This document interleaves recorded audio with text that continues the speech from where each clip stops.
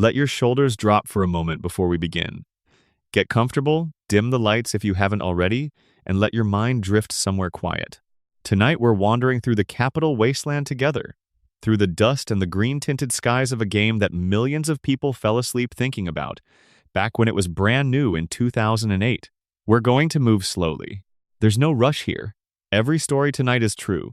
Every fact has been checked, and where something is only rumor or speculation, I'll tell you plainly so your mind doesn't have to work to sort fact from fiction. Just let the words wash over you. Fallout 3 didn't begin in a research lab in Maryland with a clean slate and unlimited funding. It began, in a strange roundabout way, with a cancellation. Back in the early 2000s, a small studio called Black Isle Studios, which belonged to a publisher named Interplay Entertainment, was hard at work on what was meant to be the third mainline Fallout game. That project had a working title, Van Buren, named the way Bethesda would later name its own internal projects, after a stretch of geography rather than anything dramatic. Van Buren was going to take players to the dusty stretches of Arizona, Colorado, Nevada, and Utah.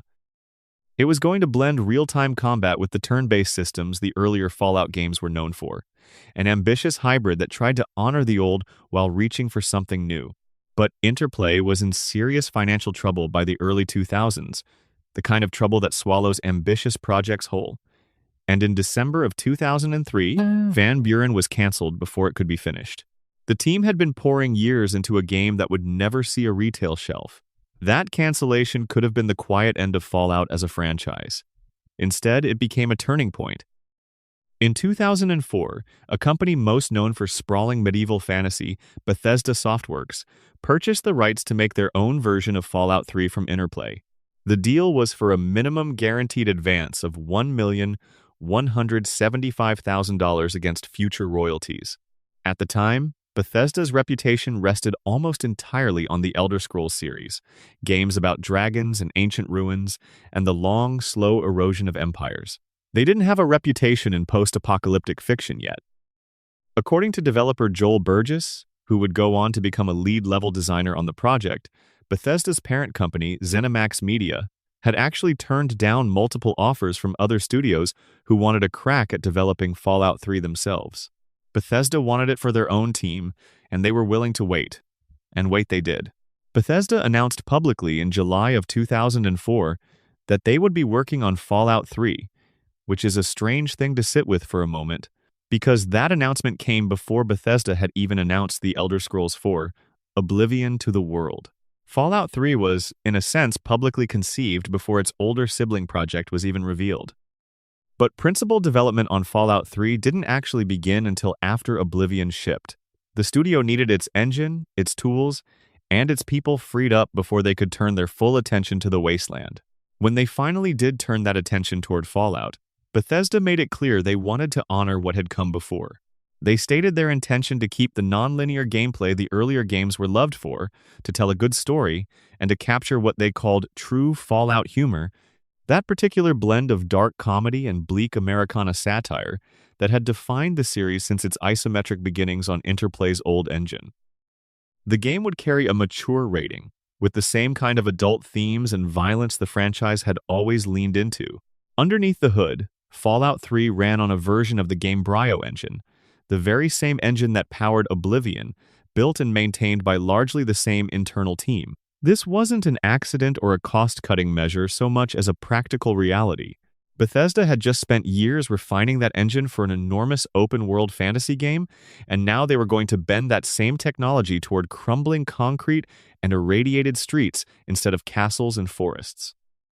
Initially, under the terms of their agreement with Interplay, Bethesda only held the rights to make 3 Fallout games, with royalties still owed back to the original rights holder. That arrangement didn't sit well long-term, and in 2006, Bethesda went back and purchased the full Fallout franchise outright, securing the license completely while leaving Interplay with the rights to a much smaller, more limited project called Project V13, which never amounted to much in the public eye. Before any of this became public knowledge through trailers or press releases, the visual identity of the game was already taking shape behind closed doors. The very first piece of concept art created for Fallout 3 came from lead artist Istvan Peli all the way back in 2004, years before release. That single image, a figure clad in hulking power armor standing amid ruin, would eventually become the cover art for the finished game. It's worth sitting with that detail for a second. The image that ended up on store shelves in 2008, the one collectors still frame, was essentially the studio's founding vision for the entire project, sketched out at the very start of a 4-year journey.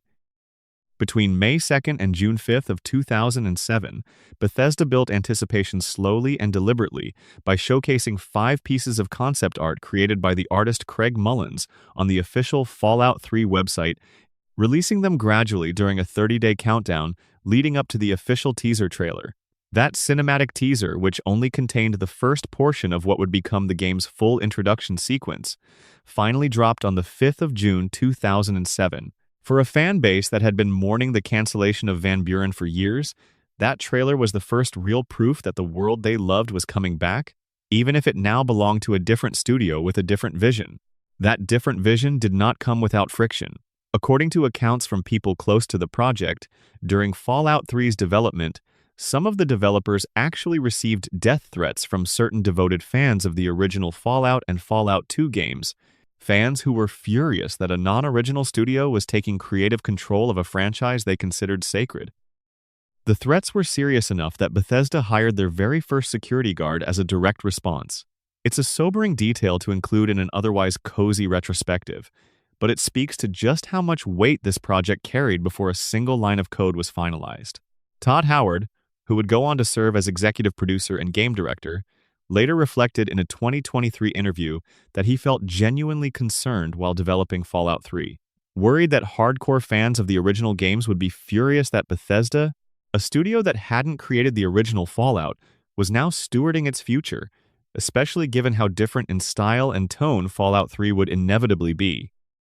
Despite that anxiety, Howard said he had a positive experience working on the game overall, and he expressed particular fondness for the Vault 101 prologue sequence, the slow, carefully paced opening hours where players are still trapped underground before ever seeing the wasteland. He felt that the emotional payoff of finally stepping out into the sunlight, the moment the heavy vault door grinds open and the player sees the ruined world for the first time, was one of the most powerful moments in the entire game, precisely because of how long the prologue makes you wait for it.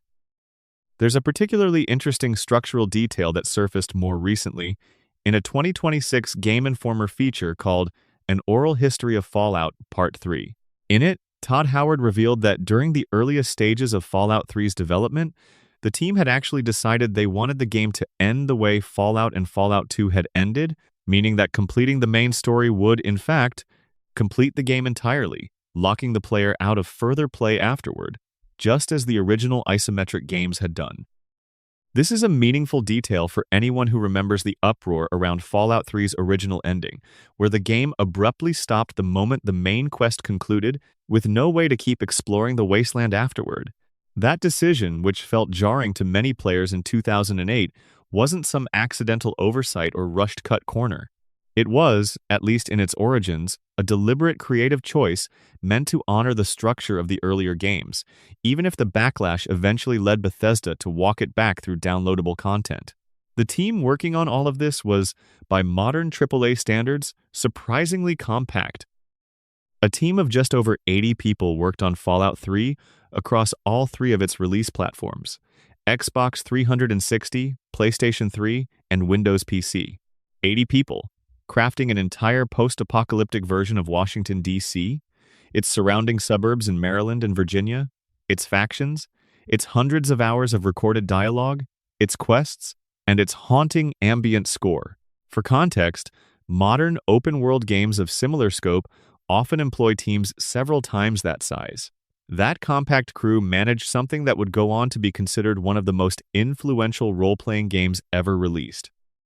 One detail that captures the spirit of the development team's sense of humor involves something deeply mundane. The bell sound effect that plays after you fire the Fat Man, the game's iconic mini-nuclear catapult, is not some custom-recorded Foley effect designed in a sound studio. It is, in fact, the actual lunchroom bell from Bethesda's own offices in Rockville, Maryland, the same bell that called staff to lunch breaks during Crunch, repurposed to mark the detonation of a small nuclear weapon inside the game. The Fat Man itself, as a weapon concept, draws directly from a real piece of Cold War military history.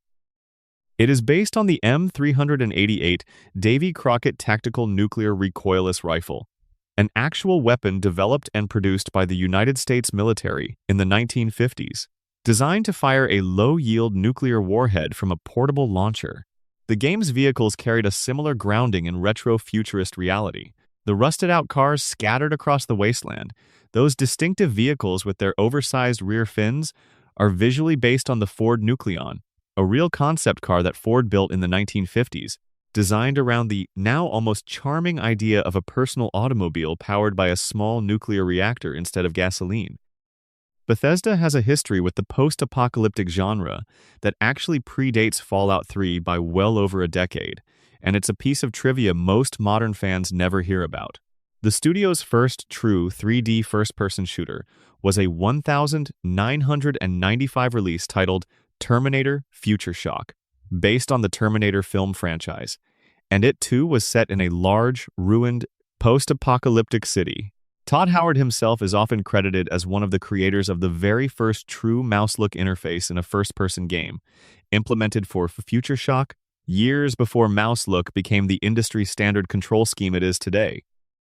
There's a strange symmetry in knowing that the same person who helped invent how players physically look around in a ruined virtual city in 1995 would, more than a decade later, oversee the creation of one of the most beloved, ruined virtual cities in gaming history. Bethesda's very first game of any kind, long before either Terminator or Fallout, was a football title called Gridiron, released back in 1986. And in one of those small, charming pieces of trivia that tends to surprise people,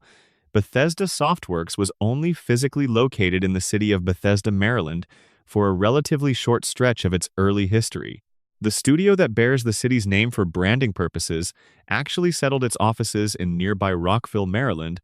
where that lunchroom bell that became the Fat Man's detonation sound was hanging on a wall somewhere, waiting to be recorded. And here is a small piece of celebrity trivia that tends to delight people who hear it for the first time.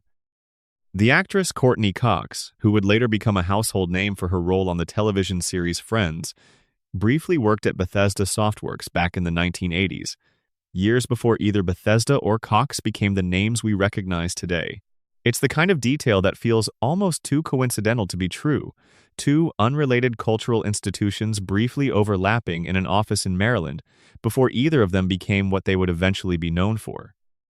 Before Fallout, 3 had a name that fans would recognize, and even before Bethesda's involvement, the player character that millions would come to associate with Vault 101 had origins in a completely different, unrelated, and ultimately abandoned project. Notch, sorry. That's a story from a different night. Let's stay with our wasteland here. The Lone Wanderer's design has its own quiet history rooted in earlier Bethesda projects, layered in concept sketches and revisions that stretched back years before the vault door ever opened on screen.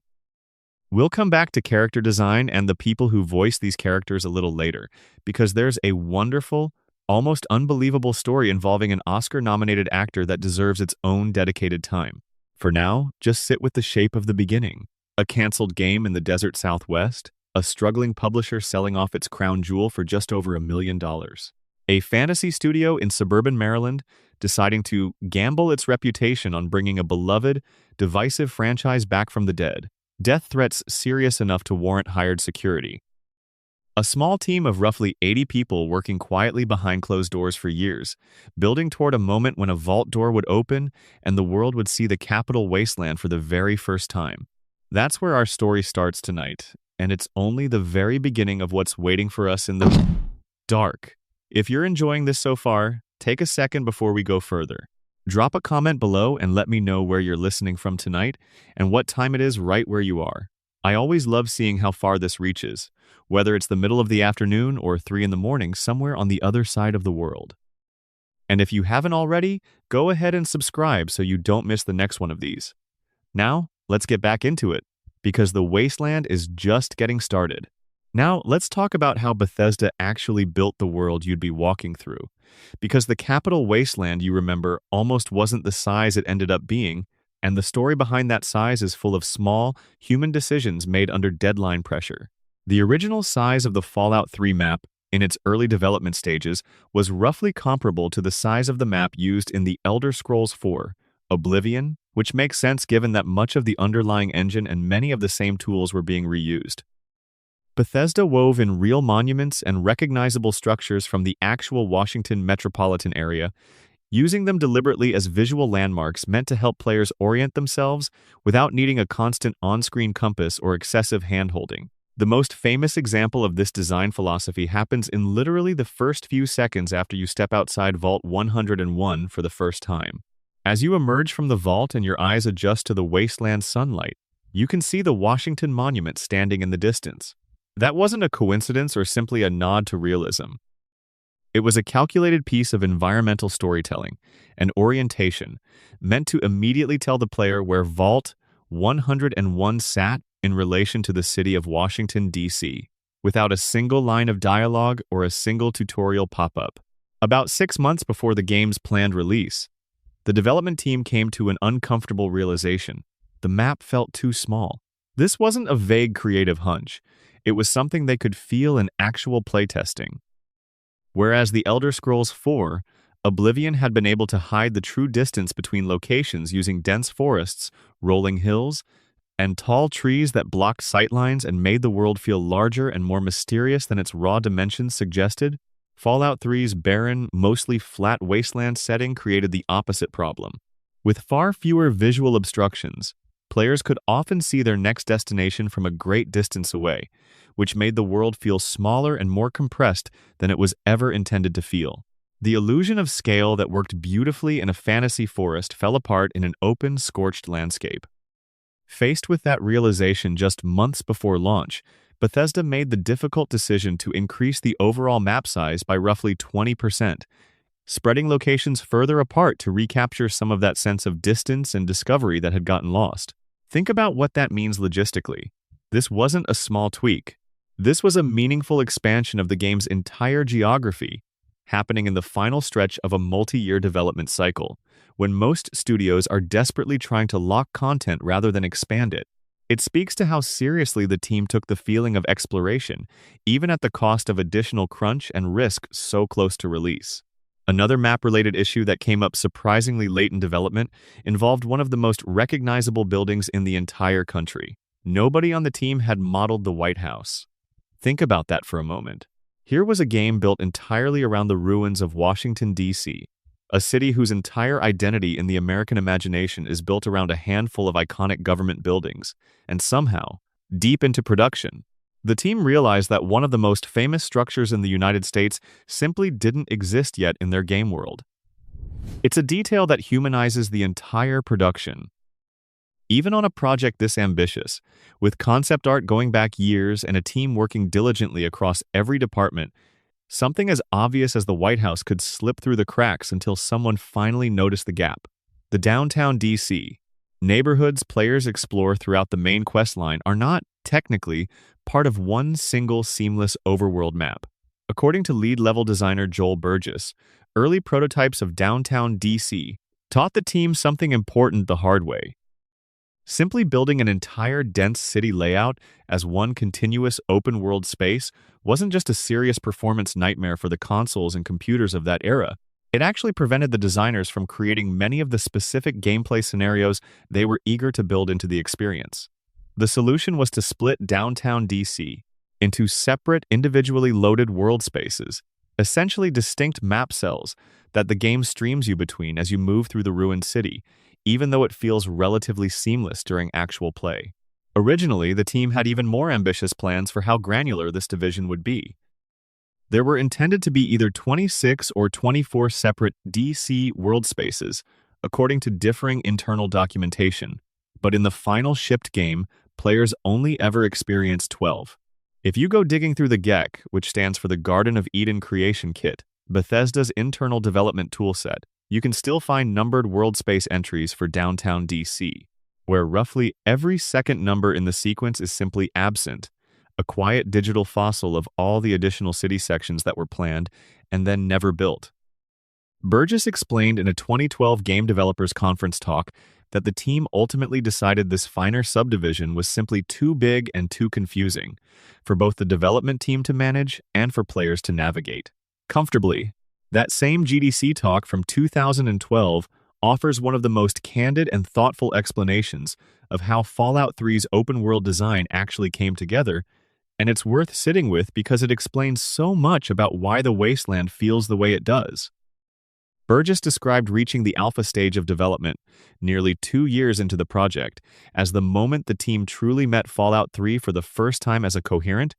playable experience rather than a scattered collection of individual assets, tasks, and code. He recalled that despite all the individual pieces coming together, something still felt fundamentally off about the experience of simply wandering the wasteland. The world felt, in his words, pushed together. There was simply too much content packed too closely together across the map. The root cause, he explained, was that the team had been using the same density of points of interest, the spacing between notable locations and discoveries, that had worked beautifully for Oblivion's lush, forested fantasy world. But what worked for hiding and revealing points of interest among rolling hills and dense woodland didn't translate naturally to a flat, exposed, scorched wasteland where everything was visible from much further away, and that same density suddenly felt cramped and unnatural, rather than rich and rewarding. Burgess noted there was no secret playbook at Bethesda dictating these decisions. The studio simply learned, sometimes painfully, from what they had built before, refining their understanding of concepts like point-of-interest density that, at the time, the team didn't even have a proper internal vocabulary for yet. There's another fascinating wrinkle buried in the relationship between the game's Pip-Boy map display and the actual playable world. According to detailed archival notes on Fallout 3's development and cut content, there are several places where the road layouts and terrain visible on the Pip-Boy's automap simply don't perfectly match what players actually encounter when walking through the game world in person. In some cases, these mismatches are closer to an earlier development concept map of the city than to the final, shipped version of the wasteland. It's a small, almost invisible inconsistency that most players would never consciously notice during a normal playthrough, but it stands as quiet physical evidence that the capital wasteland's geography shifted meaningfully during production, with the in-fiction Pip-Boy cartography occasionally lagging a half-step behind whatever the level design team had most recently changed in the actual three-dimensional world. It's also worth pausing here to acknowledge the philosophy that helped keep a project this ambitious from collapsing under its own scope. In a more recent interview, Fallout 3's lead designer and writer, Emil Pagliarulo, who had previously worked on the Thief stealth game series as well as the celebrated Dark Brotherhood questline in Oblivion, spoke about one of the most important lessons the development team internalized while building Fallout 3. He recalled how, during one particular meeting, the team's lead animator at the time, a man named Hugh Riley, made an observation that stuck with everyone in the room. Riley pointed out that the team was experiencing the exact opposite of the industry's usual problem of feature creep, where a project keeps growing larger and more bloated as new ideas get added without ever being removed. Instead, Riley described what he called feature seep, the deliberate, disciplined process of consistently cutting things, paring the project back, recognizing honestly when an idea simply couldn't be fully realized within the team's resources and timeline. Pagliarulo emphasized that the team felt genuinely good about that process precisely because they were being smart and self-aware about what they could and couldn't accomplish given the project's true scale.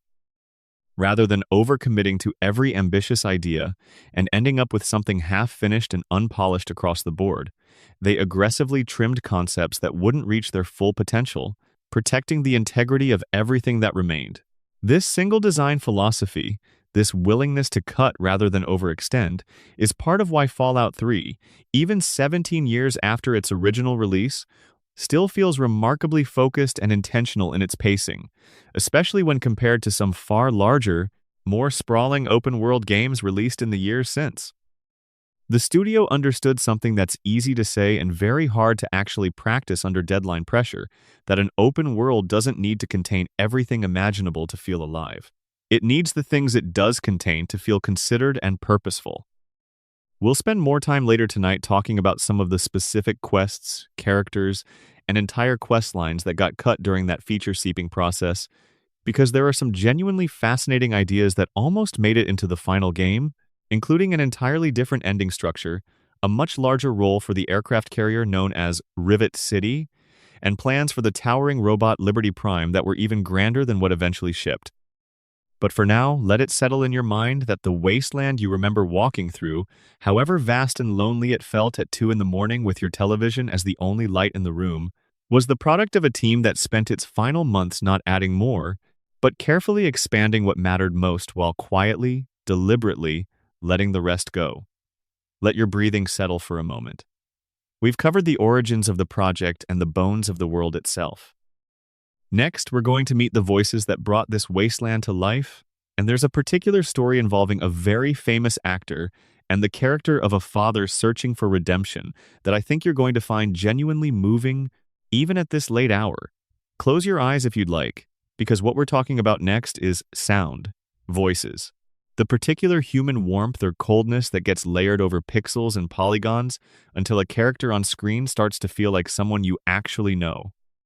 Fallout 3 assembled one of the more unexpected casts in gaming history for its time, blending working voice actors with names that would be instantly recognizable to anyone who watches films. The character of James, the player's father and the emotional anchor of the entire opening act of the game, was voiced by William John Neeson, the Northern Irish actor the world knows simply as Liam Neeson. According to Todd Howard, the character of James was actually written with Neeson specifically in mind from a relatively early stage, which is a remarkable thing to consider. This wasn't a case of casting an actor to fit an already finished character profile. The writing team had Neeson's voice, his particular cadence, his gravity, echoing in their heads as they shaped James into the man players would come to know. Howard has noted that Neeson and the character of James actually share certain similarities in both physical appearance and personality, which suggests the inspiration ran deeper than just vocal tone. When the casting was officially announced, Neeson himself commented that it had been a pleasure bringing the father to life and working with what he called the wonderfully talented people at Bethesda, and he expressed hope that fans of the franchise and the game would be excited by the results. It's worth pausing to really sit with how unusual this casting choice was for a video game in 2008. Liam Neeson, by that point in his career, was an Oscar-nominated actor, recognized for his towering performance as Oscar Schindler in Steven Spielberg's Schindler's List back in 1993, a role that remains one of the most respected dramatic performances in modern film. He had also appeared as Qui-Gon Jinn in the Star Wars prequel trilogy, as Ra's al Ghul in Christopher Nolan's Batman Begins, and would go on, that very same year Fallout 3 released, to become an action film icon through the Taken franchise. Before any of that fame, long before Hollywood, Neeson had worked as a forklift driver at a Guinness brewing factory and as a truck driver. He even spent a brief stretch playing football professionally for Bohemians, an Irish football club, during his time in college. His very first film role had him portraying Jesus Christ in a religious film called Pilgrim's Progress, directed by Ken Anderson. From there, his career expanded into roles like Dr. Peyton Westlake in Darkman, Godfrey in Kingdom of Heaven, and the voice of Aslan in the Chronicles of Narnia film adaptations. What makes James particularly interesting within Neeson's broader body of work is that, unlike many of his other voice acting credits in video games, which often involve him reprising characters he had already played on screen, such as Henri Ducard from Batman Begins, or even a version of his Lego Movie character Bad Cop, James was an entirely original character created specifically for Fallout 3. He didn't bring an existing performance into the game. He built James from the ground up, inside a recording booth, working from a script and direction crafted by Bethesda's writing team. For an actor of his stature, choosing to originate a brand new character for a video game, rather than simply lending his voice to an extension of an existing film role, was a notable choice, and it gave the Lone Wanderer's father a weight and gravity that elevated the entire opening hours of the game. Neeson wouldn't be the only major film actor lending gravitas to Fallout 3's cast. The character of President John Henry Eden, the unsettling, almost folksy voice that guides the player through the radio broadcasts of Enclave propaganda throughout the latter half of the game, was voiced by Malcolm McDowell, an actor whose career stretches back to films like A Clockwork Orange, There's something genuinely chilling about hearing McDowell's voice, warm and presidential on the surface, deliver lines about purifying the wasteland's population, and it's a piece of vocal casting that critics and fans alike have continued to praise for how effectively it unsettles players, precisely because the voice itself sounds so reasonable.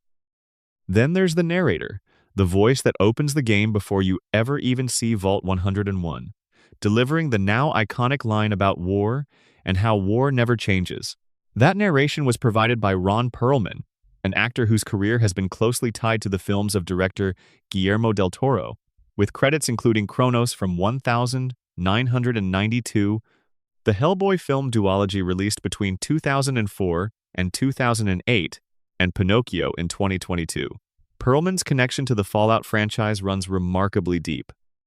He has gone on to appear as the narrator across 7 separate Fallout games at this point, making him perhaps the single most consistent recurring human voice across the entire franchise's history,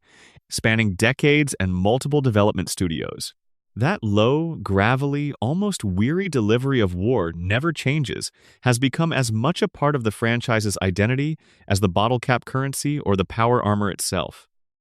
Rounding out some of the other notable names in the cast, the character of Amata Almodovar, the Overseer's daughter and the player's childhood friend within Vault 101, was voiced by an actress credited at the time as Odette Eustman, who would later become known under her married name Odette Annable, going on to appear in various television and film projects in the years following Fallout 3's release. Liam Neeson actually wasn't even the first major Hollywood actor to lend his voice to the role of James in the broader Fallout franchise's continuity. He reprised elements of that same character years later for Fallout New Vegas, the spin-off developed by Obsidian Entertainment, which also notably featured actor Matthew Perry voicing a character named Benny. This means Neeson's connection to the role of James, the father figure whose absence sets the entire plot of Fallout 3 into motion, extended meaningfully beyond just the original 2008 release. For years after Fallout 3's release, there was actually a strange undercurrent of public skepticism and rumor surrounding Neeson's casting, a kind of low-grade urban legend that periodically resurfaced online, with some fans genuinely questioning or debating whether Neeson had truly voiced the role at all, given how unusual it seemed at the time for an actor of his caliber to take on an entirely original character in a video game rather than a film tie-in. It took ongoing confirmation through official Bethesda communications, developer interviews, and eventually Neeson's own public comments about his enjoyment of the project to fully put that speculation to rest. It speaks to how genuinely novel this kind of high-profile, dramatic casting felt within the games industry at that specific moment in history, before star-studded voice casts became as commonplace in major releases as they are today. Now, let's turn our attention to one of the most beloved characters in the entire game, a character players never actually see in human form throughout the bulk of the experience, and yet whose voice became inseparable from the emotional heartbeat of the Capital Wasteland itself.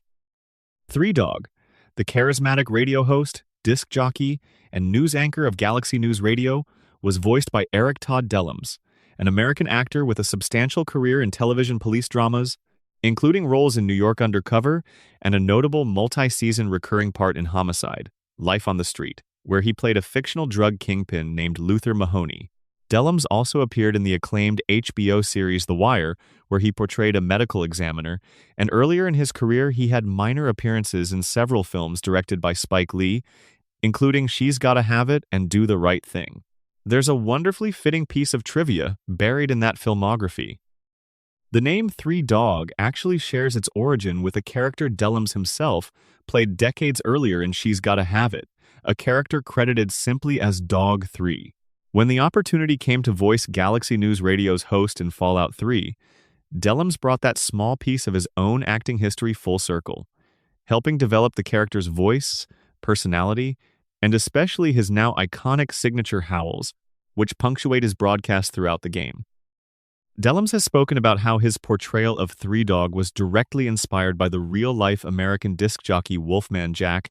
a radio personality famous in the mid-20th century for precisely the kind of theatrical sound effects, including his own version of a wolf howl, that Dellums brought into Three Dog's performance. It's a lovely piece of layered homage, an actor channeling a real radio legend from decades earlier to voice a fictional radio legend broadcasting from the ruins of a destroyed America. There's a small but meaningful detail about Eric Dellums' own background that adds another layer of resonance to his work on the character. Dellums is the son of Ron Dellums, who served as the mayor of Oakland, California, and previously as a longtime United States representative from California.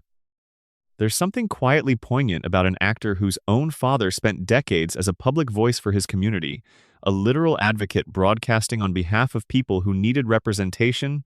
going on to voice a character whose entire purpose within the fiction of the game is using his own voice and platform to advocate for the people of the wasteland, calling out injustice, exposing the lies of the Enclave,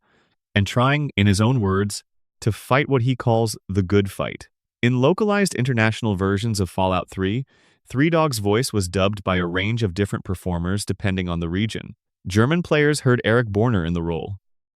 Japanese players heard Masayuki Kato. Polish players heard Krzysztof Skiba. Russian players heard Boris Repetur. Italian players heard Franco Manella, who, in an interesting bit of franchise continuity, would later go on to also dub the character Doctor Siggy Wilzig in the live-action Fallout television series. Spanish players heard Jose Angel Fuentes. Each of these regional voices carried the emotional weight of Three Dogs broadcasts to audiences who would never hear Dellums' original performance. Yet somehow the character's warmth and defiance managed to translate across language and culture.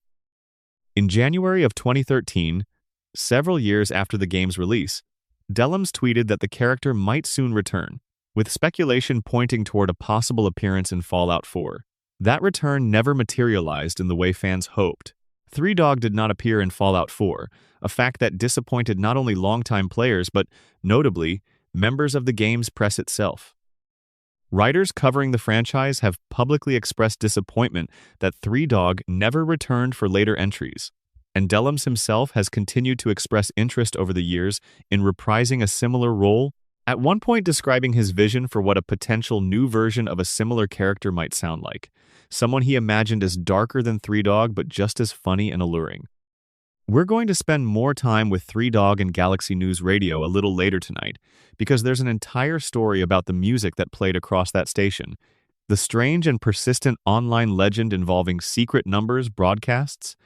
and the surprisingly sophisticated technical system that powered Three Dog's seemingly endless awareness of your actions across the wasteland. For now, let it rest with you that this character, the steady voice that greeted so many players through their headphones during long nights of exploring a ruined world, was built from layers of real history. A real radio legend's howl. A real actor's father who spent his life as a public advocate. A name borrowed from a role played decades before Fallout 3 even existed. Sometimes the most comforting voices in fiction carry the most history behind them, even if we never think to ask where they came from. Let your mind settle here for a moment, drifting between the image of Liam Neeson in a recording booth, giving voice to a father's quiet desperation, and Eric Dellums howling into a microphone, channeling a radio legend from his childhood. These voices became the Wasteland's only company for so many players, late at night, headphones on, the rest of the house asleep. There's something deeply comforting in knowing real human history, real human warmth, sits underneath even the most desolate fictional worlds we choose to spend our time in. Let's stay with sound a little longer, because there's so much more buried inside Galaxy News Radio than most players ever realized while they were busy fighting raiders or hunting bobbleheads. The station itself has a fascinating origin within the franchise's own internal lore. Galaxy News Radio expands on a concept that was only briefly mentioned in the original 1997 Fallout game, where a fictional entity called the Galaxy News Network gets a passing reference. Bethesda took that small seed of an idea and grew it into one of the most fully realized pieces of world-building in the entire game. Within the game's own fiction, before the events of Fallout 3 take place, the station was co-revived through a partnership between the militant faction known as the Brotherhood of Steel, who maintain a military presence at the station, and Three Dog himself, functioning as a largely independent disc jockey and host. According to the in-game lore, Three Dog established GNR back in the year 2272, working alongside a technician and assistant named Margaret. Before he ever founded the station, the backstory suggests Three Dog had a rougher period in his life. at one point experimenting with the addictive chemical jet and, during his travels through the capital wasteland, stumbling across a strange, isolated location called Oasis. From those wandering beginnings, he eventually built something stable and purposeful, a station broadcasting public service announcements and music to a population desperately in need of both information and comfort. The Brotherhood of Steel had actually repurposed the Washington Monument itself to function as a radio broadcasting tower for the station, which connects directly back to one of the earliest main quests in the game, where players must travel to the Museum of Technology to retrieve a replacement satellite dish and physically install it atop the monument to restore GNR's broadcast range. Before that quest is completed, the station's signal is genuinely weak within the game's audio design, barely audible inside the town of Megaton, and fading into static entirely as players wander further away. Patrons inside Moriarty's saloon in Megaton even comment on this being a recent development within the game's dialogue, and there's a small, wonderfully specific detail where the ghoul bartender Gob will respond to the weak signal by physically hitting the radio out of annoyance, only for the character Nova to point out that the problem is the signal itself, not the radio. Galaxy News Radio exists as one of 3 distinct radio stations broadcasting across the capital wasteland that players can tune into through their Pip-Boy. The other 2 are Enclave Radio, controlled by the fascist remnants of the pre-war American government, and Agatha's Station, operated by an elderly violinist named Agatha Egelbrecht, who broadcasts classical music rather than news or commentary. Critics and cultural commentators have spent considerable time analyzing the deliberate contrast Bethesda built between these 3 stations. GNR's playlist leans heavily on warm, nostalgic, big band and oldies music dating from the 1930s through the 1950s, including tracks like the 1938 pop standard, I Don't Want to Set the World on Fire, the 1947 traditional pop song Civilization, and the 1949 recording Butcher Pete Part 1. In total, 20 distinct songs play across GNR's rotation, a surprisingly small number by modern standards, and yet that limited playlist became one of the most beloved and enduring elements of the entire game. Many of the specific performers and exact composition years for some of these songs remain genuinely uncertain or undocumented even now, which is why certain tracks go unlisted by name in the game's own official credits, a small mystery still sitting quietly inside the soundtrack. It's worth noting, as several cultural critics covering the game have pointed out, that a notable number of the songs featured on GNR's rotation were originally created by black musicians, a detail that adds another layer of historical and cultural texture to the station's identity within the fiction of a devastated, formerly segregated America. The music choices stand in deliberate contrast to the other 2 stations. Enclave Radio leans into overtly patriotic American hymns, reinforcing the faction's fascist, nationalist messaging, while Agatha's Station offers improvised violin repertoire, a kind of mournful, isolated artistic expression from a woman living entirely outside the wasteland's power struggles. Academic scholars studying the game have actually written about how the specific lyrical content of GNR's classic songs interacts with the post-apocalyptic setting, often creating a deliberate sense of irony or unsettling double meaning, a love song about flickering flames taking on a very different resonance when the world around the listener has been scorched by nuclear fire. If Three Dog is killed by the player during the course of the game, his technician Margaret takes over hosting duties for Galaxy News Radio, though her broadcasts noticeably lack his charisma and energy, and she will include snide, grief-tinged remarks directed at the very player who killed him. There's something quietly devastating about that design choice. A radio station that keeps broadcasting even after its heart has been silenced, run now by someone simply going through the motions out of necessity rather than passion. One of the more remarkable pieces of trivia about the station involves a feature that almost made it into the game, but was ultimately rejected for reasons that, in retrospect, feel almost prophetic. During development, quest designer and writer Fred Zeleny suggested a side quest where players could discover an archive of old music tapes and bring them to Three Dog to expand GNR's musical rotation.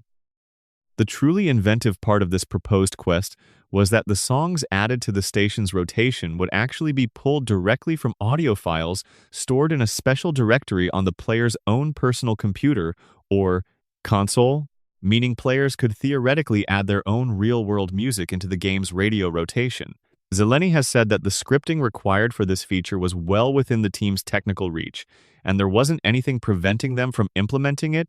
complete with additional generic dialogue lines from Three Dog introducing these new player-selected songs.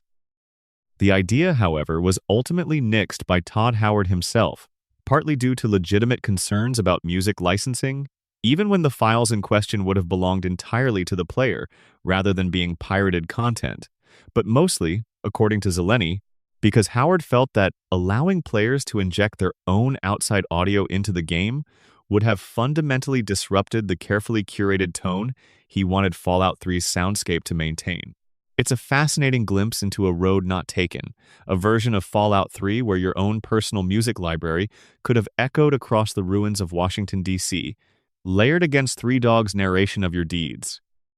There's a charming bit of franchise crossover trivia worth mentioning here as well. The developer Gearbox Software, working on the unrelated but tonally similar Borderlands 2, included a direct reference to Three Dog in the form of an in-game weapon, a three-barreled shotgun literally titled Three Dog, whose flavor text description reads that one barrel simply isn't enough, and two is too few, a clear, affectionate nod toward the character's name, and a wider acknowledgement of just how memorable Three Dog had become across the broader gaming industry,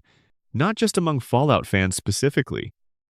Three Dog's broadcasts within the game function through a surprisingly sophisticated underlying technical system. He is never actually shown operating the radio equipment himself during normal gameplay, and the game's own dialogue acknowledges this directly, with Three Dog at one point stating that he's coming to players taped from his fortified bunker in the middle of a DC hellhole, confirming within the fiction itself that his broadcasts are pre-recorded rather than delivered live. Despite this pre-recorded framing, the content of those broadcasts reacts dynamically to the player's actual choices and accomplishments throughout the game, referencing specific quests completed, towns saved or destroyed, and reflecting the player's current karma standing. This works through an extensive web of internal global variables the game engine tracks behind the scenes. Every time a player completes a significant quest, a flag gets triggered somewhere deep in the game's code, and the next time a relevant news segment comes up in GNR's broadcast cycle, the game checks those flags and selects appropriate, pre-recorded dialogue that Dellums had already voiced to match nearly every major possible outcome. For a game released in 2008, this reactive radio system felt remarkably advanced, a clear precursor to the more elaborate Radiant systems Bethesda would go on to refine in their later titles. But at the time, hearing Three Dogs specifically call out your actions, your choices, your reputation, made the wasteland feel genuinely alive and responsive in a way few games had achieved before. Now, here's where things get a little eerie, appropriately so for a late-night listen like this one. For years following Fallout 3's release, an elaborate piece of online folklore circulated among fans, a creepypasta-style legend claiming that under very specific secret conditions, Galaxy News Radio could transform into what's known in real-world radio terminology as a number station. Real number stations do exist in actual history, mysterious shortwave radio broadcasts that air strings of spoken numbers in a flat, often unsettling tone, with widespread speculation that many of them function as covert communication networks tied to intelligence or nuclear retaliation systems.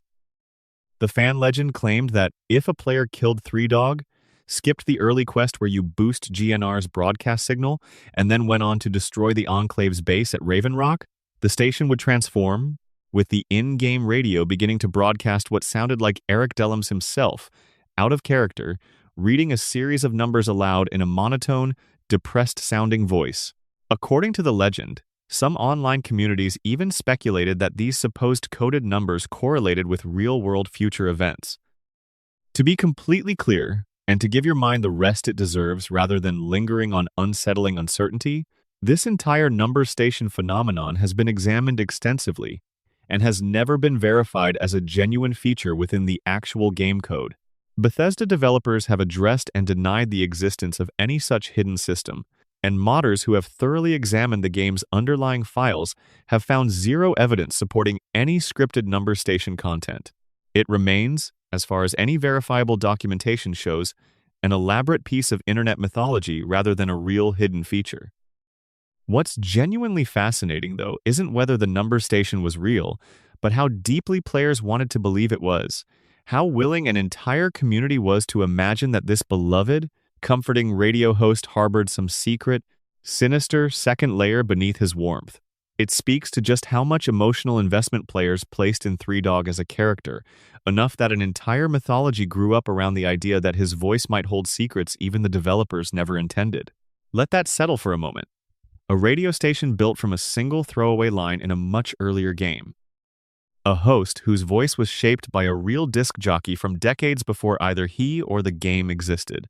A musical rotation deliberately woven with historical irony. A feature involving your own personal music library that almost made it into the final game and was cut for reasons of tone rather than technical limitation. And finally, a piece of mass collaborative fan fiction so convincing that it took years of careful debunking to settle. The Wasteland, it turns out, has always been a place where the line between what was deliberately built by developers and what was imagined by devoted players gets pleasantly, endlessly blurry.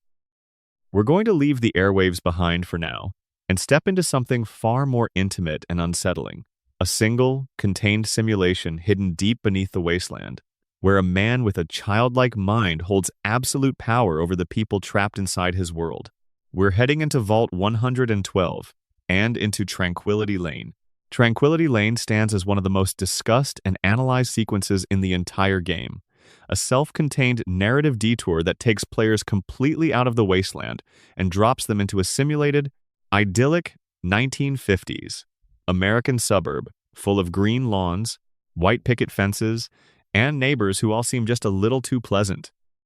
The sequence has been recognized formally for its quality and impact. Game Informer rated Tranquility Lane as one of the 10 most memorable moments across all of gaming in 2008, a remarkable distinction for a relatively brief detour within a much larger open-world experience. The central figure controlling this simulation is a character named Stanislaus Braun, who appears within the simulation itself as a child named Betty, presenting an unsettling juxtaposition of childlike innocence layered over genuinely sadistic, godlike control over the simulated residents trapped inside his fabricated world. According to lead designer Emil Pagliarulo, the character of Betty was directly inspired by a specific piece of classic television. The inspiration came from the character Anthony Fremont, played by the young actor Billy Mooney, in the famous Twilight Zone episode titled It's a Good Life. In that original 1961 episode, Pagliarulo has described the premise as involving a little kid with godlike powers who terrorizes the inhabitants of an entire town, wishing them into a cornfield, essentially erasing them from existence, whenever they displease him or fail to keep him entertained.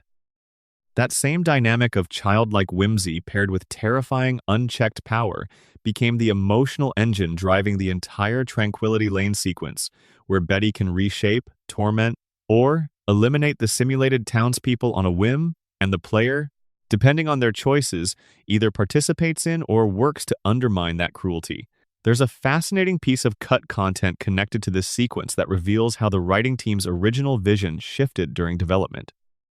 Early in development, the method by which the lone wanderer would have ultimately confronted or escaped the situation involved placing a frag mine inside an oven within the simulation, a detail confirmed by the existence of a now unused copy of a pristine fragmine model still referenced in the game's underlying files, even though the actual mesh data for that specific object has since been deleted from the final game. The final shipped version of the quest instead routes players through a more elaborate, almost ritualistic puzzle, where specific household objects scattered through an abandoned house within the simulation must be activated in a precise sequence to reveal a hidden fail-safe terminal. That sequence requires interacting with a radio, a pitcher, a garden gnome, the pitcher again, a cinder block, the gnome again, and finally a bottle, played in that exact order, which causes the fail-safe option to appear. The musical design woven into this puzzle carries its own quiet brilliance. The specific tones that activate the failsafe terminal directly mirror a small recurring ditty that the character Betty occasionally whistles to herself while at play throughout the simulation. And that same melodic theme is performed multiple times by a marimba and once by a flute throughout the broader Tranquility Lane sequence's ambient score. Perhaps most remarkably, that same musical theme can actually be heard much earlier in the game, recontextualized as a gentle nursery mobile tune playing during the very first tutorial sequence of the entire game, called Baby Steps, which depicts the player character as an infant inside Vault 101. This means the unsettling lullaby underscoring one of the game's darkest, most disturbing sequences was actually planted in the player's subconscious memory hours earlier, during the most innocent, tender moment in the entire experience, the moment of the character's literal birth. It's an extraordinary piece of musical foreshadowing that very few players would consciously register on a first playthrough, yet it works on some quiet, subconscious level regardless. The layout of Tranquility Lane itself also carries a deliberate structural echo of the real-world location housing it. The simulation's physical design, a central hub connected outward to several smaller nodes, arranged in a radiating circular pattern, deliberately mirrors the layout of the actual lounger room back in Vault 112, where the simulation's power supply and monitoring stations occupy a central circular position, similar to the circular park where Betty spends her time within the simulated world, connected outward to the individual pods,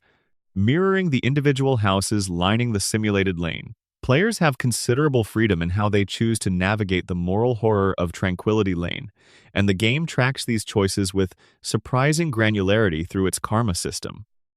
If a player chooses to make a character named Timmy cry during one of the available interactions, that choice results in a 50-point karma penalty. Deliberately breaking up the marriage between a couple known as the Rockwells similarly results in a 50-point penalty, except for one particularly dark path where a player kills a character named Mrs. Simpson and frames Mrs. Rockwell for the murder, which carries a much steeper 100-point penalty given the severity of that particular manipulation. Killing a character named Mrs. Henderson results in a 100-point penalty under most circumstances, except for one specific method involving a roller skate, which only carries a 50-point penalty, an oddly specific bit of game design granularity that speaks to just how carefully the writing and design teams thought through every possible permutation of cruelty a player might attempt. If a player chooses to obtain a clown mask and matching knife hidden inside a doghouse within the simulation, taking on the persona the game refers to as the pint-sized slasher, and proceeds to kill every single resident of the simulated neighborhood in that guise, the karma penalty for that complete massacre totals a staggering 400 points, broken down as 50 points per individual victim. That clown mask and slasher knife combination is itself a deliberate cultural reference. The character archetype directly evokes Michael Myers from the Halloween film series, and specifically references his very first kill, which in the original film involved him wearing a clown costume and mask as a child. This same reference gets revisited later in the game's Point Lookout downloadable content, where players can find an identical toy knife alongside a hockey mask, this time evoking Jason Voorhees from the Friday the 13th franchise instead,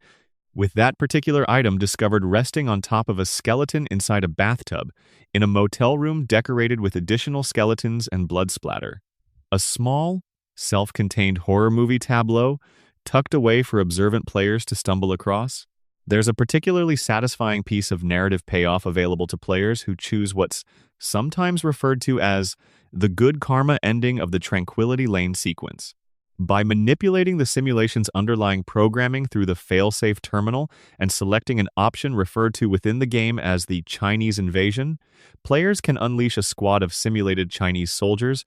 who proceed to deliver what amounts to a mercy killing to every single trapped resident within the simulation, sparing them from their endless cycle of suburban torment, with one crucial exception.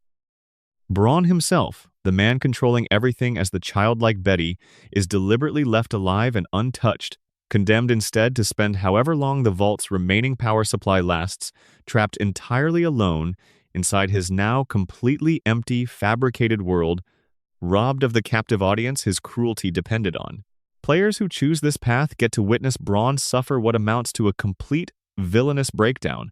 screaming at the player for ruining his carefully maintained fantasy, while the player simply walks away, free of consequence, having denied a tormentor his victims without becoming a murderer themselves.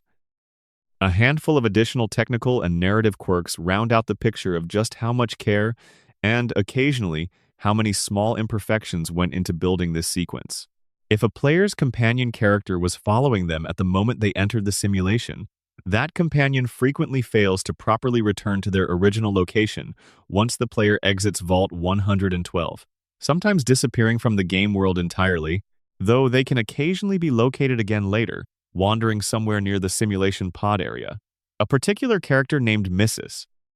Rockwell can actually skip an entire scripted argument sequence with her in-simulation husband if the player makes use of a specific item, a set of lacy underwear found within the environment, causing her to simply flee the area once she comes within speaking distance of her husband, rather than triggering the normal dialogue. There's also a small audio glitch where, on certain platform versions of the game, checking the in-game watch interface while still inside the Tranquility Lane simulation could actually cause the entire game to freeze. And in one final, quietly poetic detail, if a player returns to read the resident status terminals after leaving the simulation behind through the failsafe and the Chinese invasion ending, every single status terminal displays the exact same brief, haunting message confirming what's become of the people who once lived there. A small administrative footnote closing the book on an entire fabricated suburban world and everyone who was ever trapped inside it. Let that sequence rest with you for a moment. A children's lullaby planted at the very beginning of the game, quietly resurfacing hours later as the key to escaping a nightmare. A villain modeled after a classic piece of television horror about the terrifying gap between childlike whimsy and absolute power. A karma system so granular it tracked the specific method you use to end a fictional, simulated life. Bethesda built an entire emotionally devastating short story, fully voice-acted, fully scored, fully interactive, and tucked it away as an optional detour within an already massive game, the kind of thing players could easily miss entirely if they weren't paying attention. And yet it remains, for so many who did experience it, one of the most unforgettable hours they ever spent in the Capital Wasteland.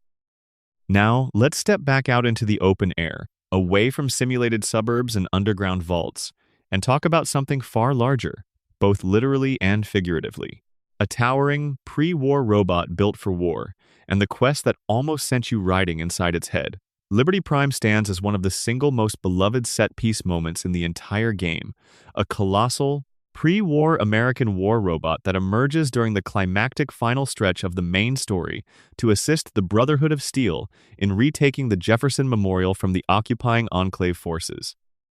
The sheer spectacle of watching this towering machine stride through the ruins of the city,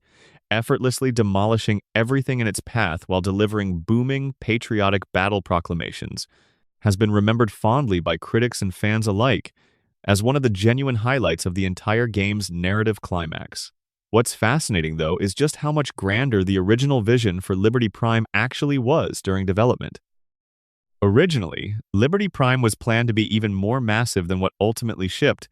and the design documents from earlier in development reveal that players were meant to be able to ride inside the robot's head during the climactic final mission, essentially piloting or co-piloting this enormous war machine directly, rather than simply watching it fight from the ground alongside Brotherhood soldiers. This idea was ultimately scrapped before the game's release, a casualty of that feature-seeping process we talked about earlier, where ambitious ideas that couldn't be fully realized within the team's resources and timeline got trimmed away to protect the integrity of what remained. Evidence of just how seriously this grander vision was pursued survives inside the game's own cut and unused file archives. There exists unused concept and model data depicting Liberty Prime resting on a construction crane rather than the scaffolding structure players actually encounter at the Citadel in the final game, alongside an unused stand model apparently intended to occupy the center of the Citadel's courtyard, a stand that even has a full functional entry inside the GEC, Bethesda's development toolset, suggesting it was further along in development than a simple discarded sketch. There's an entire branch of cut main quest content connected to Liberty Prime that reveals just how differently the endgame of Fallout 3 could have played out. Buried within the game's files exists an entirely unused stage of the main questline that would have occurred between the mission known as the American Dream and the final mission, Take It Back. Based on surviving terminal entries scattered throughout the Citadel, this missing stage appears to have centered around something called an accelerated vector fusion module, a piece of technology Liberty Prime apparently needed in order to actually function in combat. Several terminal entries reference the scientist character Dr. Lee having been working on this exact fusion power technology in her laboratory inside Rivet City. The implication, strongly supported by surviving documentation, is that an entire quest called Infiltration would have sent players to retrieve this critical fusion technology component directly from Rivet City before Liberty Prime could be activated for the final battle. In the retail version of the game that actually shipped, players can still ask Dr. Lee directly about her laboratory work, and she responds with a now slightly puzzling line about how her work on portable fusion power and hydroponics is coming along quite nicely,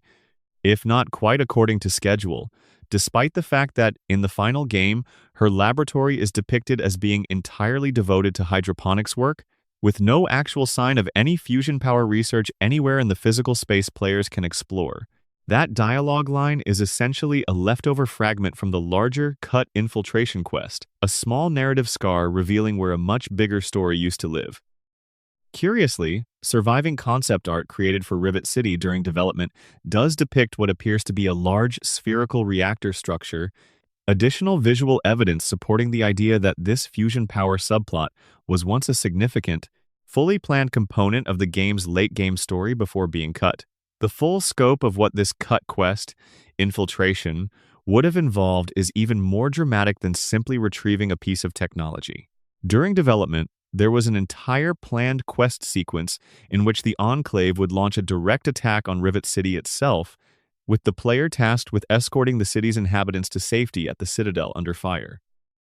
According to surviving development documentation, team lead Todd Howard ultimately made the call that this entire sequence was simply too big in scope to properly realize within the project's timeline and resources. The quest's name, Infiltration, likely referred to the idea that players would need to sneak past occupying Enclave forces stationed throughout Rivet City in order to complete whatever objective the mission demanded. According to the game's official game guide, released alongside a pre-war collector's edition of the game, the original narrative justification for the Enclave's attack involved them seizing the aircraft carrier that physically forms Rivet City's superstructure, specifically so they could reactivate its onboard weapon systems and put it to sea ahead of the climactic final battle, with the player potentially even piloting Liberty Prime directly into combat against the reactivated carrier. While this entire idea was ultimately cut from the final game, evidence of its existence remained scattered throughout the files. A surviving 2005 developer map situates Rivet City facing in a north to south orientation, positioned much closer to the Jefferson Memorial than its final in-game location, and to this day, certain cells within the GEC editor are still labeled as referencing what the documentation calls a former location for the city, a quiet digital fossil of a much more dramatic, much more dangerous version of the endgame that players never got to experience. There's a meaningful piece of narrative logic embedded in some of this cut content as well. According to detailed development notes, the Brotherhood of Steel's sense of urgency in launching their attack on the Jefferson Memorial during the final act would have made considerably more narrative sense if the story had established that the Enclave intended to put a modified strain of the forced evolutionary virus into the water supply, rather than simply executing President Eden's own more singular plan. If the Brotherhood had explicit knowledge that the Enclave intended this far more catastrophic outcome, their desperate, immediate military response would have felt more urgently justified within the story's internal logic. Whether this connective tissue was Bethesda's original intention all along, later cut alongside the rest of this content, or simply an idea that was considered and abandoned at some earlier conceptual stage, remains genuinely unknown based on currently available documentation. What's especially interesting is how some of these abandoned ideas didn't simply vanish forever once Fallout 3 shipped. Several of the cut main quest concepts from this era actually resurfaced years later, repurposed as established lore within Fallout 4. The Brotherhood of Steel's splinter faction known as the Outcasts who exist in Fallout 3 as a group that broke away over ideological disagreements, are established as having rejoined the main Brotherhood by the time of Fallout 4's story. And the idea of Rivet City's reactor being salvaged for a greater purpose found new life as well, repurposed within Fallout 4's narrative as the power source recovered to power an airship called the Prydwen. It's a wonderful demonstration of how nothing in a long-running, carefully maintained game universe is ever entirely wasted. Ideas that prove too ambitious or too unwieldy for one game's production cycle can still find their way back into canon years later, reshaped to fit a different story being told by a different team. Beyond the specific narrative threads tied to Liberty Prime and Rivet City, Fallout 3's broader cut content archive is genuinely vast, offering an entire alternate museum of what the game could have been.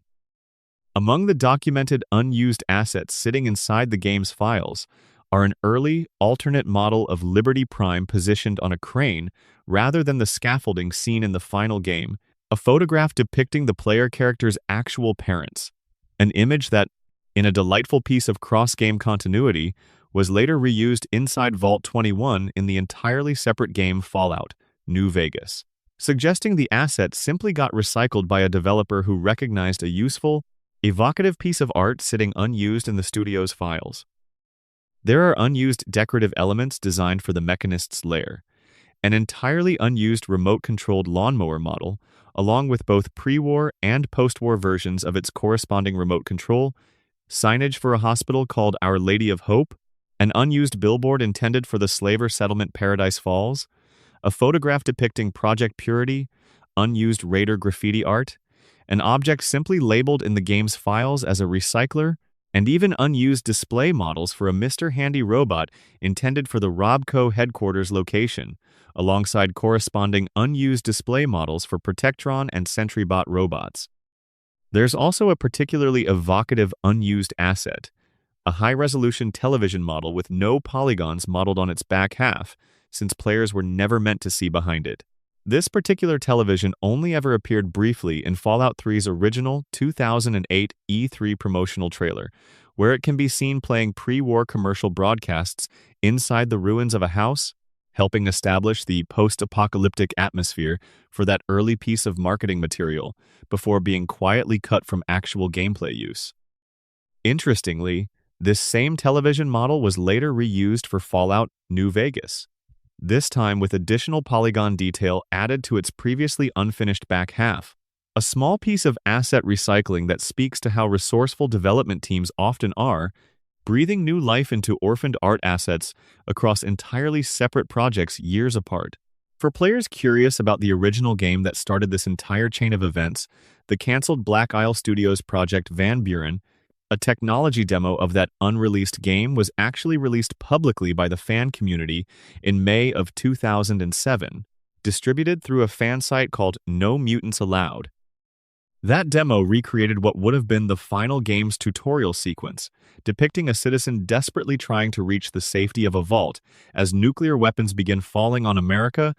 though it notably uses the same character model planned for the playable main character, rather than the specialized model that had been designed specifically for that tutorial sequence in the original unfinished game. It stands as one of the only tangible, playable artifacts surviving from an entire alternate timeline of Fallout history, the version of the third game that almost existed before Interplay's financial collapse handed the franchise's future to an entirely different studio in Maryland. Let all of that settle for a moment. An entire alternate ending where players might have piloted a war machine through the ruins of a city rather than simply watching it fight. An attack on an aircraft carrier city that got quietly folded away, its scattered remnants resurfacing years later in an entirely different game. A photograph of a fictional family that traveled, unnoticed, from one game's files into another's finished product. So much of what makes a beloved game feel complete and intentional is actually built on top of a foundation of careful, sometimes painful subtraction. Choices made not about what to add, but about what to let go, so that everything left standing could be given the attention it deserved. Next, we're going to wander somewhere a little stranger, into the hidden corners and quiet jokes the development team tucked away throughout the wasteland, places most players walked right past without ever realizing what was waiting just out of sight. Let's begin with one of the most genuinely unsettling locations hidden within the entire game, a place that has stuck in the memory of nearly everyone who's ever stumbled across it. Vault 108 holds a dark secret that reveals itself slowly and uncomfortably the deeper players venture inside. The vault is filled, almost entirely, with clones of a single man named Gary, dozens of identical figures wandering the corridors, each one capable of communicating only by repeating his own name over and over in varying tones of aggression, confusion, or hostility. The horror of the location isn't built through jump scares or combat difficulty. It's built through repetition, through the slow, dawning realization that every single person you encounter is the same person, fractured into countless desperate, broken copies of himself. According to information that surfaced from players who dug deeply into the Vault's underlying lore and intended backstory, Vault 108 was actually designed, within the game's own internal fiction, as one of Vault-Tech's many secret social experiment vaults, facilities built not for genuine survival purposes but to study how isolated populations would psychologically and socially respond to bizarre, often cruel artificial conditions. The original design intention for Vault 108 was apparently for the experiment to fail catastrophically. According to community research into the Vault's backstory, the overseer running the facility was meant to die within just 5 years of the Vault sealing. The Vault's primary power grid was only ever meant to last 20 years rather than indefinitely. The backup power grid wasn't actually supposed to function at all when called upon, and the Vault was stocked with 3 times the normal allotment of weapons, alongside only half the normal amount of food, and with no entertainment provisions whatsoever. It's a chilling piece of background design. A vault essentially engineered from the very beginning to collapse into exactly the kind of desperate, repetitive horror players eventually discover when they venture inside. The Gary concept proved so memorable that it has rippled outward into other games entirely unconnected to the Fallout franchise. In an entirely separate game, players have discovered a taped-up note identifying a cloning subject specifically named Gary, a direct, deliberate homage back to Vault 108's infamous clones. The reference goes even further in some cases, with the specific year Fallout 3 takes place, 2277, also worked into accompanying details, leaving no ambiguity about the intended connection for anyone paying close attention. Vault-Tech's various experimental vaults scattered throughout the Capital Wasteland each carried their own specific, often disturbing social or psychological experiment baked into their original design, and players willing to explore deeply and read every available terminal entry could piece together just how cruel and manipulative many of these supposed havens from nuclear war actually were. Hidden throughout these locations and across the broader wasteland, observant players have documented numerous additional secrets over the years. Rare unique weapons tucked away behind locked doors or hidden in obscure corners. Hidden traders and unique side quests that only become available if players fully explore ruined, seemingly unimportant buildings rather than simply following the main quest markers. There's a wonderfully specific Easter egg connected to one of the Wasteland's most recognizable settlements. Just inside the entrance to the town of Megaton, the very first house on the right-hand side belongs to the town's sheriff. Inside that house sits a strength bobblehead, one of the permanent character-boosting collectibles scattered throughout the game. Players have documented 2 distinct approaches to accessing it. With a sufficiently developed lockpicking skill, specifically a skill level of 50 or higher, players can simply pick the lock on the sheriff's front door directly. Alternatively, more patient players can simply wait outside until either the sheriff or his child happens to walk through the door naturally, creating a brief window of opportunity to slip inside. There's also a hidden location tucked away just behind Megaton's walls entirely, accessible to players willing to wander off the beaten path. A hollow rock sitting behind the settlement contains a sniper rifle, along with a handful of other useful items, though reaching it requires fighting through a small group of 3 mole rats first. The rock itself has a very specific visual signature for anyone searching for it. A medium-sized boulder surrounded by 3 dead trees, either standing nearby or leaning directly against it. Situated almost directly behind Megaton if you're standing at the settlement's main entrance looking inward. For players willing to use console commands or exploit certain movement glitches to access normally unreachable areas, There's a small balcony located just above the robotic guard, stationed before Megaton's main entrance, reachable only by using a command that allows players to clip through solid walls. Hidden up there, players can encounter a character named Stockholm, who reacts with genuine curiosity about exactly how the player managed to reach such an inaccessible location, a small piece of developer humor acknowledging and rewarding the kind of dedicated, boundary-pushing exploration that only the most committed players would ever attempt.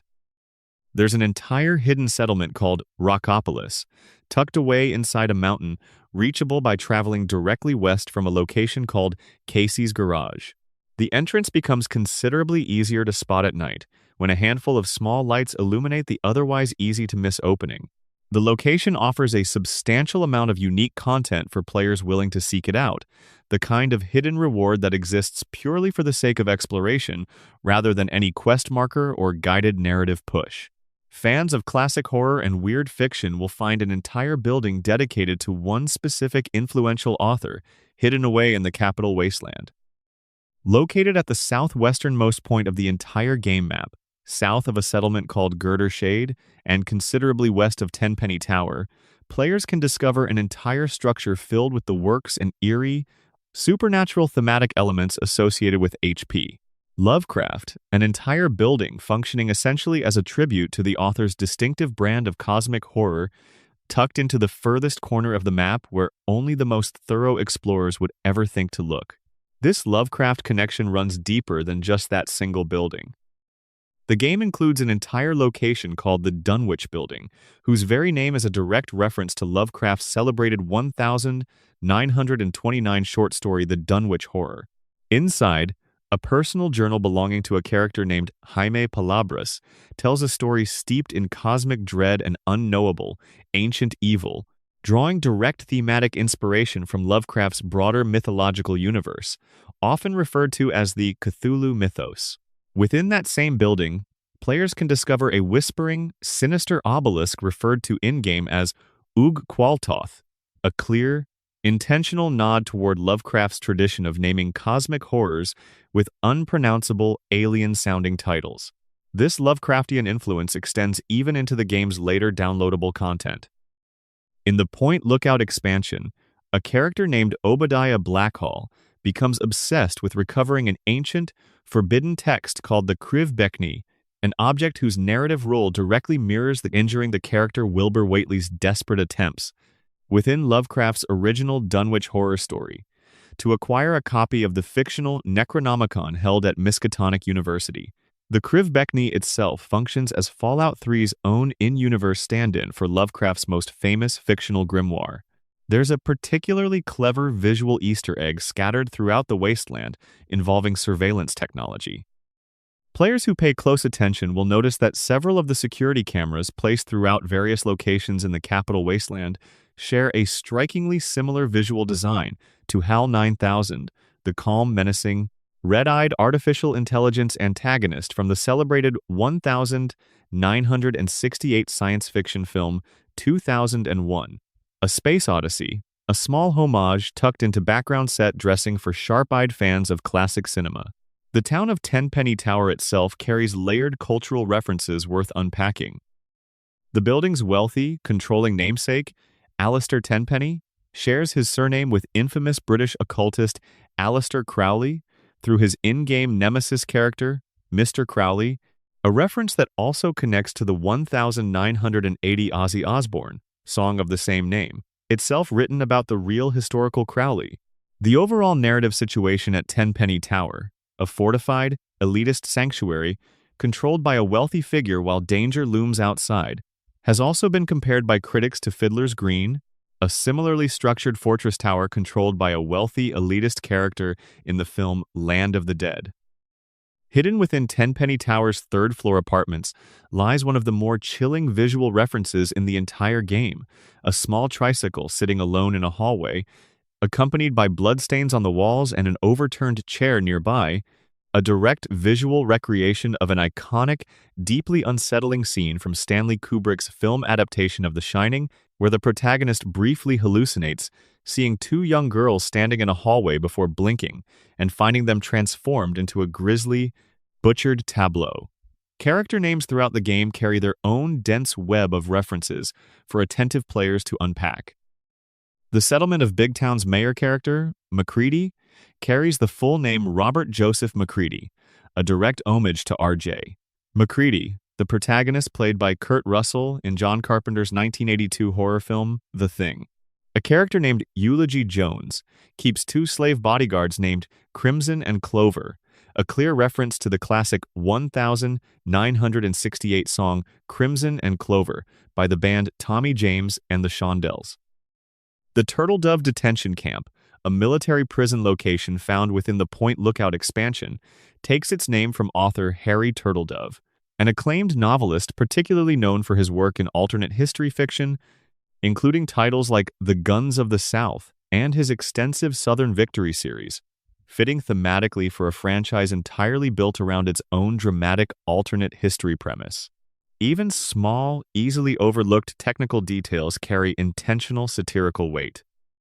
The Overseer character running a different, unrelated vault leaves behind a personal terminal entry containing a daily affirmation reading that comrades are watching the reader. A clear, pointed reference to the famous Big Brother is watching you phrase from George Orwell's 1984. Similarly, a terminal belonging to the Overseer of Vault 92 contains the specific phrase, "Sanity is not statistical," a direct echo of a nearly identical quote, "Sanity was statistical," drawn from that very same Orwell novel. There are also multiple deliberate allusions scattered throughout the game referencing Harlan Ellison's celebrated post-apocalyptic novella, A Boy and His Dog, a work whose thematic DNA, centered around the bond between a human survivor and an unusually intelligent canine companion navigating a devastated landscape, runs all the way back to the very earliest entries in the entire Fallout franchise, predating even Bethesda's involvement. The Wasteland's sense of humor extends into smaller, more playful character interactions as well. Inside Megaton, the eccentric shop owner Moira Brown, who runs Craterside Supply, is known for her sharp-tongued, often inappropriately timed jokes woven throughout her dialogue, including lines that play on the discomfort of radiation poisoning with a kind of cheerful, oblivious humor that has become a defining character trait. Robotic characters throughout the game carry their own distinct comedic voice as well, including a Mr. Handy unit named Godfrey, who delivers a confidently stated, entirely fabricated piece of trivia claiming that irradiated cats possess 18 separate half-lives. A small, absurdist joke clearly meant to highlight the limitations and occasionally faulty programming of pre-war robotic units left to their own devices for 2 centuries. There's a genuinely strange encounter waiting for particularly curious players willing to explore the depths of the Mothership Zeta downloadable content, where a character modeled as a samurai can be found aboard the alien vessel, speaking exclusively in Japanese phrases, a deliberately surreal, almost dreamlike piece of environmental storytelling that never receives any further explanation, simply existing as one of the Wasteland's many small, unsolved mysteries. Elsewhere aboard that same alien ship, a sarcastic robotic character named Abby Normal, whose own name carries a playful pun, offers players the simple, deadpan piece of advice to try not to die in the cold, empty vacuum of space, a small joke that captures the entire game's particular blend of genuine danger and dry, knowing comedy existing comfortably side by side. Let your mind wander through all of this for a moment. A vault designed from its very inception to fail, populated by countless fractured copies of the same broken man. A whispering obelisk borrowed from one of literature's most influential horror writers.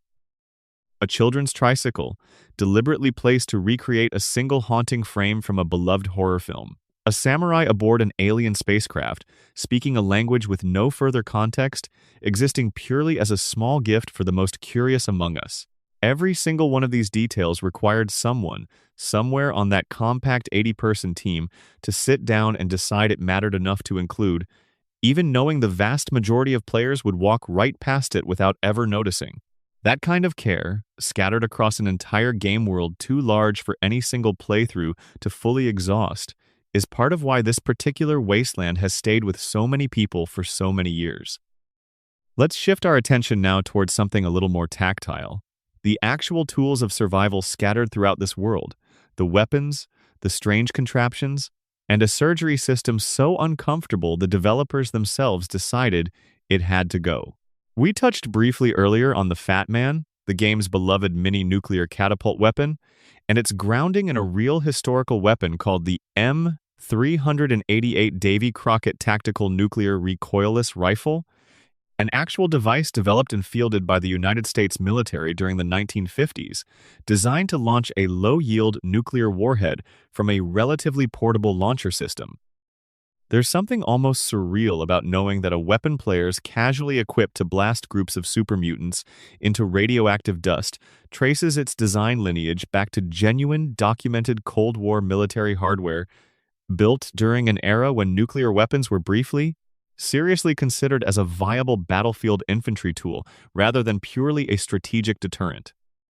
The sound design connected to that weapon carries its own small piece of studio history we mentioned earlier. That distinctive bell that rings out after detonating a Fat Man round is, in fact, a direct field recording of the actual lunchroom bell hanging inside Bethesda's own offices in Rockville, Maryland, repurposed from calling hungry developers to lunch into marking the aftermath of a small-scale nuclear detonation within the game world. One of the game's most beloved crafting systems, the rocket launcher, deserves its own moment of appreciation here.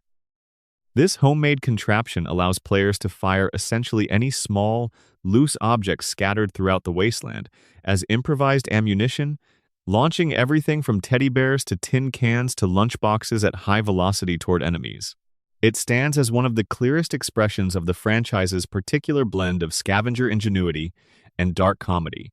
the idea that in a world stripped of conventional resources, even a child's stuffed toy can become a deadly projectile in the right desperate hands. Alongside it, players can construct items like the Bottle Cap Mine, an explosive device crafted from a Vault-Tec-branded lunchbox, cherry bomb fireworks, a sensor module, and a collection of bottle caps, the very same caps that function as the wasteland's primary currency, repurposed here into a tool of violence rather than commerce. A small but pointed piece of world-building about what value actually means in a society rebuilding itself from nuclear ash. Apparel and armor throughout the game carry functional role-playing depth beyond simple visual customization.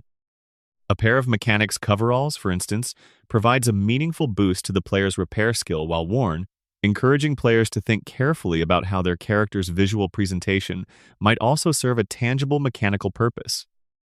The game's inventory system was deliberately designed with weight limitations that prevent players from hoarding endless supplies, though the development team made a conscious decision that certain story-critical or essential items, ammunition chief among them, carry no weight at all. A deliberate choice made specifically so that essential survival resources would never bog down the careful inventory management decisions players are otherwise forced to make. There's a small, charming piece of interactive world-building connected to the wasteland's mutated cattle. If a player sneaks up on a Brahmin and chooses to activate it while remaining undetected, their character will simply tip the creature over, a direct, deliberate reference to the real-world rural prank known as cow tipping, that will planted faithfully into a post-apocalyptic setting populated by two-headed mutant cattle, rather than ordinary dairy cows.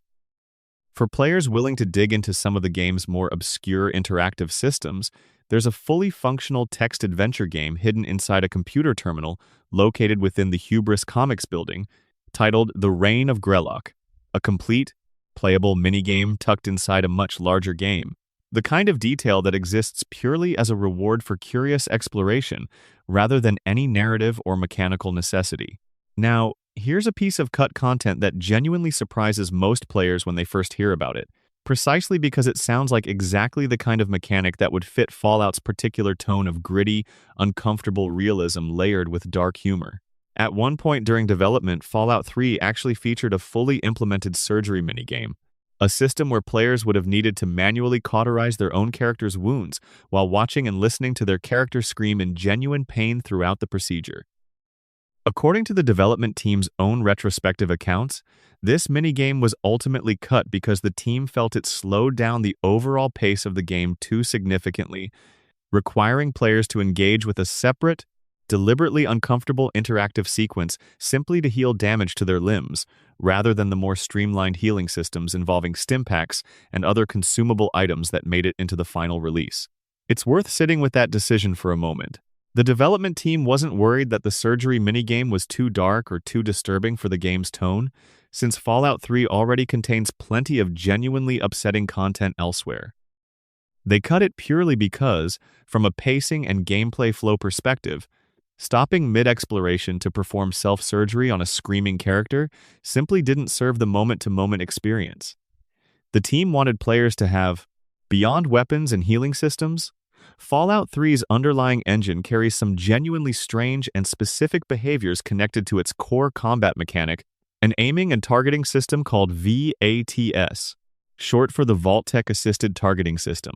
This system allows players to pause combat momentarily and select specific body parts on enemies to target, triggering a cinematic slow-motion replay of the resulting attacks. The original creative inspiration for VATS didn't come from any previous role-playing game or turn-based combat system, despite the genre's deep roots in turn-based mechanics. According to the development team's own account, the original inspiration for VATS actually came from the crash mode replay sequences found in the racing game franchise Burnout, where dramatic, slow-motion vehicle collisions get replayed from multiple cinematic camera angles after a crash occurs. The team essentially took that same sense of dramatic, slow-motion spectacle built for showcasing car wrecks and adapted it into a combat targeting system for showcasing gunfights and melee combat instead. The actual sound effect that plays when a player activates VATS and enters that slow-motion targeting mode carries its own small piece of franchise continuity buried within it. That specific sound is taken directly from the original 1997 Fallout game, where it functioned as the audio cue marking the start of a combat turn within that earlier game's fully turn-based combat system. It's a quiet but meaningful piece of audio archaeology, a sound effect originally built to mark the beginning of a strategic, turn-based combat exchange in an isometric game from over a decade earlier, repurposed to mark the beginning of a stylized, cinematic slow-motion combat sequence in a fully 3D real-time action game. The sound connects two very different combat philosophies across more than a decade of franchise history, a small auditory thread tying the old Fallout to the new one. There's also a wonderfully specific, almost charmingly low-tech piece of prototyping history connected to VATS, camera work. According to development team accounts, an artist named Grant Struthers actually prototyped the visual camera system used during VATS combat sequences by physically filming his own personal Incredibles action figures fighting each other, using that improvised stop-motion style footage to work out camera angles, framing, and dramatic timing before any of those concepts were ever implemented inside the actual game engine. There's something deeply human and relatable about that image. A professional game developer working through one of the most technically impressive and beloved combat systems in modern gaming history by playing with action figures on his desk, treating the problem the same way a kid might work out an imagined battle scene before translating that intuitive, playful process into sophisticated, polished, professional game code. Sound design throughout the wasteland carries other small pieces of trivia worth knowing about as well. Bethesda made a deliberate, symbolic choice connected to release timing that speaks to how seriously the team treated the franchise's internal fiction. Within the established lore of the Fallout universe, the devastating nuclear bombs that destroyed civilization are said to have fallen on October 23rd. Bethesda specifically attempted to coordinate the real-world release of Fallout 3 to land close to that same fictional date, a small, thoughtful piece of marketing and release planning meant to honor the franchise's own internal timeline. The faithful canine companion Dogmeat, one of the most emotionally significant characters available to players throughout Fallout 3, carries a direct lineage stretching back to the very beginning of the franchise. Dogmeat is not a brand new character invented for Fallout 3. He also appeared as a companion character in both the original 1997 Fallout and its 1998 sequel, Fallout 2, making him one of the most consistently recurring characters across the franchise's entire history, predating even most of the human characters who carry forward across multiple games. For longtime fans who had been following the series since its isometric beginnings on Interplay's engine, encountering Dogmeat again inside this newly rebuilt, fully 3D wasteland carried genuine emotional weight,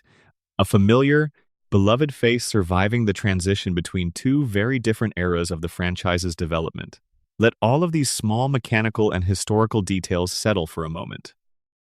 A weapon based on real Cold War military hardware, its detonation marked by an office lunch bell. A combat system inspired by car crash replays in an entirely unrelated racing franchise. A camera system worked out using children's action figures on an artist's desk. A loyal dog who survived two entirely different decades and two entirely different development studios to keep walking alongside players through the ruins of America. Even the smallest, most purely mechanical pieces of this game carry stories, carry small human decisions made by real people sitting in an office in Maryland, trying to build something that would feel both genuinely dangerous and genuinely, quietly funny at the very same time.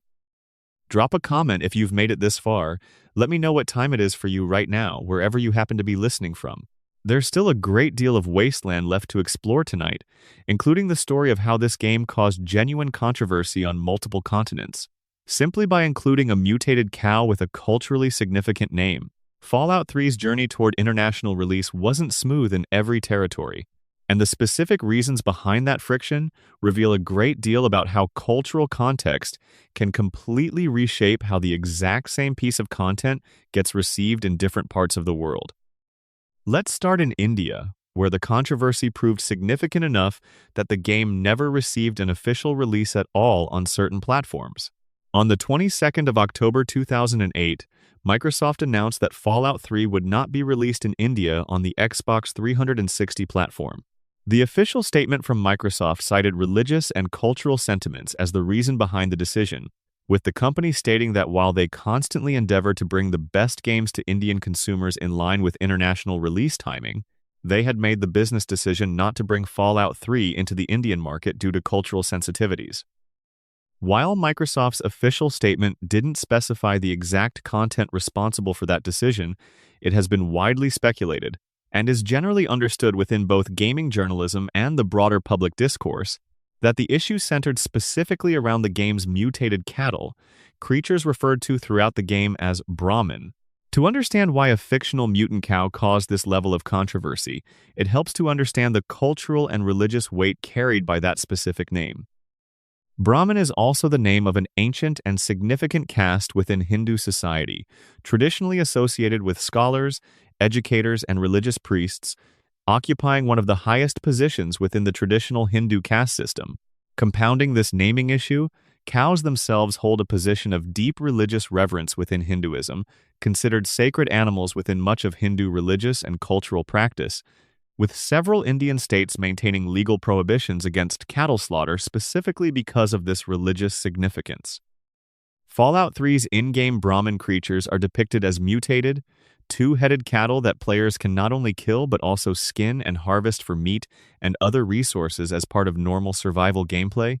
treating them essentially as a renewable food and material resource scattered throughout the wasteland.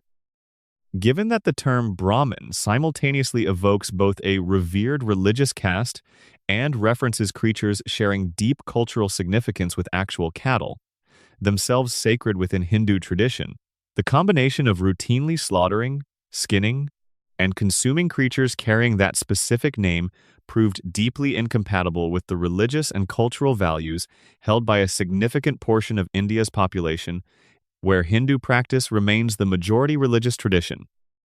Some commentary on this controversy has further noted that unlike certain other countries where targeted content modifications allowed for an eventual adjusted release, the fundamental nature of the Brahmin creatures was woven so deeply into Fallout 3's core gameplay systems, serving as a basic, recurring resource and environmental element throughout virtually the entire game world, that achieving the kind of surface-level content changes that worked in other territories would have required far more fundamental alterations to core game systems than the developers were willing or able to make, leading to the more drastic outcome of complete market cancellation rather than a censored regional release. Australia presented an entirely different category of controversy, rooted not in cultural or religious sensitivity, but in that country's particularly strict regulatory approach toward depictions of drug use within interactive media. Australia's official classification office initially refused outright classification for Fallout 3, which under Australian regulatory practice at the time functioned essentially as a ban, preventing the game from being legally sold within the country at all in its original form. The specific issue centered on the game's depiction of recreational drug use, combined with the mechanical reality that players could become addicted to in-game substances, including alcohol and various chemical stimulants scattered throughout the wasteland, with addiction carrying actual gameplay consequences and penalties. Australian regulators were particularly concerned about the game effectively rewarding or incentivizing players toward drug use through gameplay mechanics, treating these substances as useful resources within survival gameplay, rather than purely depicting their use as a narratively framed negative consequence.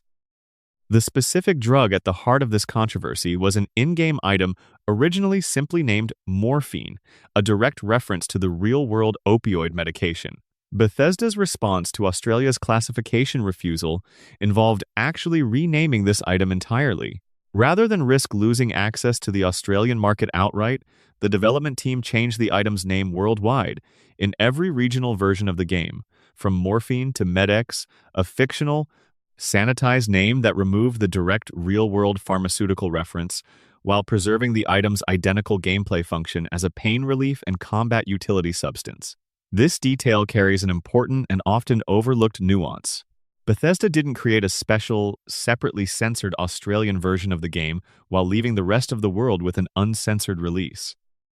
They changed the name globally, meaning that every single player who has ever picked up a copy of Fallout 3, regardless of region, has only ever encountered the substance under its sanitized MedX branding, a permanent, worldwide content change made specifically to satisfy one country's regulatory body. According to detailed accounts of the game's various international censorship measures, after this resolution in Australia, Bethesda made the decision to ensure that the resulting censored Australian version became the standard release distributed everywhere else in the world as well, meaning there is genuinely no fully uncensored version of Fallout 3 available anywhere through official, unmodified channels, with only unofficial community-made modifications able to restore the original morphine naming for players curious to experience that small, very specific piece of the game's lost original content. Japan represented yet another distinct category of cultural sensitivity, this time rooted in that country's unique, deeply complex historical relationship with nuclear weapons. Given that Japan remains the only country in human history to have experienced the deployment of nuclear weapons against its civilian population, content depicting nuclear detonations carries an entirely different weight and sensitivity within Japanese media and regulatory contexts compared to virtually any other country in the world. Fallout 3's main story includes an optional quest line, available through a side character named Mr. Burke, where players have the option to actually detonate a live nuclear bomb that sits at the center of the settlement of Megaton, an entire town built quite literally around an unexploded atomic device, wiping out the settlement and its population entirely. For the Japanese version of the game, this entire side quest, the Mr. Burke questline as part of the broader quest called The Power of the Atom, was removed completely from that regional release. As a direct consequence of removing this content, it became entirely impossible for players of the Japanese version of Fallout 3 to detonate the nuclear bomb at Megaton at all, regardless of their choices elsewhere in the game, fundamentally altering one of the more significant moral choice moments available to players in every other regional release. Germany presented its own distinct censorship situation, rooted in that country's particularly strict and long-standing regulatory framework around depictions of graphic violence within interactive media, a regulatory tradition with deep historical roots connected to Germany's own complicated 20th century history. According to documentation of the game's various censorship measures across regions, several specific content adjustments were made for the German release. Most notably, the ability for players to decapitate human characters during combat was removed entirely from the German version, a relatively common feature in the unmodified international release given the game's gore and dismemberment systems applied broadly across combat encounters. For a considerable period following the game's initial 2008 release, German players were restricted to this more heavily censored version of the game as the only legally available option within that market. It's worth noting, as a point of more recent context, that the PC and Steam version of the game eventually received an official patch within Germany that restored the originally removed blood and gore effects, meaning that German players today, accessing the game through modern digital storefronts, have access to a meaningfully less restricted experience than what was originally available at launch in 2008, though this restoration applies specifically to that PC digital release, rather than necessarily encompassing every historical regional release across all platforms. Beyond these region-specific regulatory and cultural controversies, Fallout 3's actual launch carried its own distinct moment of corporate and security drama. On the 9th of October 2008, weeks before the game's official worldwide release date, a complete Xbox 360 review copy of Fallout 3 was leaked online, spreading rapidly across torrent networks around the entire world. This leak included a substantial amount of sensitive content, including, according to documented accounts, essentially the entire main quest line of the game, allowing anyone determined enough to track down the leaked files an opportunity to experience nearly the complete core narrative weeks before paying customers would have legitimate access. Bethesda Softworks responded to this leak by actively working to close down streaming videos and YouTube uploads showcasing footage from the leaked copy, attempting damage control through platform enforcement, even as the underlying files continued circulating through more decentralized file-sharing networks, largely outside the company's direct control. There's a particularly fascinating dimension to how the global press and public actually engaged with the Brahmin and India situation specifically, beyond the simple fact of the cancellation itself. In the immediate aftermath of Microsoft's announcement, a considerable amount of public discourse emerged, speculating openly about the exact reasoning, since the official statement deliberately avoided naming the specific content responsible. Numerous journalists and commentators writing at the time engaged in genuine, good-faith speculation, trying to connect the dots between India's significant Hindu population, the cultural and religious significance of both cows and the Brahmin caste,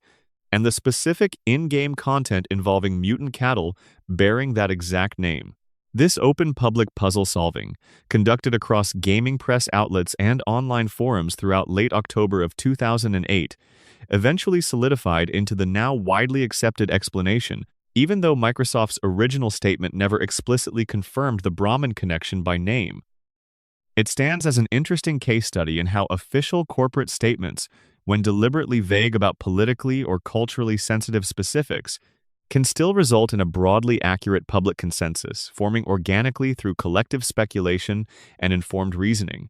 even without direct confirmation from the source. Let all of this settle for a moment, the way genuinely complicated, multifaceted situations often need time to settle in a tired mind. A fictional mutant cow's name, carrying enough cultural and religious weight to prevent an entire country's population from officially purchasing a major video game release.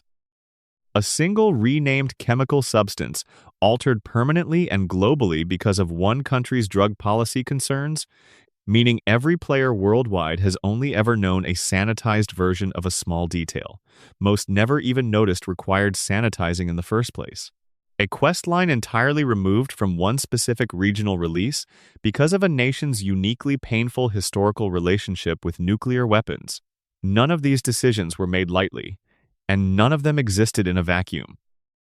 Each one reflects real cultural, religious, historical, and regulatory contexts that shaped how millions of players around the world experienced what was, ultimately, the exact same fictional wasteland, just refracted slightly differently depending on which country happened to be printing the discs. Let's leave the regulatory and cultural complexities behind for now, and turn towards something warmer, the story of how this game, despite or perhaps partly because of all this complicated history, went on to become one of the most celebrated and commercially successful releases of its entire generation.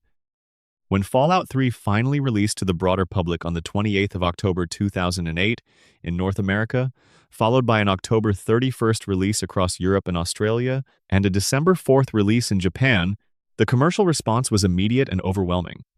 The game shipped almost 5 million copies within its very first week of availability, a staggering figure for a role-playing game built around a relatively niche, somewhat divisive franchise that had spent years in commercial limbo following the underwhelming reception of earlier spin-off titles and the cancellation of Van Buren. For context, the series had genuinely stagnated through the mid-2000s, weighed down by the tepid critical and commercial reception of Fallout Tactics, Brotherhood of Steel, and a separate console-focused spin-off simply titled Fallout: Brotherhood of Steel, neither of which captured the spirit or commercial success of the original isometric games. Bethesda's decision to fundamentally reshape the franchise, trading the original isometric, turn-based perspective for full 3D graphics and real-time combat,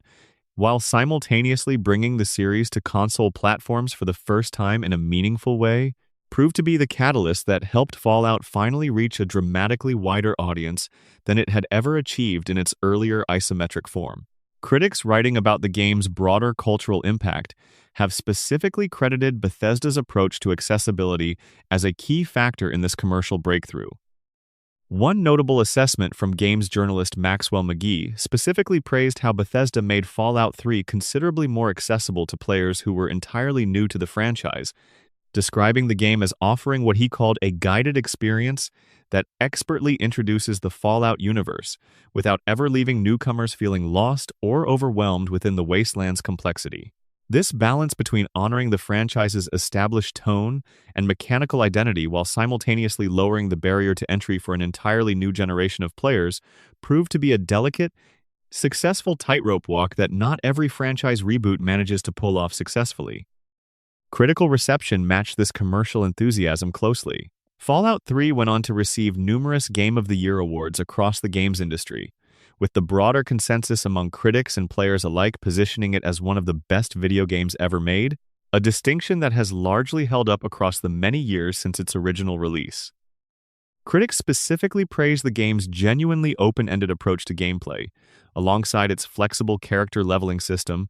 which allowed players considerable freedom in how they chose to develop their characters' abilities and approach to problem-solving throughout the wasteland, whether favoring direct combat, stealth, dialogue-based persuasion, or some combination of all three depending on the specific situation at hand. There's a particularly interesting piece of context surrounding just how many Game of the Year awards Fallout 3 ultimately accumulated during the 2008 award season. According to detailed tracking conducted at the time, Fallout 3 received Game of the Year recognition from at least 44 separate publications and outlets, with at least one additional award still pending recognition at the time this particular tally was compiled, a total considerably higher than the combined totals earned by its closest competitors that same year, including Grand Theft Auto 4 and Little Big Planet. Even when combining those two competing titles' individual award counts together, this is a notable detail precisely because Fallout 3 wasn't actually the single highest scoring game critically that year,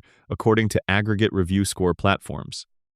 Grand Theft Auto 4 achieved higher individual aggregate critic scores, reaching a combined score of 98 out of 100 on both the Xbox 360 and PlayStation 3 platforms specifically, compared to Fallout 3's slightly lower aggregate scores of 93 and 91 on those same respective platforms. This created some genuine good-faith debate within gaming discourse at the time about the sometimes complicated relationship between raw, aggregate critical review scores and the more subjective, cumulative weight of individual outlets choosing to specifically designate a game as their personal pick for the single best release of the entire year, two related but distinct measures of a game's overall critical standing and cultural impact. On the PC platform specifically, Fallout 3 achieved the distinction of being the highest-rated game release of 2008, according to Metacritic's aggregate scoring system for that platform, though this particular distinction came with the honest caveat that the PC release calendar that specific year had somewhat less direct, high-profile competition compared to console platforms, with the rest of that year's top 5 PC releases on that particular platform consisting of titles like Galactic Civilizations 2, Twilight of the Arnor, World of Warcraft, Wrath of the Lich King, Grand Theft Auto 4's own PC release, and the independently developed physics puzzle game World of Goo. Years later, when Bethesda released an expanded Game of the Year edition of Fallout 3,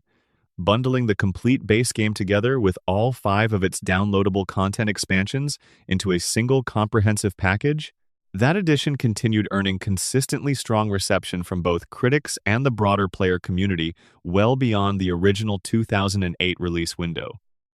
User reviews compiled over the years following that bundled release frequently described the Game of the Year edition as essentially unmissable for fans of role-playing games,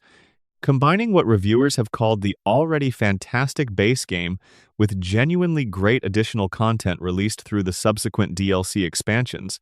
with some longtime fans specifically highlighting it as one of the greatest games of all time within the broader medium, not merely within its own specific genre or franchise.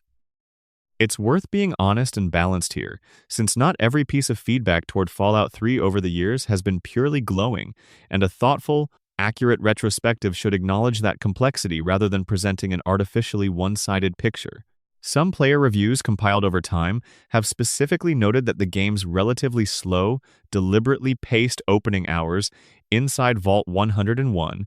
can feel less immediately engaging compared to the wider, more dynamic open-world content that follows once players actually step outside into the wasteland proper. Some retrospective reviews written years after the original release have also noted that certain aspects of the gameplay experience, particularly around shooting mechanics and melee combat feel, haven't aged as gracefully as some other elements of the design, especially when compared against Fallout 3's own direct successor, Fallout New Vegas, developed using much of the same underlying engine and core systems just 2 years later. Some players have also been candid about the game's genuine technical issues at launch and in the years following, describing encountering bugs, occasional freezes, and assorted graphical glitches during their playthroughs, though many of these same reviewers are quick to clarify that, in their personal experience, these technical hiccups rarely, if ever, constituted truly game-breaking problems severe enough to meaningfully derail an otherwise rewarding playthrough. What consistently emerges across the vast majority of both professional critical reviews and personal player reflections, though regardless of these honestly acknowledged shortcomings, is a deep, abiding affection for the sheer scope, atmosphere, and sense of genuine discovery the game offers.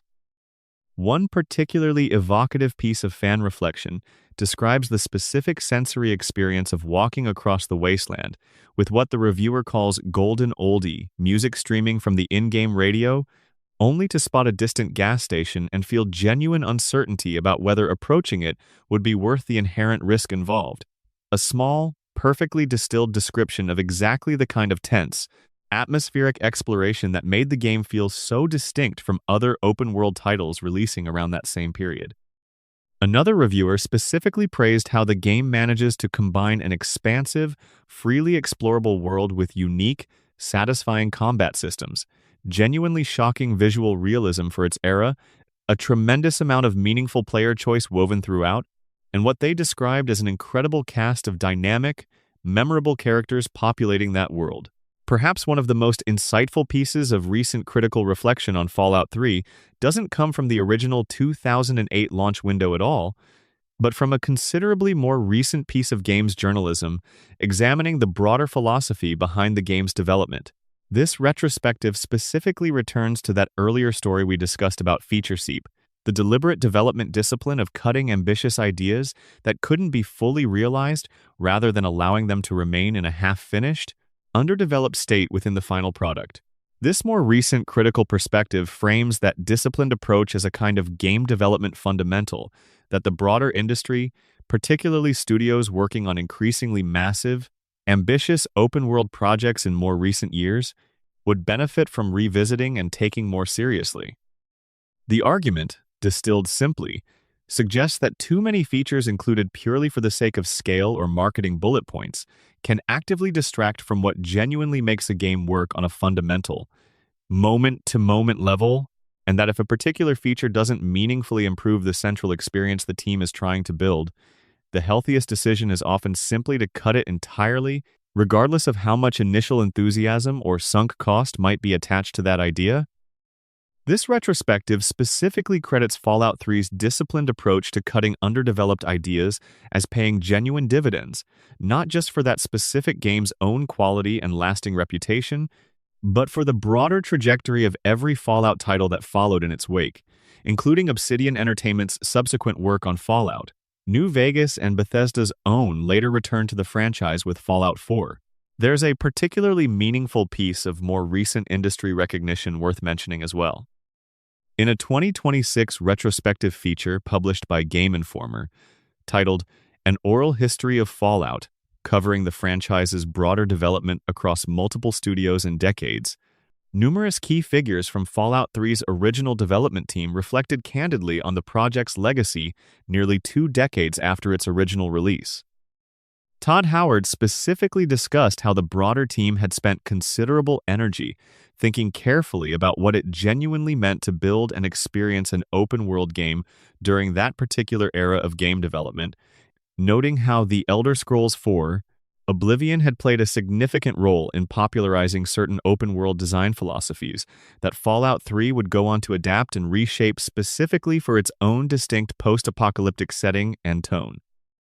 Other key creative figures involved in that transitional period, including lead artist Istvan Peli and lead designer Emil Pagliarulo, contributed their own reflections on how the project represented a genuine creative transition for the entire studio, taking the isometric blueprint originally established by Fallout creators Tim Kaine and Leonard Boyarsky and translating it thoughtfully into something that could authentically be called a Bethesda Game Studios production in its own distinct creative voice, while still honoring the franchise's established identity and tone. Let all of this settle in for a moment. Almost 5 million copies sold within a single week in a games industry landscape that, at the time, hadn't yet become accustomed to launches of that particular scale and velocity. More than 40 individual Game of the Year recognitions accumulated across the broader games press, more than any other single release that entire year, even when its closest competitors' totals were combined together. A franchise that had genuinely stagnated through years of disappointing spin-offs and a painful, very public cancellation, resurrected and transformed into one of the defining role-playing experiences of its entire console generation. None of this happened by accident, and none of it happened without genuine risk, genuine internal debate, and a development team willing to make difficult, disciplined decisions about what truly belonged in their vision of the capital wasteland and what, however interesting or ambitious, simply needed to be set aside so that everything else could shine as brightly as it ultimately did. Now, let's turn our attention toward the downloadable content that extended this world even further. 5 separate expansions that took players from the icy battlefields of a simulated Alaska all the way to the depths of outer space itself. Between January and August of 2009, Bethesda Softworks released 5 distinct downloadable content packs for Fallout 3, each one expanding the game in a genuinely different direction, rather than simply offering more of the same wasteland content players had already experienced in the base game. According to development team accounts, work on these add-ons began roughly 2 months before the main game's October 2008 release, meaning the team was effectively planning the game's future expansion content even as they were still finishing the core experience itself, a remarkably tight overlap between finishing one massive project and beginning the next. The very first piece of downloadable content released was Operation Anchorage, which launched on the 27th of January 2009 for Microsoft Windows and Xbox 360, with a PlayStation 3 release following considerably later, on October 1st of that same year. This expansion takes players into an entirely simulated environment, a military virtual reality program depicting a dramatic historical battle from the Fallout universe's backstory, the liberation of Anchorage, Alaska from occupying Chinese Communist forces. According to developer Jeff Gardiner, Operation Anchorage was originally conceived quite differently from how it ultimately shipped. The expansion was initially supposed to function more like a real-time strategy simulation built using Fallout 3's existing game assets, though that original concept didn't ultimately pan out as planned. The final shipped version retained some echoes of that strategic origin, including customizable strike teams players can deploy during certain sections and a branching mission structure that allows for some tactical variation in how specific objectives get approached even though the final product is clearly not a true real-time strategy game in the way it was first envisioned. One particularly interesting design decision tied to operation. Anchorage involves the fact that players lose access to all of their carefully collected weapons and equipment upon entering the simulation. According to Gardiner's own explanation, this wasn't an arbitrary difficulty choice, but a deliberate narrative one, rooted directly in the story being told. Since the bulk of the expansion takes place entirely inside a simulated training environment, it simply wouldn't have made logical sense within the fiction for the player character to retain their own personal weaponry while inside that simulation, since the simulated battlefield is meant to represent historical military hardware and equipment from the specific time period being recreated, rather than whatever scavenged gear the player happened to be carrying from their wasteland adventures. There's a fascinating piece of behind-the-scenes development history connected to the order in which these expansions were actually released. According to a developer diary published around the time of these add-ons, Bethesda genuinely didn't know in advance which of the first two expansions, Operation, Anchorage, or The Pit, would actually release first. Both projects were being developed concurrently, essentially racing alongside each other internally, and Bethesda made what they describe as a last-minute decision about release order based on which expansion the team felt they could realistically finish within the necessary timeframe, and which one would benefit most from having additional development time before release. According to that same developer diary, settlements and complicated, layered quest structures featuring multiple distinct paths and outcomes require considerably more iteration, more attention to small details, and significantly more testing before they're ready for release. The Pit, with its morally complex slavery narrative and multiple branching resolution paths, was specifically described as the direct result of that additional focus and care,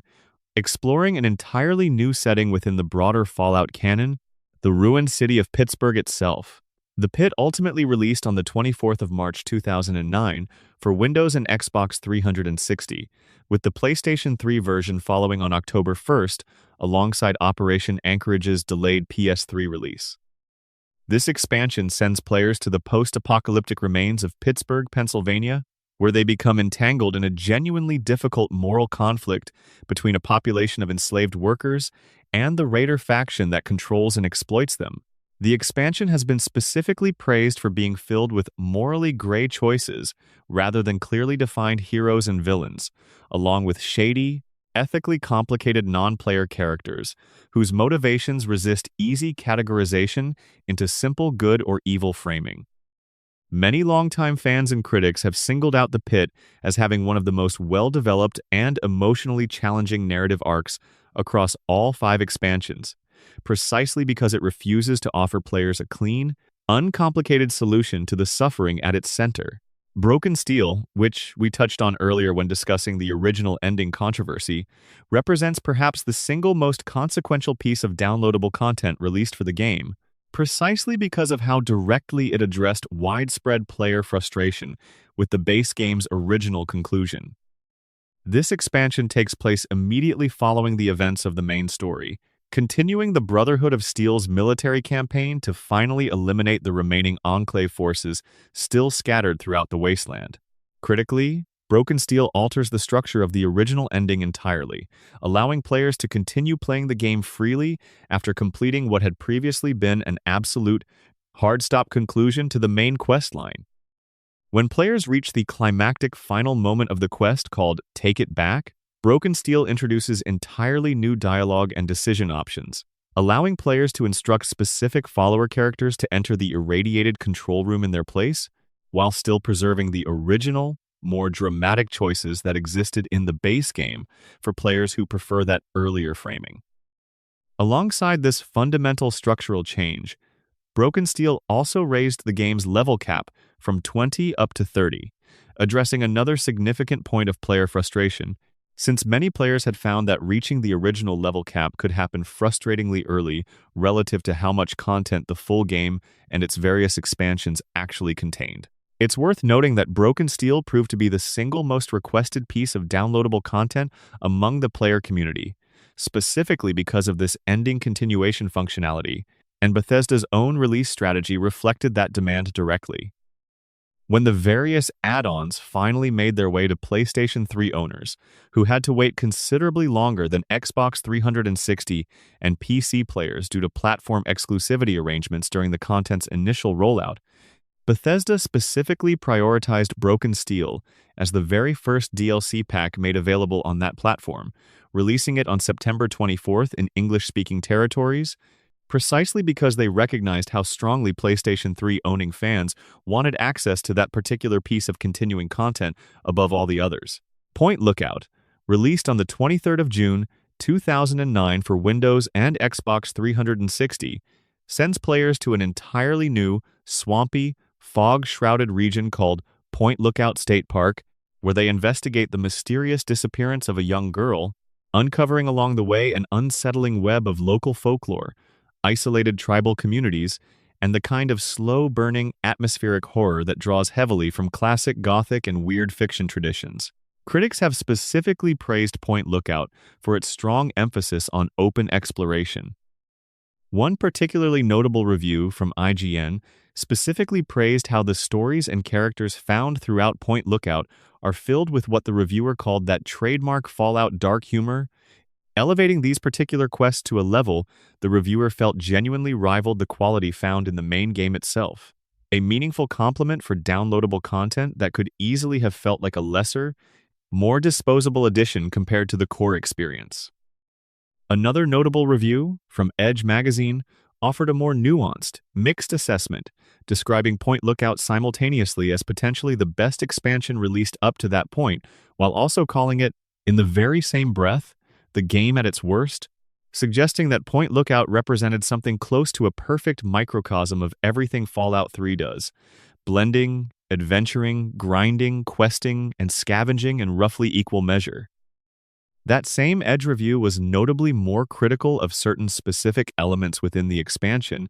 pointing out what the reviewer described as a considerable amount of what could be called economy content scattered throughout Point Lookout, meaning recycled enemy types, lengthy text-based journal entries rather than more dynamic storytelling, weapon variants that didn't feel meaningfully distinct from existing items, and what the reviewer characterized as somewhat hollow or insubstantial forks in the expansion storyline that didn't always deliver meaningfully different outcomes, despite their initial appearance of player choice.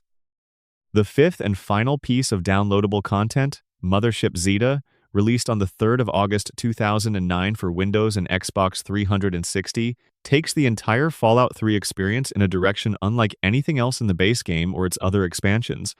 sending the player character on an alien abduction storyline that unfolds entirely aboard a massive extraterrestrial spacecraft orbiting high above the capital wasteland. According to the expansion's own narrative setup, the lone wanderer receives a strange, unintelligible radio transmission that leads them to investigate a UFO crash site, only to be beamed aboard the alien vessel itself upon approaching the wreckage. Once aboard, the player is stripped of their equipment and imprisoned alongside another captive named Soma, who helps orchestrate their initial escape from confinement. Working together with Soma, a young girl named Sally, and several other prisoners who, remarkably, were apparently abducted from several entirely different historical time periods, the lone wanderer must fight through waves of alien defenders, robotic drones, and grotesque biological abominations in order to reach the ship's bridge and ultimately defeat the alien captain commanding the vessel. Once that confrontation concludes, the freed abductees take collective control of the ship, using it to engage and destroy an entirely separate, hostile alien mothership, with the player personally controlling the vessel's powerful death ray weapon system during that climactic space battle. Following that victory, the lone wanderer becomes the new captain of Mothership Zeta itself, gaining the ability to freely return to the ship at will going forward, though the majority of its interior remains locked down and inaccessible following the conclusion of the expansion's main story content. Mothership Zeta received a noticeably more mixed critical reception compared to the franchise's other downloadable content, averaging a critic score of 70 out of 100 on PC, and a somewhat lower 65 out of 100 on Xbox 360. Edge magazine's review offered a particularly memorable, almost backhanded compliment, noting that the expansion's greatest asset was simply its visual presentation, suggesting that whoever was responsible for designing such genuinely impressive-looking environments should feel rather frustrated by the comparatively weaker gameplay experience surrounding that strong visual design. That same review documented encountering what the reviewer described as a script bug so catastrophic that it actually prevented them from finishing the expansion entirely through normal play, forcing them to resort to clipping through a locked doorway using console commands and manually manipulating the game's internal state, just to bring the broken quest progression back on track. The review was also specifically critical of the expansion's decision to lock off most of the alien ship's interior once the main story content had been completed, limiting the amount of lasting, replayable value the expansion offered once its central narrative had concluded. There's an interesting structural detail buried within the broader fan community's accumulated wisdom about how to actually approach playing through all 5 of these expansions in relation to the main game and to each other, reflecting years of collective player experience refining an optimal experience. A commonly recommended approach suggests tackling operation,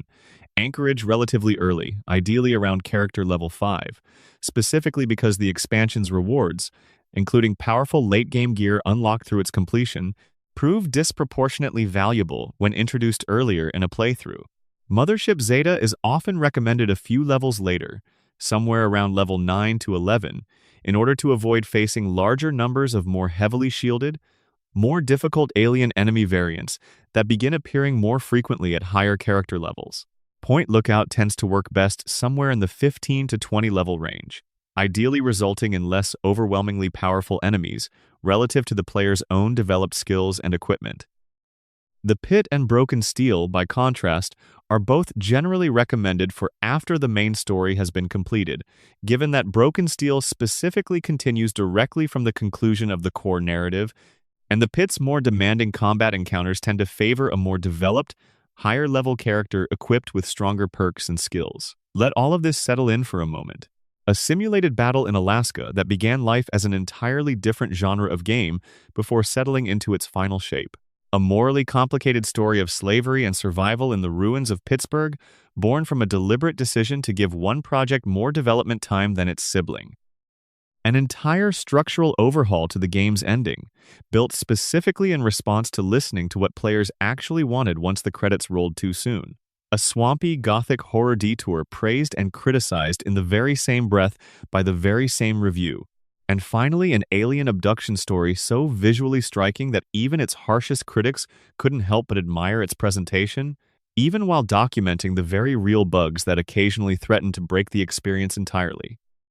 5 very different stories, 5 very different tones, all built onto the same foundation, proving that the Capital Wasteland was never meant to be just one single kind of story, but a foundation sturdy enough to support almost anything the development team wanted to build on top of it. Let's drift now into something a little different. The strange, persistent bugs and glitches that became inseparable from how an entire generation of players remember this game,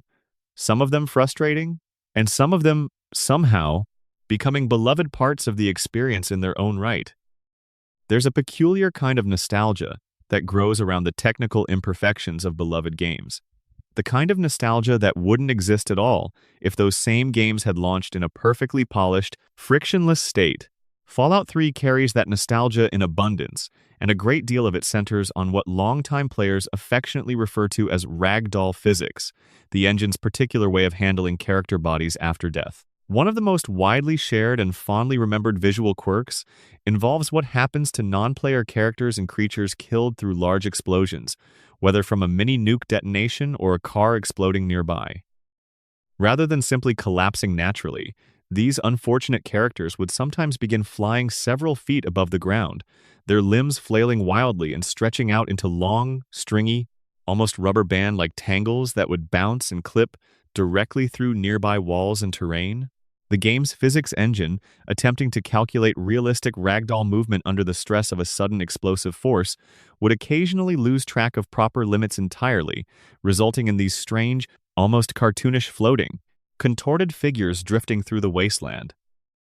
Documentation of this glitch even includes a workaround for players who wanted to actually loot or interact with these stretched, floating characters, requiring use of the game's developer console to manually disable and then re-enable the affected character in order to reset their physics state back to something resembling normal. The game's VATS targeting system, despite being one of its most beloved and innovative features, carried its own persistent camera glitch.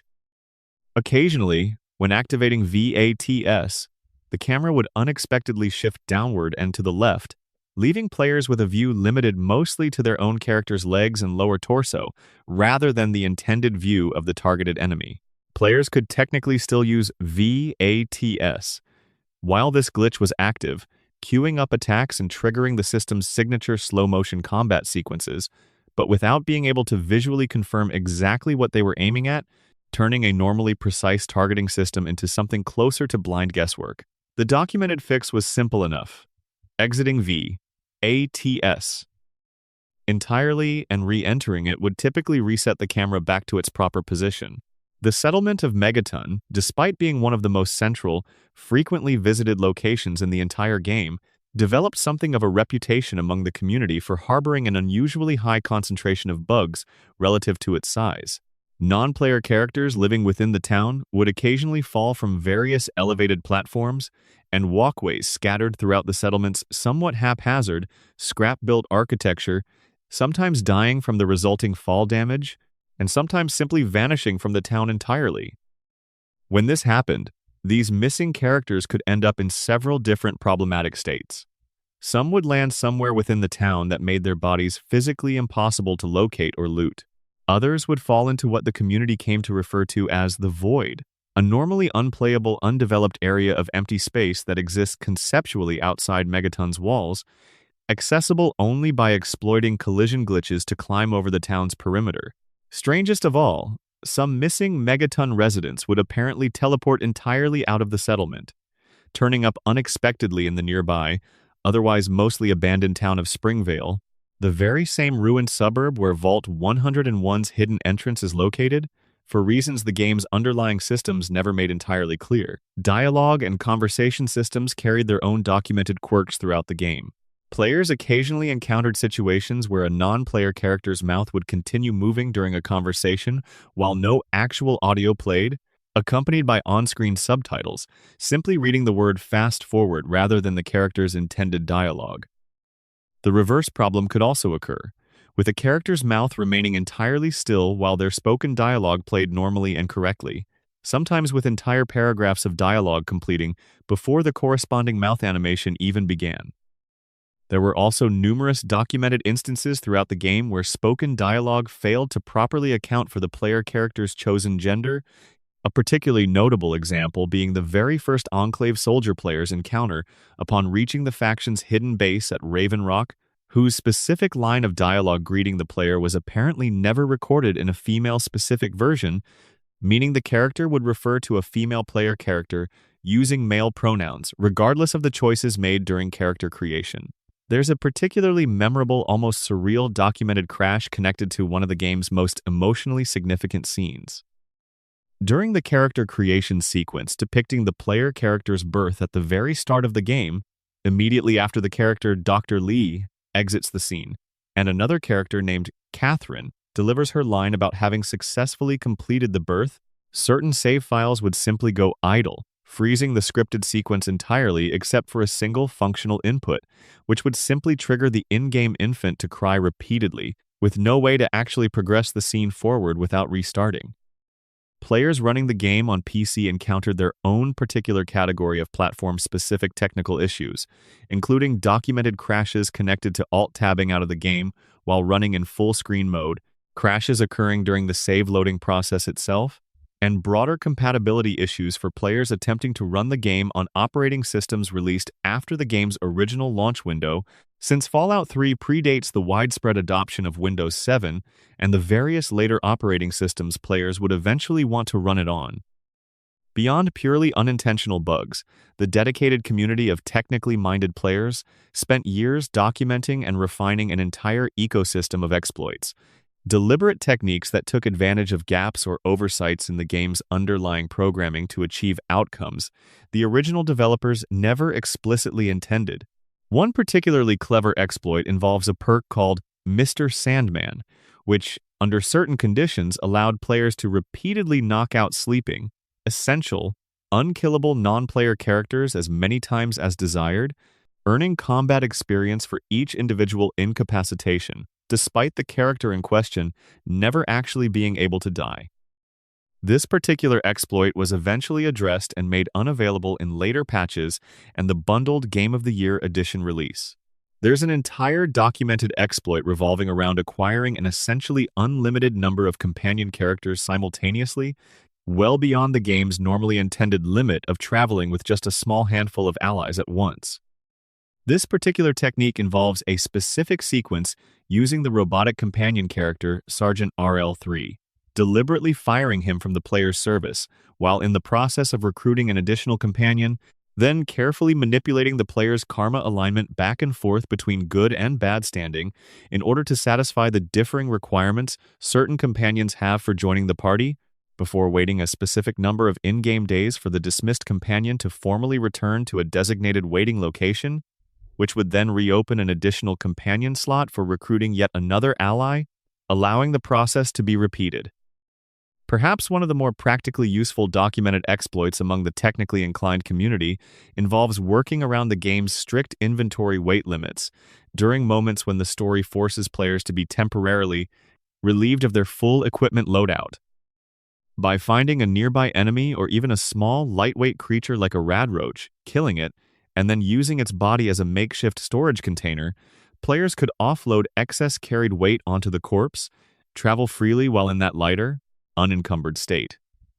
and then return later to retrieve everything they had stashed, working around inventory restrictions that would otherwise prevent fast travel or smooth movement through the wasteland.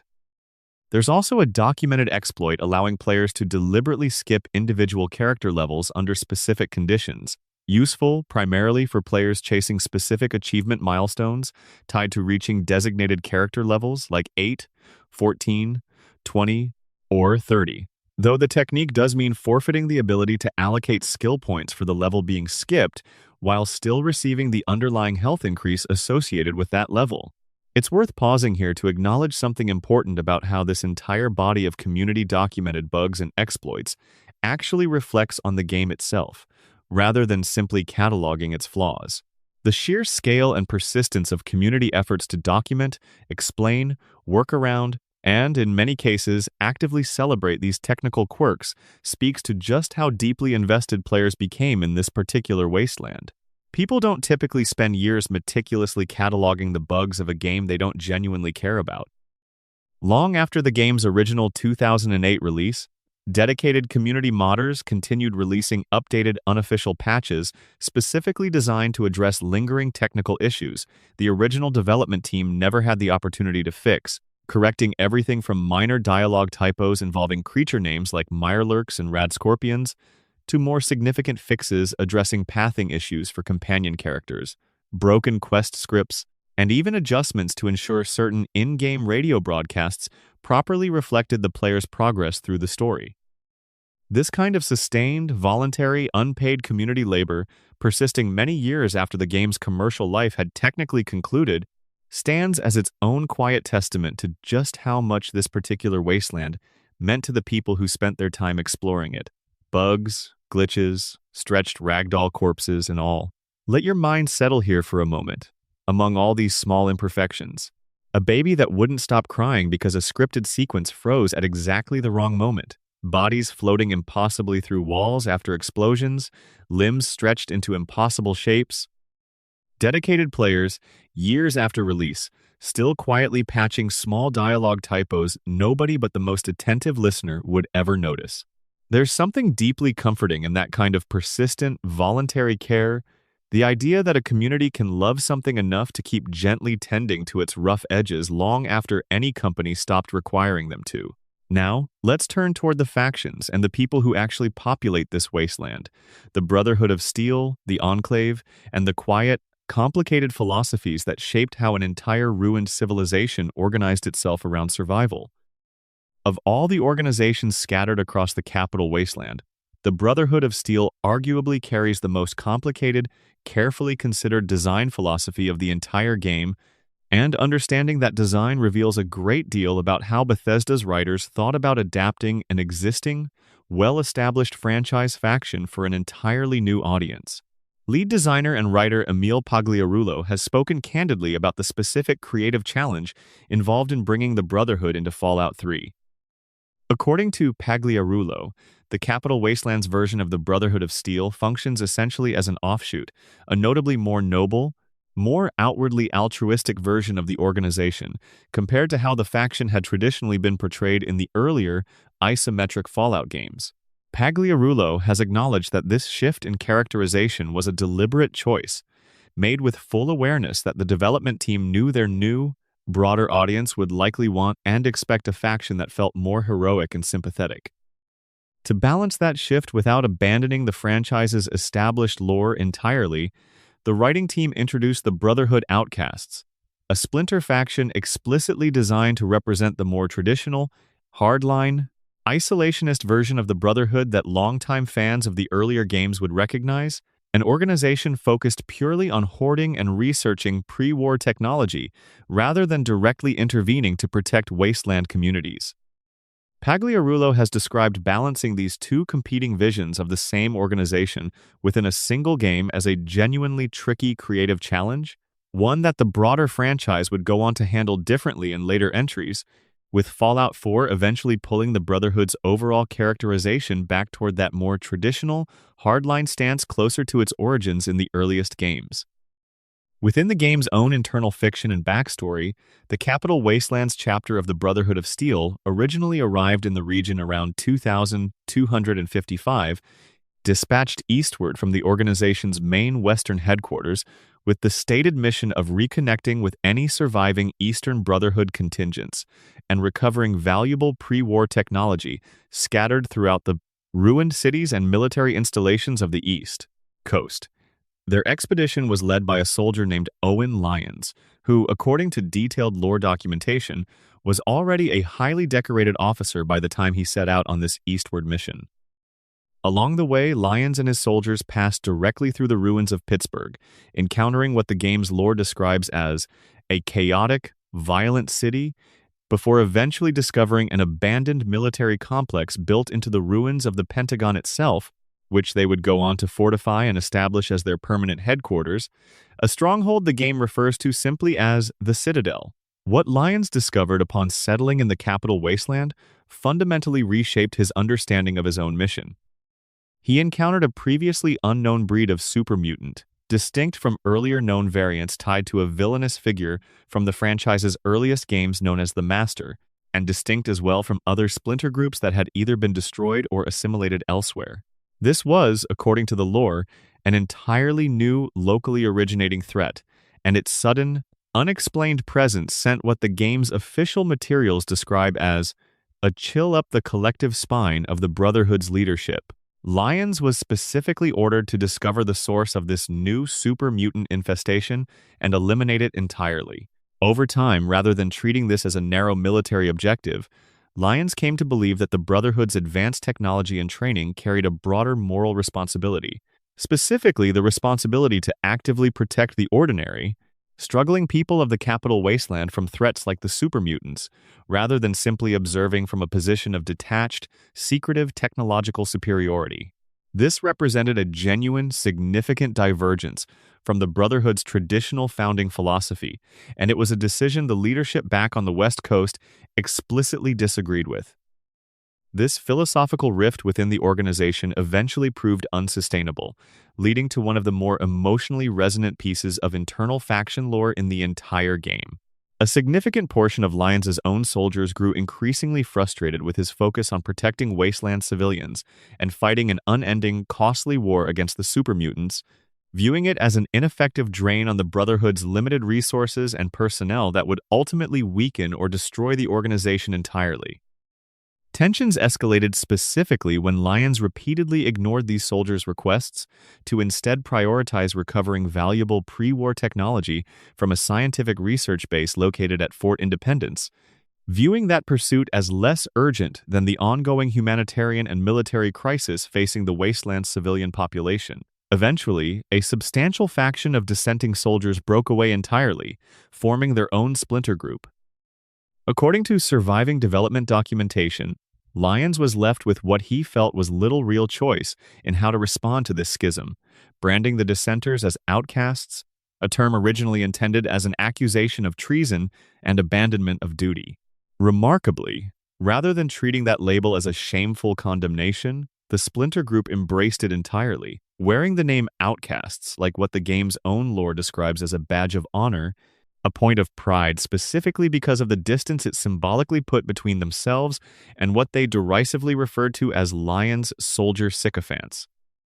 There's a small, deeply human detail buried within Lyons' own personal characterization that adds real emotional weight to this entire schism. According to his own recorded dialogue and personal logs accessible within the game,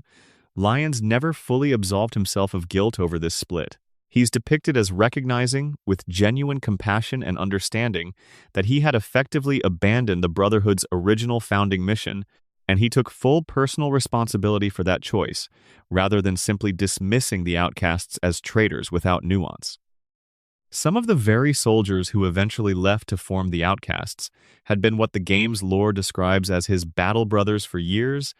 comrades who had shared both victory and devastating loss alongside him long before this particular ideological rift ever formed. One of Lyons' own personal log entries, voiced within the game, captures this internal anguish directly, with Lyons reflecting bitterly on sitting safely within the protected walls of the Citadel, while the ordinary people of the wasteland continue to thirst, suffer, and die outside, referring to himself in that moment of doubt as a failed, feeble old man. A remarkably vulnerable, self-critical piece of characterization for the leader of a powerful military faction. To support his humanitarian mission, Lyons established an elite, specialized combat unit known as Lyons Pride, commanded by his own daughter, a soldier named Sarah Lyons, who holds the distinguished rank of Sentinel, a title within the Brotherhood's internal hierarchy that, according to the game's lore, she is the only member to have ever achieved. This elite squad operates with the specific mission of securing key strategic locations throughout the wasteland and directly engaging emerging threats,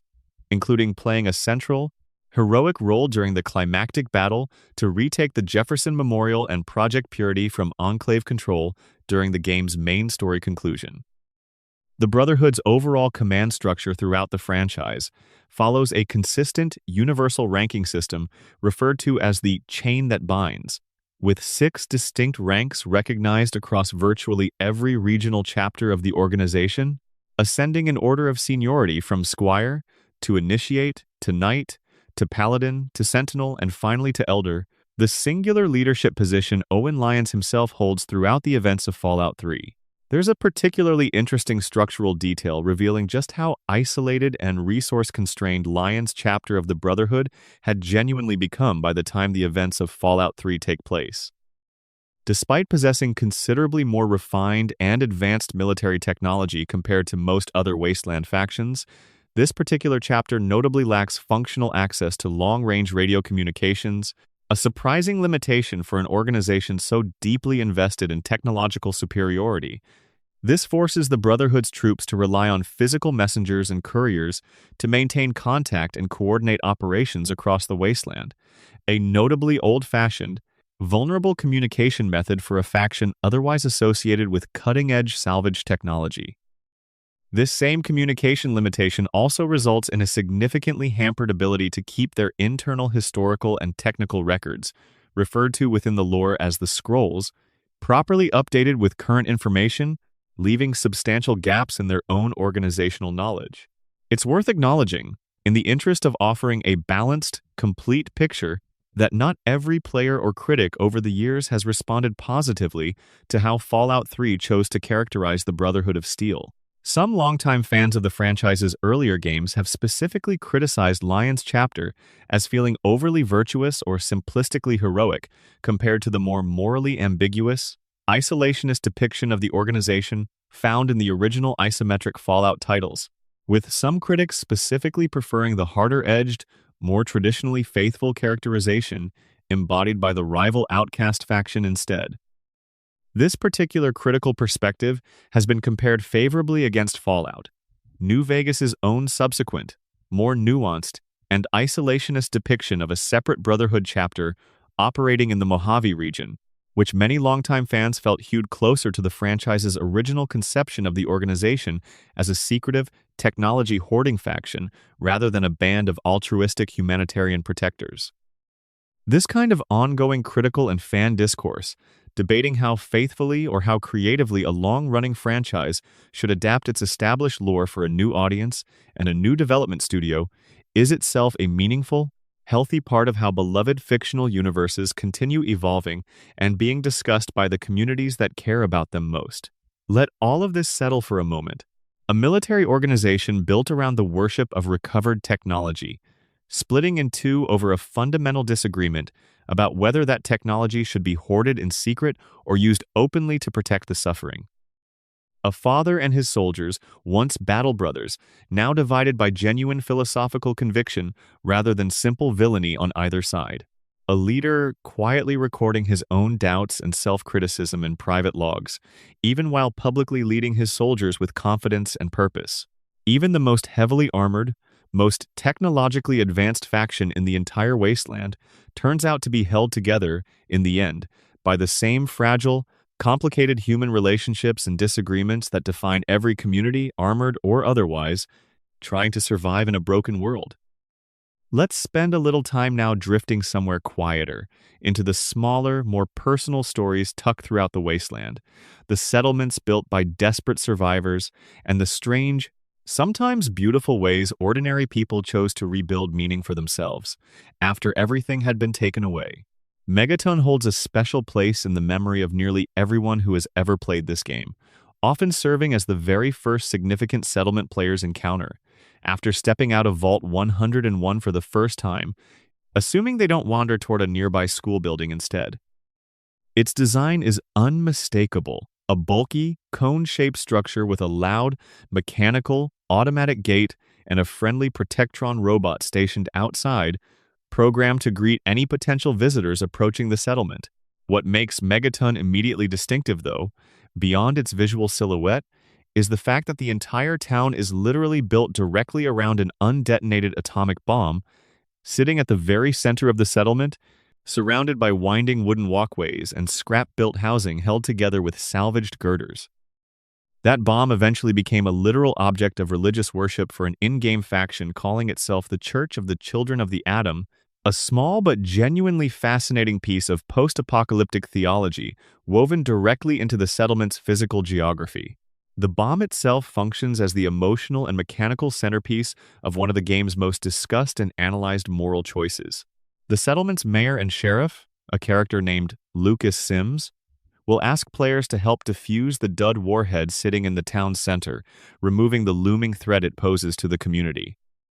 Alternatively, players can instead visit Moriarty's saloon and speak with a character named Mr. Burke, an employee working on behalf of the wealthy Alistair Tenpenny, who controls the separate, considerably more exclusive settlement of Tenpenny Tower. Burke and Tenpenny want Megaton destroyed entirely, motivated by nothing more substantial than simple distaste at having to look upon the settlement from their own more luxurious vantage point in the distance. If a player chooses to accept Burke's offer and ultimately detonate the warhead, the consequences are total and irreversible.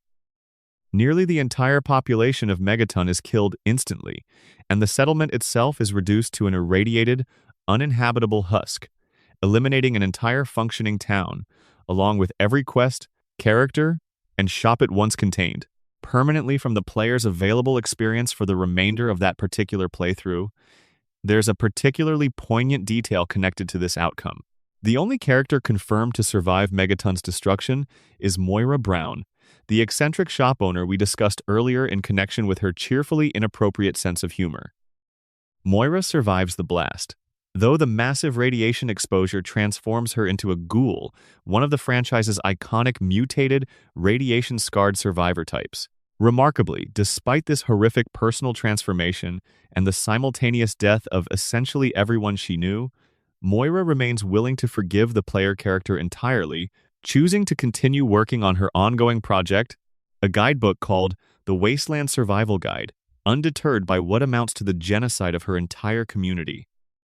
Critics and writers covering the game have spent considerable time over the years, analyzing exactly why Megaton's destruction lands with such genuine emotional weight compared to similarly destructive choices found in many other role-playing games. One particularly thoughtful piece of retrospective games writing specifically credits the settlement's design density as the key factor, arguing that Megaton represents a strong example of a design philosophy few open-world games have managed to successfully replicate since, one in which density, the sheer concentration of distinct, memorable characters and small interactive details packed into a relatively compact physical space, ultimately matters more than raw geographic scale in creating a location that genuinely feels lived in and worth remembering. That same analysis specifically noted that this approach emphasized space over time as a storytelling priority in a way that felt notably ahead of its era for a game releasing as early as 2008, and the writer further argued that neither of Bethesda's subsequent open-world Fallout releases, Fallout 4 or Fallout 76, ever fully managed to recapture that same specific feeling of dense, believable community livelihood that Megaton achieved. Another notable comparison drawn by games critics frames Megaton in direct contrast against its wealthier, more exclusionary counterpart settlement, Tenpenny Tower. One particularly vivid piece of critical writing described Megaton as resembling something like a rusted metal flower, blooming improbably in the middle of the wasteland, a place where, despite obvious poverty and scarcity, ordinary people had still managed to build genuinely normal, productive lives for themselves. This stands in deliberate, pointed contrast against Tenpenny Tower, where the settlement's wealthy elite explicitly view the world's remaining poor and marginalized survivors, particularly the radiation-scarred ghoul population, as something to be excluded and removed, rather than welcomed or integrated. Speaking of Tenpenny Tower directly, this fortified luxury settlement carries its own distinct backstory worth understanding more fully. Before the Great War devastated the world in 2077, the structure that would eventually become Tenpenny Tower had originally functioned as a resort hotel. By the time the events of Fallout 3 take place in 2277, it had been transformed into a private, deeply elitist residential and commercial building, owned and operated by Alistair Tenpenny, an entrepreneur originally from England who permits only the genuinely wealthy or otherwise valuable, such as established traders, to take up residence within its protected walls. According to the settlement's lore, Tenpenny specifically recalled, upon first spotting the tower's silhouette on the horizon during his travels through the wasteland, immediately recognizing that the structure would suit his particular purposes. He hired a small team to quickly restore basic functionality to the building and provide ongoing security, eventually managing to siphon working electricity from the still partially functional underground Washington, D.C. metro system running beneath the city. As word of this comparatively comfortable, secure settlement spread throughout the wasteland, many desperate survivors flocked toward it hoping for admission, though Tenpenny remained highly selective, only welcoming traders or those carrying sufficient bottle caps to prove their financial value, and explicitly refusing entry to ghouls under any circumstances. This exclusionary policy sets up one of the game's other significant moral choice questlines, where players must navigate an escalating conflict between Tenpenny's human residents and a group of ghouls, led by a character named Roy Phillips, who want to be granted residency within the tower despite the prevailing prejudice against them. Depending on how players choose to resolve this conflict, the tower's ultimate population and character can shift dramatically, with one possible outcome resulting in Tenpenny Tower becoming the second entirely ghoul-populated settlement in the capital wasteland, joining the previously established ghoul community of Underworld, located within the ruins of the Smithsonian Natural History Museum. Rivet City, by contrast, stands as the single largest settlement in the entire capital wasteland, an entire functioning community built inside the rusted, decaying hull of what was once a massive, dry-docked aircraft carrier. Before the Great War, this carrier had been equipped with onboard desalination facilities and hydroponic farming capabilities, technological infrastructure that, remarkably, proved valuable enough to support an entirely self-sufficient civilian population centuries after the original military purpose of the vessel had become entirely irrelevant. According to detailed settlement lore, a genuine civilian community didn't formally develop around the carrier until April of 2239, when a small but growing population was formally organized and protected through the combined efforts of three founding figures, eventually establishing a structured, three-person governing council, with one representative drawn from each major group living aboard the ship: scientists, ordinary civilians, and security personnel respectively. This relatively democratic governance structure has proven remarkably durable, with documented internal votes repeatedly rejecting proposals that would have exploited the settlement's strategic position, including attempts to institute a toll or bridge tax for outside traders, or efforts to significantly raise prices on the city's valuable food exports, decisions that have helped keep Rivet City genuinely open and welcoming to traders and outsiders, fostering a healthier, more sustainable population over the decades compared to many more closed-off or exploitative wasteland settlements. Perhaps the single most unusual and thematically distinctive settlement in the entire game, though, is Little Lamplight, an underground cavern system populated entirely by children under the age of 16. According to lead designer Emile Pagliarulo's own account of the settlement's creative origins, Little Lamplight was established within the remains of what had originally been a pre-war tourist attraction called Lamplight Caverns, a location loosely based on the real Luray Caverns in Virginia. Pagliarulo has explained candidly that the decision to populate an entire settlement exclusively with children wasn't born from any deep, calculated narrative necessity, but simply seemed like a compelling addition to the wasteland's broader fiction, illustrating yet another distinct, unexpected way that desperate survivors had found to organize and sustain themselves over the 2 centuries since the Great War. The settlement's actual origin story, pieced together through scattered in-game documentation and journal entries, carries genuine emotional weight. On the 23rd of October 2077, the very day the bombs fell, approximately half of the students from a school called Early Dawn Elementary happened to be on a field trip to Lamplight Caverns, accompanied by their teacher and several parent chaperones, along with students and adults from several other visiting school groups who happened to be present that same day. As the surrounding world was being devastated above them, the trapped survivors inside the caverns found themselves caring for a group of 82 terrified children.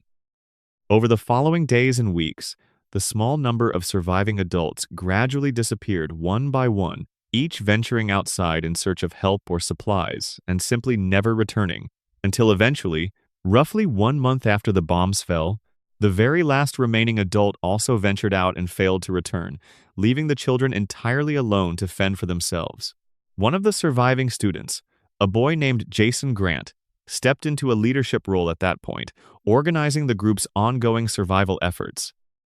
Over subsequent months, their situation gradually improved as the children explored deeper into the connected cave systems, eventually discovering and gaining partial access to the nearby Vault 87, from which they retrieved valuable holotapes, textbooks, encyclopedias, and other educational materials that would go on to shape the unusual, self-sustaining community Little Lamplight eventually became.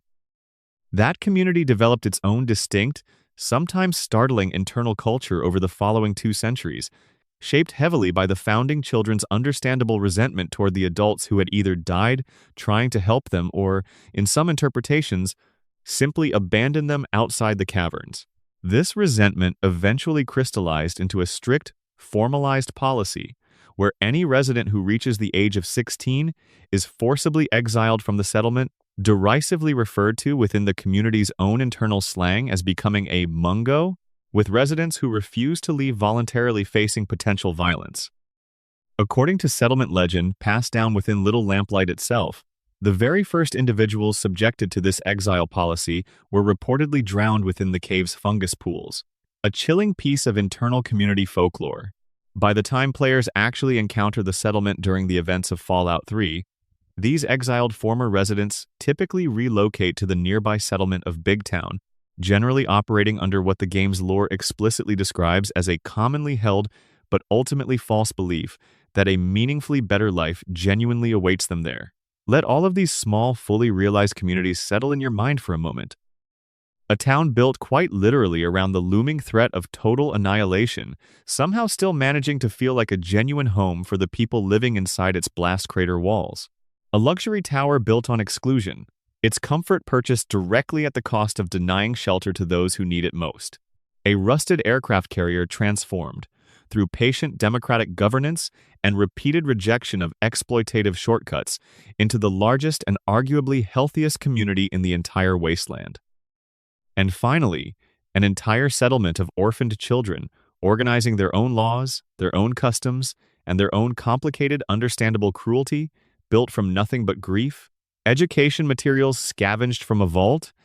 and the simple, desperate necessity of survival. Every one of these places asks the same quiet question in a different way. What does it actually take to rebuild something resembling a community, once everything familiar has been stripped away?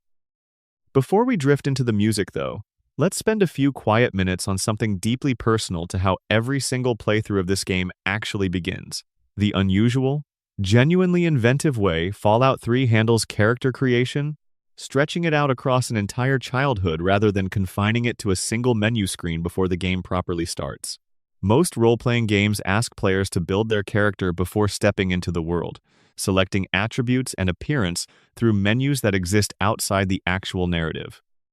Fallout 3 took a markedly different, more patient approach, weaving character creation directly into the earliest hours of the story itself, turning the entire process into a slow, lived experience of growing up inside Vault 101, rather than a disconnected administrative task completed before the real game begins.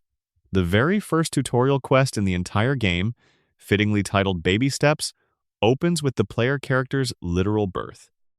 Following a sequence depicting a difficult childbirth, players are prompted to select their character's gender, then their name, and finally to customize their physical appearance using an in-fiction device called a gene projector, all before the newborn has even left the room they were born in. There's a quietly devastating piece of storytelling embedded directly into this opening sequence. Immediately after the birth concludes, the character's mother, Catherine, goes into cardiac arrest and dies, meaning that every single player, regardless of the choices they make for the rest of the game, begins their journey through the capital wasteland having already lost one parent within the first few minutes of play, long before the main story's central mystery surrounding their father's disappearance even begins to unfold. The sequence then fast-forwards, depicting James escorting his newborn child into the safety of Vault 101, accompanied by a Brotherhood of Steel soldier named Star Paladin Cross, with James reportedly bribing his way into the vault using his skills and reputation as a doctor. From there, the game settles into its first proper interactive tutorial, teaching players the basics of movement and navigation through the perspective of an infant exploring a simple playpen, complete with a charmingly small, gentle introduction to picking up and manipulating objects. It's within this same infant tutorial sequence that players first encounter the game's foundational character building system, a worn picture book lying on the floor of the playpen titled Your Special, a clear, playful homage to the same core attribute system that has defined character building across every mainline entry in the Fallout franchise since the very first game. The acronym stands for Strength, Perception, Endurance, Charisma, Intelligence, Agility, and Luck. 7 foundational attributes that shape nearly every other mechanical aspect of how a character performs throughout the game. Players flip through this picture book page by page as their infant character, assigning a pool of points across these 7 categories, with the game allowing for considerable flexibility since none of these initial choices are actually permanent. Players are given the opportunity to revisit and adjust these same attributes again later, once their character reaches their teenage years still inside the vault, allowing for genuine experimentation during these earliest, lowest stakes hours of the game. There's something genuinely poignant about the specific moment immediately following this attribute assignment sequence. Once players finish setting their character's foundational special statistics as an infant, James returns to the room and shares a specific Bible passage with his child, Revelation 21-6, a verse that goes on to play a recurring thematically significant role throughout the broader narrative of the game, tied closely to James's own scientific and personal motivations connected to Project Purity. It's a small, quiet piece of characterization, establishing James as a man whose scientific dedication to clean water exists alongside a genuine, sincerely held spiritual conviction, a combination the game never treats as contradictory or ironic,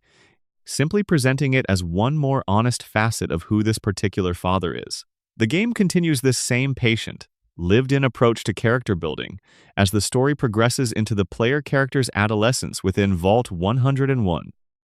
During a later tutorial sequence, teenage players are required to take a standardized aptitude test administered within the vault, referred to in-game as the GOAT, short for the Generalized Occupational Aptitude Test, a satirical piece of in-fiction bureaucracy clearly modeled on real-world standardized educational testing. The specific answers a player chooses while taking this test directly determine which of the game's 13 distinct skills become automatically tagged, receiving a permanent boost that makes them more effective and easier to improve throughout the rest of the game, mirroring how a real standardized aptitude test might be used, within the story's own internal logic, to sort young Vault residents into specific career tracks and assigned roles within their underground community. Players who don't want to actually sit through the full in-game test sequence are given the option to simply skip it through dialogue, manually selecting their 3 tagged skills directly instead. Throughout the broader game, character development continues to expand well beyond the foundational choices made during these earliest Vault sequences. There are 20 distinct bobblehead collectibles scattered throughout the entire Capital Wasteland for players to discover, one corresponding to each of the 7 special attributes and one corresponding to each of the 13 individual skills. Each bobblehead, once collected, provides a permanent, one-time boost, either raising a special attribute by a single point or raising an individual skill by a full 10 points, turning exploration itself into a meaningful, rewarding form of character progression that exists entirely separate from the more conventional experience point and leveling system. There's a thoughtful piece of design philosophy reflected in how Fallout 3 ultimately balances these stats compared to the franchise's earlier isometric entries. According to detailed community analysis comparing the systems across different games, Fallout 3's version of the special system is notably more forgiving than the version used in the original Fallout and Fallout 2. In those earlier games, lowering a particular attribute down to a value of 3 or below could represent a genuinely risky decision regardless of what kind of character a player was trying to build, sometimes locking entire categories of dialogue or gameplay options away almost entirely. Fallout 3, by contrast, was deliberately designed so that characters could function reasonably well even with an attribute score as low as 1 in a particular category. A character with extremely low intelligence, for example, doesn't become entirely unable to interact with other characters the way a similarly built character might in the earlier isometric games, but instead simply sacrifices a handful of specific intelligence-dependent conversation options and certain skill point bonuses, a noticeably gentler design philosophy that reflects the broader accessibility-focused approach Bethesda brought to reintroducing this franchise to a new, wider console audience. Let all of this settle for a moment. The strange, quiet intimacy of a character creation system that asks you to build a person not through cold menus and abstract sliders, but through the actual lived experience of infancy, childhood, and adolescence, layered with grief and scripture and standardized tests, long before that character ever steps outside into the wasteland they'll spend the rest of the game exploring. By the time the vault door finally opens and sunlight floods in for the very first time, the player isn't simply controlling an empty, freshly generated avatar. They're stepping outside as someone who has already lived an entire childhood, lost a mother in the very first moments of life, and absorbed, whether they noticed it or not, a verse of scripture that will quietly echo through everything still left to come. Let's drift now towards something a little more reflective. The orchestral score that lived alongside Galaxy News Radio's old recordings, and the composer who quietly shaped how the entire wasteland felt to simply walk through, even in its most silent, empty stretches.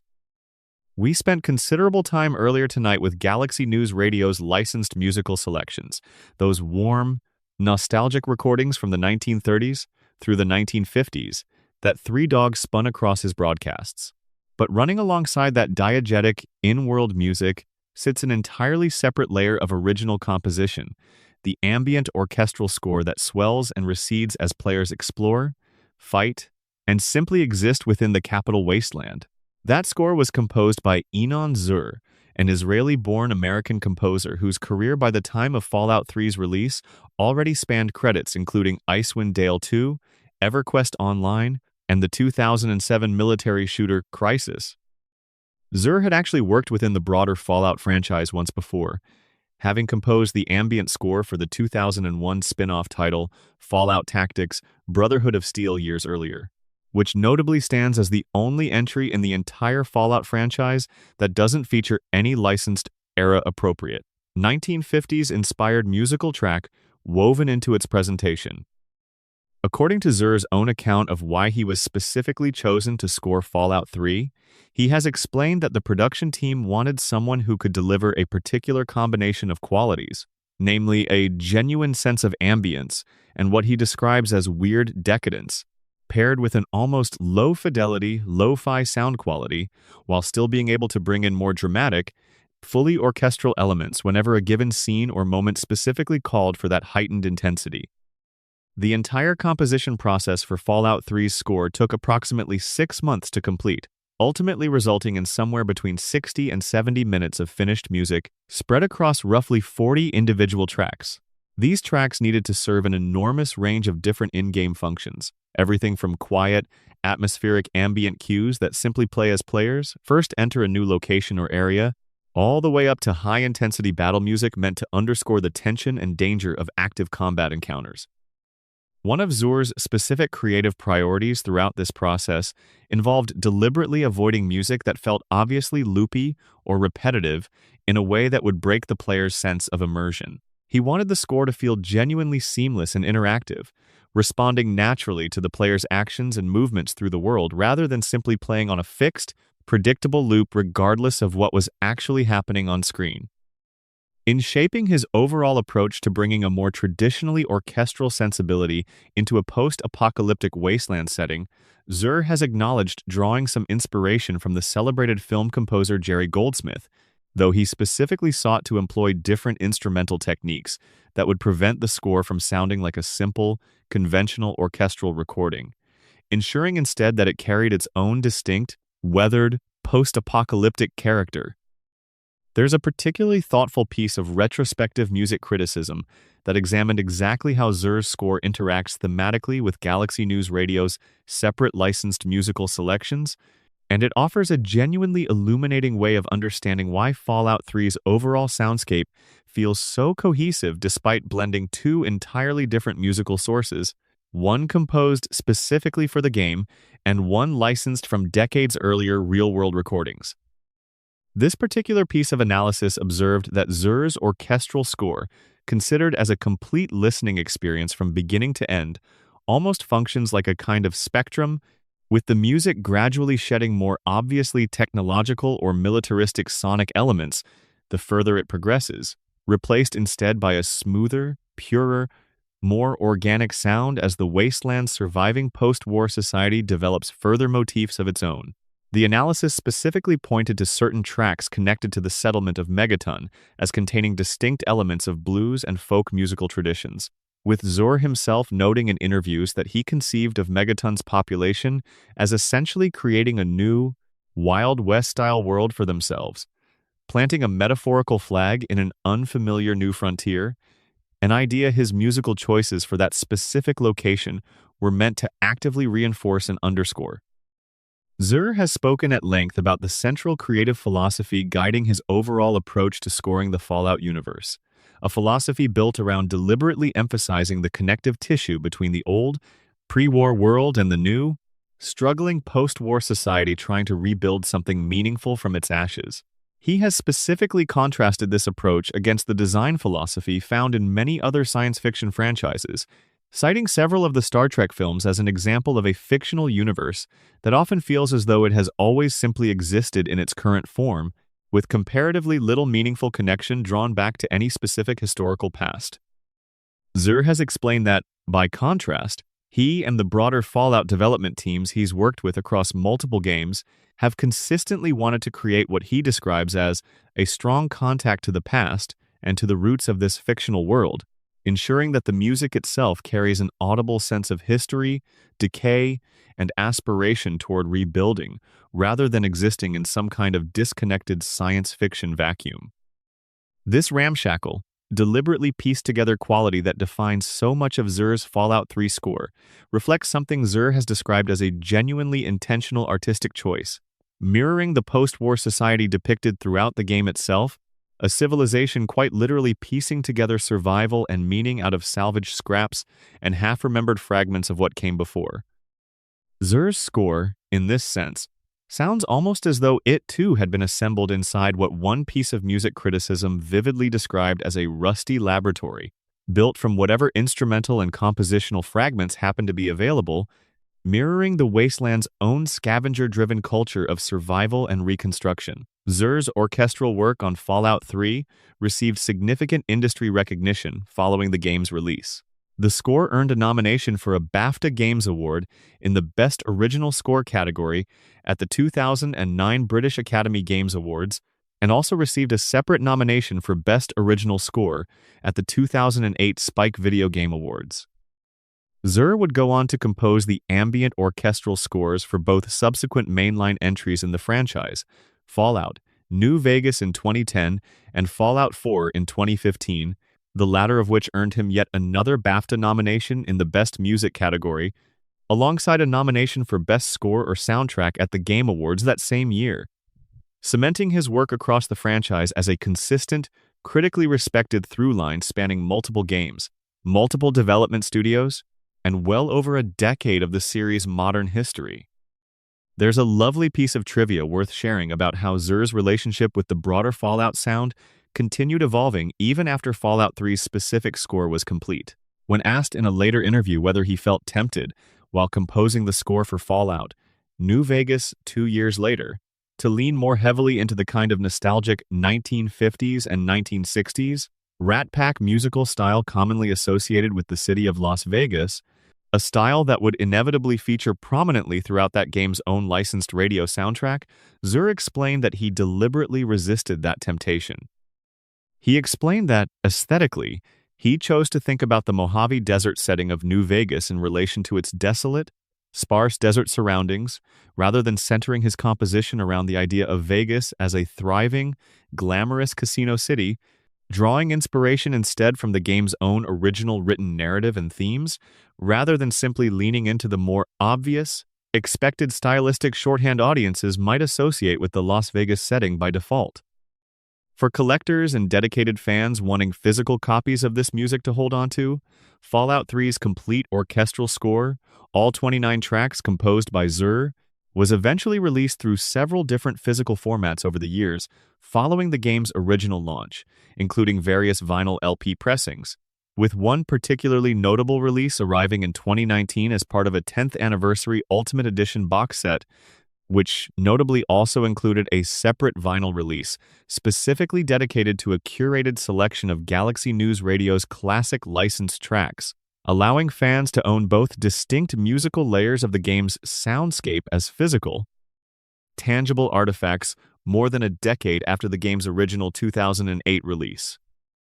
Let all of this settle gently for a moment, the way a quiet orchestral swell settles after a long stretch of ambient silence while exploring an empty stretch of wasteland. A composer specifically chosen for his ability to balance decay and beauty in the very same breath. 6 months of careful work, distilled into 40 individual pieces of music meant to feel less like a soundtrack and more like the wasteland's own quiet internal heartbeat.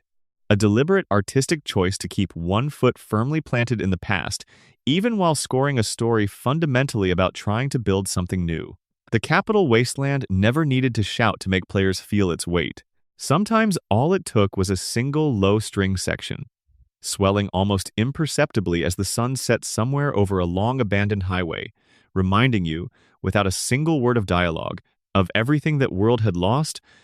and everything its people were still quietly, stubbornly trying to rebuild. Before we move toward the franchise's broader legacy, Let's spend some time deep underground one final time, in the place where the wasteland's most tragic monsters were actually born, a vault that became something closer to a slaughterhouse than a shelter. Of all the secrets buried throughout the capital wasteland's many vaults,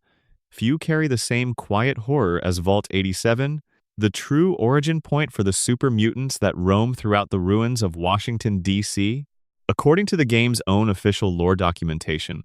Vault-Tec partnered directly with the United States military to study the effects of something called the Forced Evolutionary Virus, commonly abbreviated as FEV, on human test subjects, installing specialized equipment, including stasis chambers and plasma containment fields specifically for this purpose. A scientist named Wayne Merrick was assigned to oversee what was internally designated the Evolutionary Experimentation Program. According to cut content surviving from the game's development, Merrick was described as one of the brightest minds in the field of accelerated evolution, which is likely precisely why Vault-Tec selected him for such a sensitive and ethically horrifying assignment. What makes Vault 87's story particularly chilling is the sheer scale of the deception involved. Once the Vault had been fully equipped with the necessary research tools, Vault-Tec allowed ordinary residents to move in and seal themselves inside, none of them aware that they had actually been selected to become unwitting test subjects in this secret experimentation program. A detail that, while horrifying, isn't entirely surprising given everything we already know about Vault-Tec's broader history of using its various vaults as secret laboratories for all manner of disturbing social and scientific experiments. The kind of institutional cruelty we touched on earlier when discussing Vault 108's design.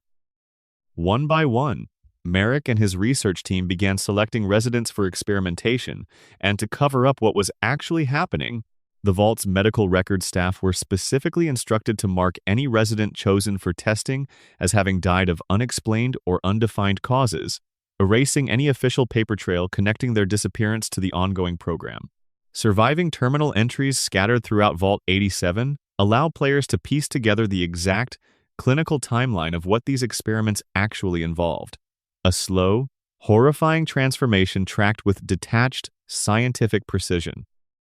Test subjects were exposed a single time to FEV within sealed isolation chambers, with the virus deployed as an airborne particulate. According to documented observations, noticeable physical changes would begin appearing within roughly 3 days of exposure, including significantly increased muscle mass, structural changes throughout the subject's skeletal system, and a complete atrophy of all visible sexual characteristics, resulting in a uniform, sexless body shape. By the 10th day following exposure, a subject's skin pigmentation would shift into a distinctive mixture of yellow and green tones, while simultaneously becoming considerably thicker and more resistant to radiation and other environmental hazards. Unfortunately, this particular strain of FEV used at Vault 87 carried a critical, unintended flaw. The mutation simply never stopped progressing. By the 14th day following initial exposure, surviving subjects would regress into an almost entirely feral mental state, exhibiting extreme, uncontrollable aggression toward anyone who wasn't also mutated. The violent, barely intelligent supermutants players encounter scattered throughout the wasteland in 2277. There's a devastating piece of personal, human tragedy buried within this broader clinical horror, documented through scattered terminal entries belonging to a vault resident named Peter Stevens. Stevens had his own son, a boy named Jason, secretly taken away by Merrick's research team, selected as one of the program's unwitting test subjects, though Peter himself had no idea at the time that this was what had actually happened to his missing child. As Peter's mental state gradually deteriorated under the combined weight of grief and growing suspicion about the rising number of unexplained deaths throughout the vault, his own surviving terminal entries reveal a man slowly losing his grip on reality, eventually writing that he no longer saw any point in continuing to exist. Vault medical staff attempted to manage his deteriorating condition with pharmaceutical sedation, though Peter reportedly refused to take the pills he was offered. He began reporting that he could hear his missing son's laughter somewhere nearby, insisting repeatedly that it wasn't simply his imagination playing cruel tricks on him, a detail that takes on an additional, quietly heartbreaking dimension once players realize Peter was very likely actually hearing the very real laughter of children playing in the nearby settlement of Little Lamplight. audible faintly through the connected cave systems linking that settlement to the vault, close enough to torment a grieving father with something that sounded achingly like his lost child, but impossibly out of reach. Eventually, growing suspicion and uneasiness among the vault's surviving residents curdled into open hostility directed at Merrick and his research team. According to the surviving documentation, this growing unrest eventually culminated in the angry, mutated test subjects themselves, managing to overpower the vault's security forces entirely, seizing control of Vault 87 and transforming it permanently into the stronghold super mutants would go on to call home for the next 2 centuries, a violent uprising born directly from the very cruelty that created them in the first place. Because this particular strain of the forced evolutionary virus rendered its subjects permanently sterile, unable to reproduce naturally, the resulting super mutant population developed what the game's lore describes as an ongoing, almost desperate obsession with preserving their own species through the only method available to them. They began actively raiding settlements throughout the wasteland specifically to kidnap human captives, dragging them back to Vault 87 to be exposed to the same FEV mutagen that had created the super mutants themselves, expanding their numbers the only way biology had left available to them. By the year 2277, when the events of Fallout 3 actually take place, the mutants were reportedly running increasingly low on their original stockpile of FEV, what they themselves referred to simply as the green stuff, adding a genuine note of desperation to their ongoing raids throughout the capital wasteland. Amid this otherwise uniformly tragic, monstrous population, one extraordinary anomaly exists: a super mutant named Fox, who players can encounter imprisoned deep within Vault 87 itself,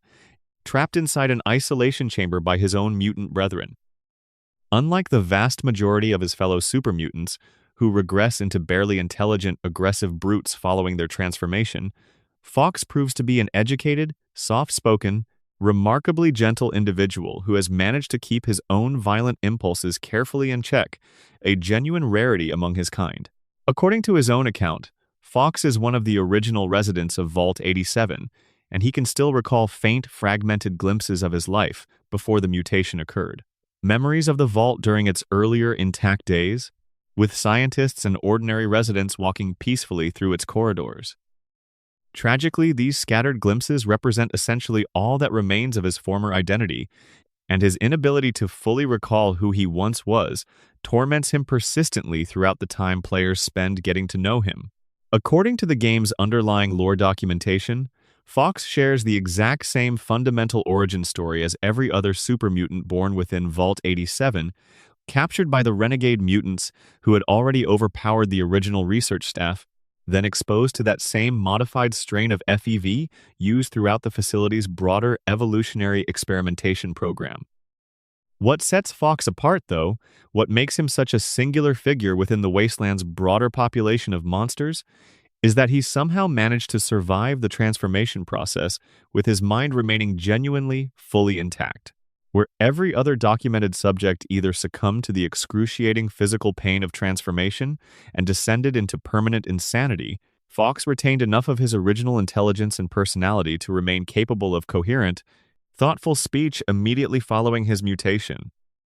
His own mutant captors, confused and unsettled by this unprecedented outcome, ultimately branded him a failure, and rather than simply killing him outright as they typically would have with a failed subject, they instead locked him away in one of the vault's old isolation wards, treating him less as a creature to be destroyed and more as a strange, unsettling curiosity to be kept contained and observed from a careful distance. There's a small, deeply meaningful piece of symbolism embedded directly into Fox's chosen name. When asked directly about it, Fox explains that he selected the name himself, drawing it from a historical entry he discovered on a vault terminal, describing a man who was willing to fight and die for what he genuinely believed in. This is, of course, a clear, deliberate reference to Guy Fawkes, the English Catholic conspirator who participated in the historical gunpowder plot, a failed assassination attempt targeting King James I of England. There's an additional, almost certainly intentional layer of cultural resonance buried within that same naming choice as well, drawing a thematic connection to the character simply known as V, the central protagonist of Alan Moore's graphic novel V for Vendetta, a character whose own signature visual identity is built directly around a Guy Fawkes mask.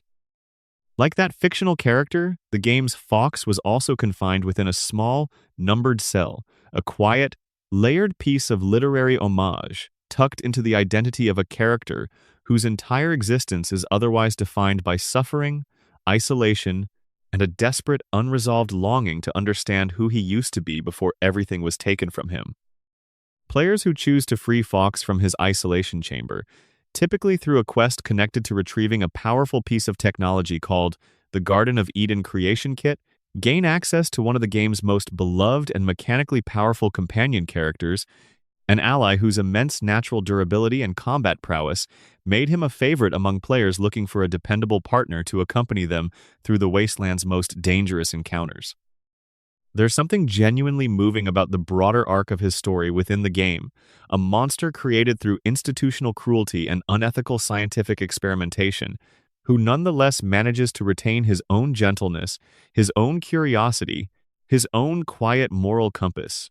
even after everything that was done to him. Even within the game's harshest, most clinical horror story, the slow, documented transformation of innocent vault residents into mindless, violent creatures, there remains room for a single, extraordinary exception, proof that even the cruelest circumstances don't always succeed in erasing everything decent and thoughtful a person once was. Let that settle gently with you for a moment. A father, slowly losing his mind, hearing his lost son's laughter drifting faintly through underground tunnels, never quite able to reach him. A scientist celebrated as one of the brightest minds in his field, turning that brilliance toward a program of secret, unethical human experimentation. An entire species of tragic monsters, born from cruelty, sustained by desperation, and largely incapable of ever fully recovering the humanity that was stolen from them. And then, quietly, almost improbably, a single survivor managing to hold onto his own kindness anyway, naming himself after a man willing to fight for his convictions,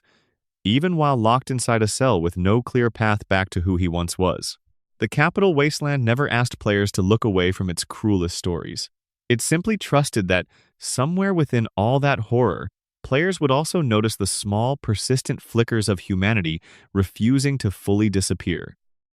Before we move toward the franchise's broader legacy, let's wander through a few more of the Wasteland's quieter, stranger corners. A forest that shouldn't exist, and an android who doesn't know what he is. Scattered throughout the Capital Wasteland are companion characters players can recruit to join them on their travels, each one carrying their own distinct history, motivations, and moral alignment, and the game's writers clearly took care to make sure these companions felt like genuine people, rather than simple combat utilities tagging along for the ride.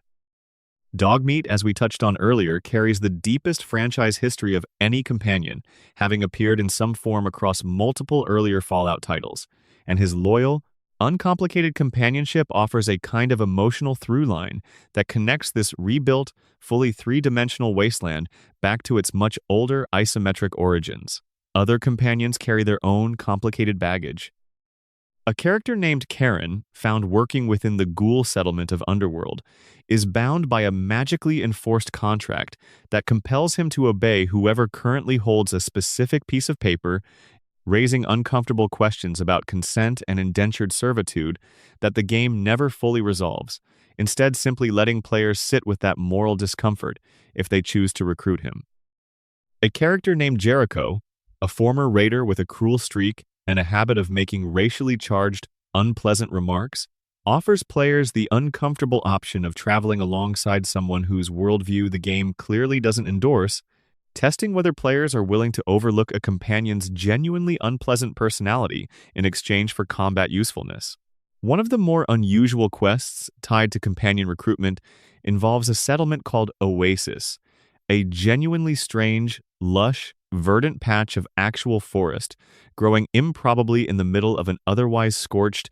barren wasteland. Oasis stands out immediately upon arrival, simply because of how visually wrong it feels. An entire thriving ecosystem of real trees and greenery existing where logically nothing should be growing at all, 2 centuries after a devastating nuclear war, should have rendered such lush plant life essentially impossible. The settlement is governed by a mysterious, tree-like entity known as Herald, sometimes referred to by Oasis's inhabitants as the Tree Father, a character whose very existence raises deeply unsettling, body horror-tinged questions about exactly what radiation and time can do to something that was once recognizably human. Harold's own complicated history stretches back to the earliest games in the Fallout franchise, making him one of the relatively few characters whose personal story spans the entire transition between Interplay's original isometric games and Bethesda's fully reimagined, three-dimensional wasteland. There's a particularly memorable, almost comedic encounter waiting for players who choose to interact with the strange, sentient tree growths scattered throughout Oasis itself. As mentioned briefly earlier when discussing the wasteland's quieter jokes, talking to one of these trees can prompt a dialogue option where the player character expresses open disbelief, asking outright what the trick is, and assuming there must be a person hiding somewhere nearby with a microphone. It's a small, perfectly placed moment of self-aware humor, acknowledging just how genuinely strange and surreal the entire concept of a talking tree settlement is, even within a game already populated by mutant insects, two-headed cattle, and a faction of orphan children running their own underground society. Elsewhere throughout the wasteland, one particular quest stands out for tackling questions of identity and consciousness with genuine philosophical weight rather than simple shock value.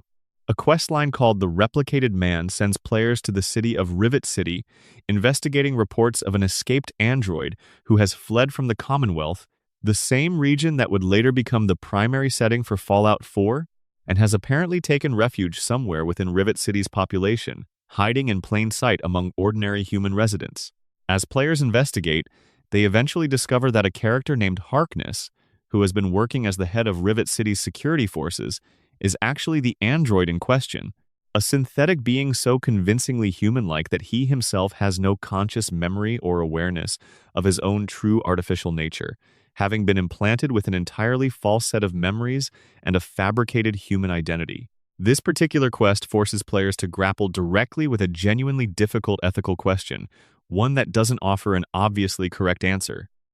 Harkness, regardless of his synthetic origins, has spent years genuinely, sincerely serving and protecting the people of Rivet City, building real relationships, earning real trust, becoming, by any meaningful measure, an authentic member of that community. Players can choose to expose his true nature to the organization hunting him,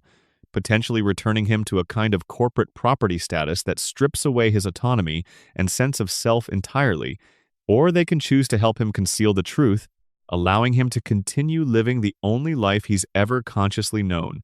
even though that entire life is technically built on a fabricated foundation. There's no clean, universally satisfying resolution available,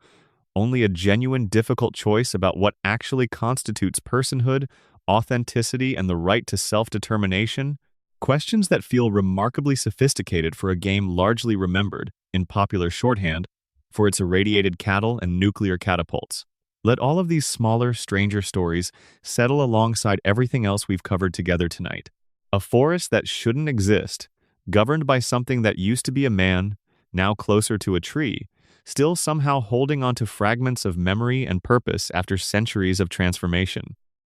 A talking tree deflecting suspicion with a joke about hidden microphones? An android who doesn't know he's an android, beloved and trusted by an entire community that has no idea what he actually is, forcing players to decide, ultimately, whether the truth of someone's origin matters more than the truth of who they've genuinely become. Even in its smaller, more easily overlooked corners, this particular wasteland kept finding new, thoughtful ways to ask the same underlying question that ran beneath everything we've explored together tonight. What does it actually mean to be a person, to build a life, to matter to the people around you, once everything that used to define normal existence has been stripped away and rebuilt from nothing? Before we move toward the franchise's broader legacy, let's spend a few final minutes with the system quietly tracking every single choice players made throughout their time in the wasteland, and the water purification project that gave the entire story its emotional center of gravity. Underlying nearly every meaningful decision available throughout Fallout 3 sits the game's karma system, a persistent, hidden numerical value tracking the overall moral weight of a player's actions across their entire playthrough. shifting up toward good or down toward evil, based on the cumulative impact of everything from small interpersonal choices to massive, settlement-altering decisions like the fate of Megaton itself. This system reaches into far more of the game than players often consciously realize during a first playthrough. We already touched on how granularly it tracks specific actions within Tranquility Lane, but that same careful, detailed tracking extends across the entire wasteland. Helping a stranded settler, giving away purified water to the needy, or successfully completing quests through peaceful, non-violent resolution all nudge a character's karma toward the positive end of the spectrum, while theft, unprovoked violence, and exploitation of the desperate push that same value steadily downward. This hidden statistic doesn't simply exist for the player's own private satisfaction or guilt. It actively reshapes how the wasteland responds to the player character in real mechanical ways.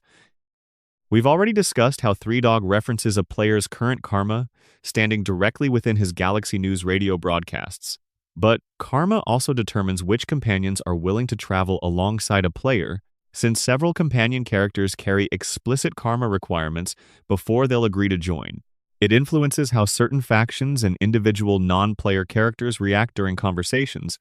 sometimes unlocking entirely different dialogue options or quest resolutions, depending on whether a player has built a reputation as a wasteland hero or a wasteland menace.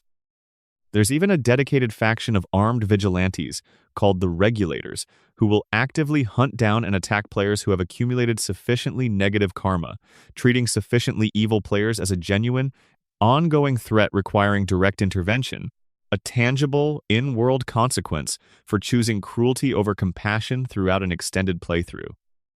This entire moral tracking system ultimately feeds into the climactic choice, waiting at the very end of the game's main story. The decision surrounding Project Purity itself, the massive water purification facility housed within the ruins of the Jefferson Memorial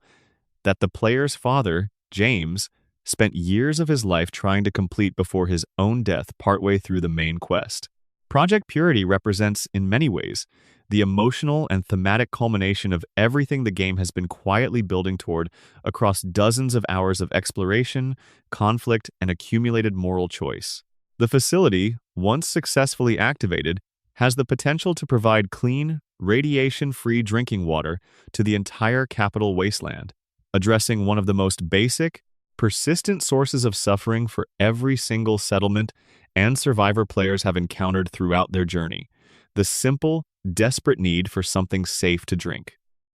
The game's original, unmodified ending, before the Broken Steel expansion fundamentally restructured how that conclusion actually played out, required the player character to make an irreversible, deeply personal sacrifice in order to actually activate the purifier safely, since the control room had been flooded with lethal levels of radiation by James himself shortly before his own death, a desperate measure meant to protect the facility from Enclave sabotage.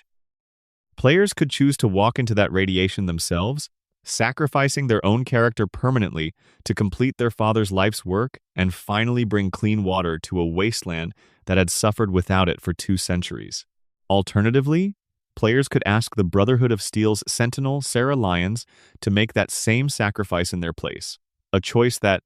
depending on a player's specific actions and relationship with her character throughout the game, could feel either like a pragmatic, reasonable decision or a genuinely cowardly abdication of responsibility for a burden that, narratively, felt like it belonged specifically to the player and their father's shared legacy.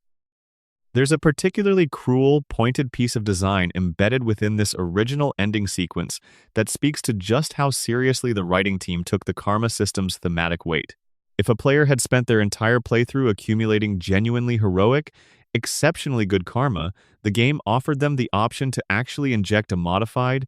deadly strain of the forced evolutionary virus into the purifier instead of activating it safely, a virus originally designed by the villainous Enclave specifically to kill any mutated wasteland inhabitants who drank the resulting water, while leaving ordinary, unmutated humans completely unharmed. This meant that even players who had spent dozens of hours building a reputation as a selfless wasteland savior were forced, in that single climactic moment, to directly confront whether their definition of heroism actually included committing what amounts to a targeted, genocidal act against an entire category of the Wasteland's population, ghouls and super mutants alike, many of whom, as we've discussed throughout tonight's journey, never asked to become what they are, and many of whom, like the gentle, thoughtful fox we just spent time with, retain genuine humanity and decency despite their transformation. This particular moral trap embedded within the ending received considerable critical discussion in the years following the game's release, with some critics specifically praising it as a genuinely thoughtful, uncomfortable interrogation of what good karma actually means within a complicated, morally gray world. Refusing to let players coast through an entire playthrough on cheap, uncomplicated heroism without ever facing a genuinely difficult final test of their character's actual values. Other critics felt the choice ultimately rang somewhat hollow, since the broader karma system underlying the rest of the game rarely demanded this same level of nuanced ethical reasoning from players in their everyday, moment-to-moment decisions throughout the wasteland. Broken Steel's restructuring of this entire conclusion, which we discussed earlier in connection with the expansion's broader content, didn't simply add more playable hours after the credits. It fundamentally altered the emotional shape of the ending itself, introducing new dialogue options that allow specific companion characters, including the powerful, nearly indestructible Fox himself if he's been recruited and brought along, to step into that irradiated control room instead, characters whose own physiology, in Fox's specific case, makes them naturally resistant to radiation exposure in a way the player character and Sarah Lyons simply aren't, offering a resolution that feels less like asking someone else to die in your place and more like recognizing that the right person for an impossibly dangerous task might genuinely be someone uniquely suited to survive it. Let all of this settle gently into you as we near the end of tonight's journey. A hidden numerical value, quietly tracking every small kindness and every small cruelty across dozens of hours of exploration, until it finally crystallizes into a single, devastating final choice about what genuine heroism actually requires. A water purification project, built from a father's grief and hope, becoming the literal vessel through which an entire wasteland's future gets decided. A virus that could either heal or exterminate, depending entirely on the values a player spent an entire game quietly, sometimes unknowingly, building for themselves. Even in its final climactic moments, the Capital Wasteland refused to let players walk away with easy, comfortable answers, insisting instead that real goodness, real heroism, has to survive contact with genuinely difficult, uncomfortable choices, or it was never really goodness at all. Before we move toward the franchise's broader legacy, let's spend a few final quiet minutes with the pre-war world itself, the advertisements, the propaganda, and the strange, cheerful optimism Vault-Tec sold to people who never knew what was actually waiting for them underground. One of the things that makes the Capital Wasteland feel so genuinely lived in, rather than simply a backdrop for combat encounters, is the sheer density of environmental storytelling scattered throughout its ruins. Scraps of pre-war advertising, propaganda, and corporate messaging that survived 2 centuries after the people who created them were vaporized in an instant. Vault-Tec's own promotional materials, scattered throughout terminals, posters, and pre-recorded holotapes found across the wasteland, present an unsettling portrait of a company that knew considerably more about the coming apocalypse than it ever let on to the ordinary citizens who trusted it with their survival. Recruitment materials promised safety, security, and a comfortable wait until the surface world became habitable again. Cheerful, reassuring language layered over what players gradually discover, vault by vault, was actually an elaborate, often deeply cruel social experiment, with each individual vault secretly designed around a specific, undisclosed psychological or sociological test, rather than genuine, straightforward survival. This particular brand of dark corporate satire runs throughout nearly every layer of the game's world-building, and it represents one of the clearest threads connecting Fallout 3 back to the franchise's original satirical roots in the late 1990s. The retro-futuristic aesthetic the game embraces so fully, all-rounded chrome edges, idealized nuclear family imagery, and cheerful mid-century optimism about atomic power, exists specifically to create a jarring, deliberate contrast against the genuine horror lurking just beneath that cheerful surface. Robco's own advertising, the company responsible for many of the wasteland's surviving robotic units, similarly promised consumers a future of effortless automation and domestic convenience, promises that 2 centuries later manifest as rusted, malfunctioning Mr. Handy units still cheerfully attempting to serve owners who died generations ago, looping the same outdated customer service scripts to nobody at all. There's something quietly poignant in just how much care the development team put into building out this layer of fictional, pre-war advertising that the vast majority of players would only ever glimpse in passing: a stray poster on a crumbling wall, a half-functional terminal entry buried in an otherwise unremarkable building, a looping radio jingle nobody specifically needed to find in order to complete a quest. None of it was strictly necessary for the game to function mechanically. Players could complete every quest, defeat every enemy, and reach every possible ending without ever reading a single piece of this scattered, peripheral world building. And yet it's there anyway, dense and detailed and quietly devastating, rewarding the specific kind of patient, curious exploration this entire late-night journey through the wasteland has been built around honoring. Let that settle into you now, the way the entire wasteland eventually settles into anyone who spends enough time wandering through it. A company that sold safety while secretly designing cruelty. Robots still smiling, still serving, long after anyone was left to serve. Advertisements for a future that never arrived, preserved perfectly in rust and dust for 2 centuries, waiting patiently for someone curious enough to stop and read and remember. Before we move toward the franchise's broader legacy, let's spend just a little more time out in the open wasteland itself, among the wandering mercenaries, the strange chance encounters, and the small, unscripted moments that made every individual playthrough feel genuinely unique. Beyond the carefully scripted main quest and the dozens of handcrafted side quests scattered throughout fixed locations, Fallout 3 populated its open wasteland with a robust system of random encounters, procedurally triggered events that could occur almost anywhere as players traveled between destinations, ensuring that the empty stretches of road and rubble connecting major settlements never felt entirely lifeless or predictable. These encounters ranged enormously in tone and danger. Players might stumble across a peaceful trader caravan slowly making its way between settlements, protected by a small entourage of armed guards and pack Brahmin loaded down with goods. They might instead encounter a band of raiders torturing a captive, presenting an immediate, unscripted moral choice about whether to intervene. They might come across the aftermath of some earlier, unwitnessed battle, scattered bodies and spent ammunition, telling a small, silent story that no quest marker ever explicitly pointed players toward. One particularly persistent threat scattered throughout these random encounters comes from Talon Company, a mercenary organization that, once a player's reputation reaches a certain threshold, will begin actively hunting them down with hired killers scattered throughout the wasteland, triggered seemingly at random as players travel between locations.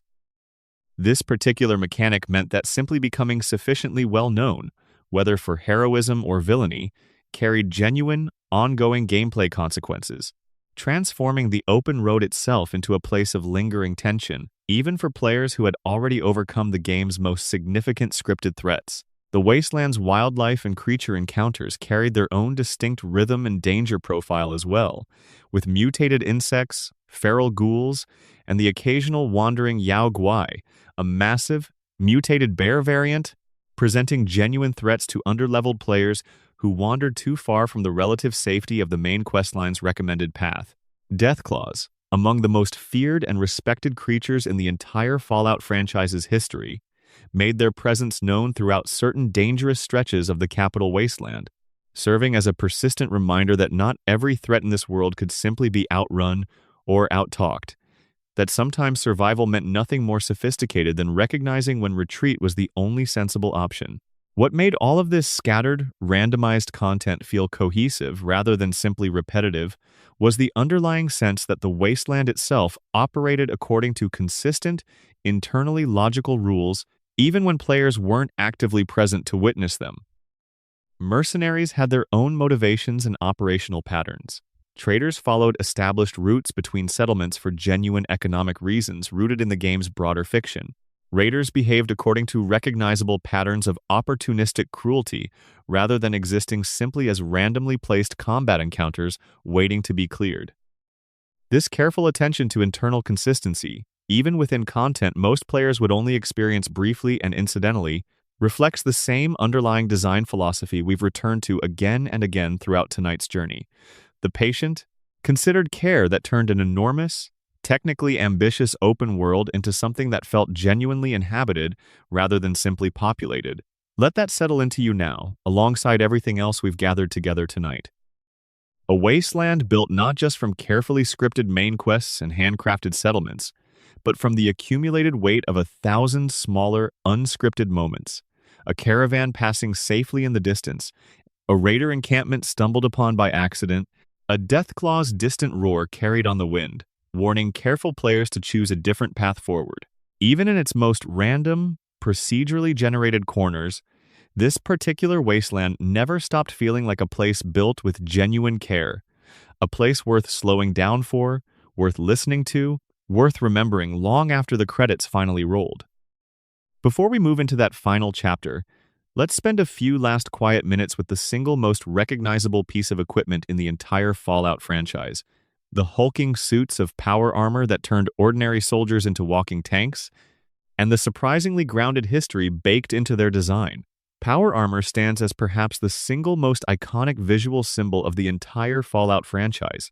Instantly recognizable even to people who have never actually played any of the games, and Fallout 3 treats this equipment with a level of mechanical and narrative weight that elevates it well beyond simply being the game's best available armor. Within the game's own fiction, power armor isn't something a wasteland scavenger can simply find lying around and immediately strap on. Properly operating a suit of power armor requires specialized training, and the game enforces this through its power armor training perk, a one-time unlock typically granted to players through specific story-related interactions, usually tied to joining or assisting the Brotherhood of Steel. Without that training, players who attempt to wear power armor anyway suffer significant penalties to their movement and combat effectiveness, a small but meaningful piece of game design that reinforces the idea that this technology represents genuine, specialized military hardware rather than simply another costume to swap into. The specific variant most commonly associated with the Brotherhood of Steel throughout Fallout 3, the T-51B power armor, carries its own grounded internal history within the franchise's fiction, having been introduced during the same fictional Anchorage campaign that Operation, Anchorage's downloadable content allows players to directly experience through its simulated battlefield.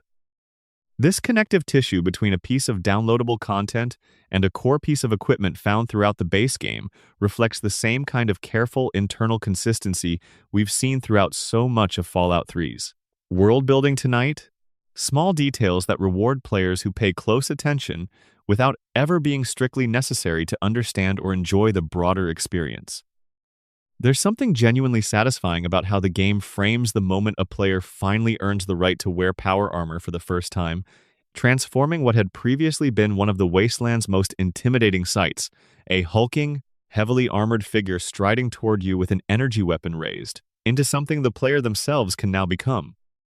It's a small but meaningful piece of narrative and mechanical progression, marking a genuine turning point in how capable and protected a character feels moving through the wasteland's most dangerous encounters, a reward that feels earned specifically because the game made players wait for it, made them prove themselves worthy of an organization's trust before handing over access to its most valuable technology. Let that settle into you now, alongside everything else we've gathered together across this long, quiet journey tonight. A suit of armor that requires more than simply finding it to actually use, technology gated behind genuine narrative trust rather than simple stat checks. A piece of equipment whose specific design carries its own buried history, connecting a base game to its own downloadable content in ways most players would never consciously notice. Even something as simple as a suit of armor in this particular wasteland turned out to carry layers of care and consideration far beyond what its surface appearance alone might suggest. Before we move into that final chapter, let's spend just a few more minutes with the single most beloved consumer brand in the entire wasteland, a soft drink that somehow became one of the most enduring symbols of pre-war optimism in the whole Fallout universe. Nuka-Cola, The Wasteland's iconic, brightly colored soda appears throughout Fallout 3 not merely as a minor consumable item, but as a genuine piece of cultural mythology, scattered across the game in vending machines, bottle caps, billboards, and collectible memorabilia that together paint a vivid picture of just how thoroughly this single beverage brand had saturated pre-war American culture before the bombs ever fell. The drink's own bottle caps became the de facto currency of the entire wasteland following the collapse of conventional government and banking systems, a detail that speaks volumes about just how ubiquitous and trusted this particular consumer product had been, common enough, standardized enough, that an entire devastated civilization implicitly agreed to rebuild its economy around the leftover packaging of a soft drink, rather than around scavenged pre-war currency or precious metals. Throughout the wasteland, players can discover rarer variants of the classic beverage, including a coveted, harder-to-find version called Nuka-Cola Quantum. Distinguished by its faintly glowing blue color, a property attributed in-game to a small quantity of radioactive material apparently included as part of its original pre-war formula, an almost unbelievable piece of corporate recklessness that nonetheless fits perfectly within the game's broader satirical portrait of a society that approached nuclear technology with a kind of cheerful, uncritical enthusiasm right up until the moment that same technology ended the world. Scattered Nuka-Cola vending machines, billboards, and promotional materials throughout the capital wasteland reveal glimpses of an entire advertising campaign built around themes of energy, vitality, and patriotic American optimism. The same kind of cheerful pre-war marketing language we discussed earlier in connection with Vault-Tech's own promotional materials, reinforcing just how consistently the game's writers maintained this particular satirical thread across every corner of its world-building. There's something genuinely delightful in recognizing just how much narrative and cultural weight the development team managed to embed into something as seemingly simple as a fictional soft drink brand, transforming a basic collectible item into a meaningful piece of world building that tells players something real about the values, priorities, and blind spots of the society that built this wasteland's ruins in the first place. Even something as small and disposable as an empty glass bottle carries history in this particular world, evidence of a civilization that prized convenience, branding, and effortless consumer pleasure right up until the very last possible moment. Let that settle into you now, alongside everything else this long, quiet journey has gathered together tonight. An entire economy rebuilt around the leftover packaging of a soft drink, a radioactive beverage marketed cheerfully as a source of vitality and energy, surviving as a strange, glowing artifact of a civilization's reckless optimism. Even the wasteland's smallest, most disposable objects carried genuine weight and meaning, evidence that nothing in this particular world was ever placed without care, without purpose, without someone, somewhere on that small development team, deciding it mattered enough to include. Before we move into that final chapter, let's spend a few last minutes with one quiet, often overlooked questline that captures the entire spirit of this wasteland's particular blend of dark comedy and genuine, unexpected heart. The Wasteland Survival Guide, a recurring side questline offered by Megaton's eccentric shop owner, Moira Brown, sends players out across the capital wasteland gathering practical, often dangerously hands-on research for a book she's writing, intended to help ordinary, inexperienced wastelanders survive the dangers of life outside a vault.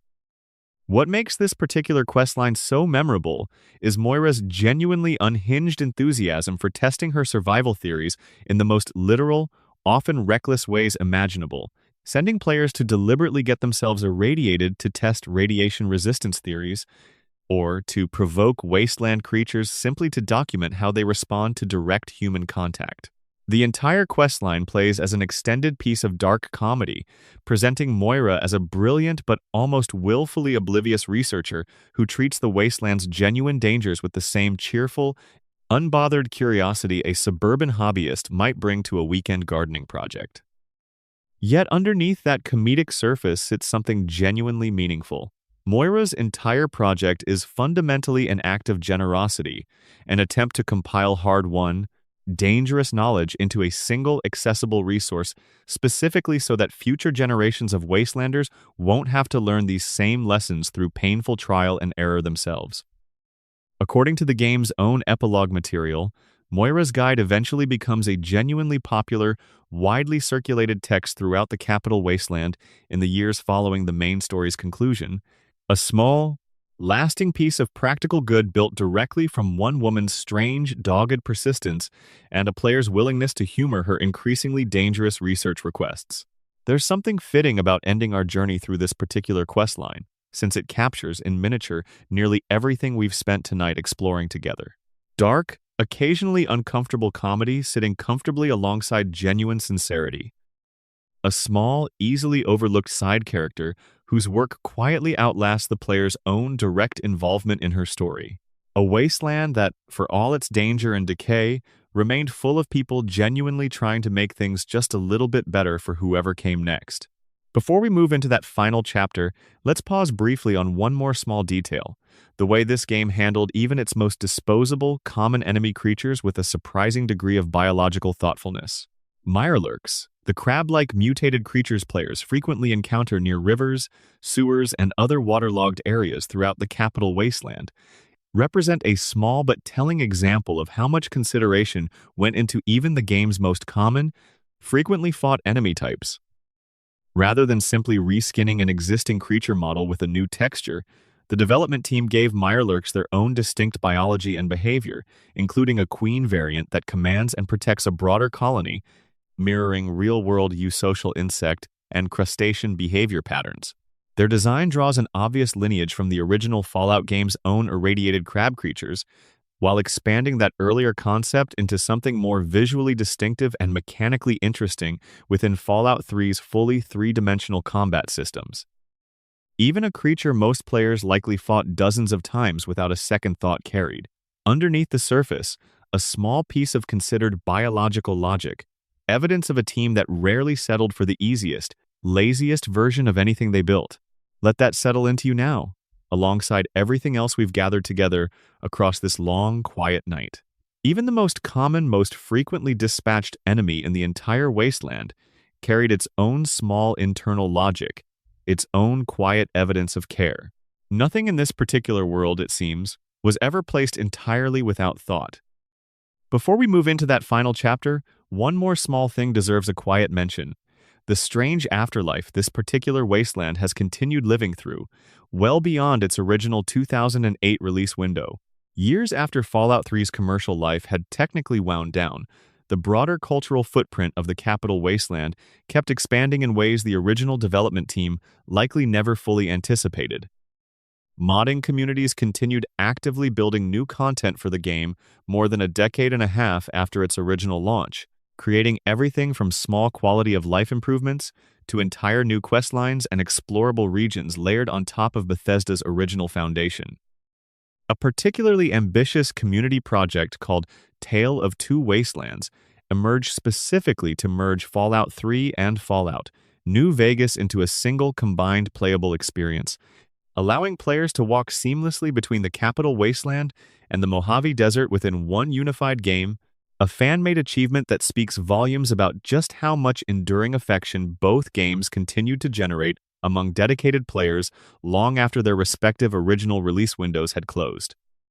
The Capital Wasteland's influence eventually extended beyond games entirely as well, with the 2024 live-action television adaptation of the broader Fallout franchise, drawing visual and tonal inspiration from multiple entries across the series, including the specific brand of post-apocalyptic Americana that Fallout 3 helped popularize and bring to a mainstream console audience for the very first time.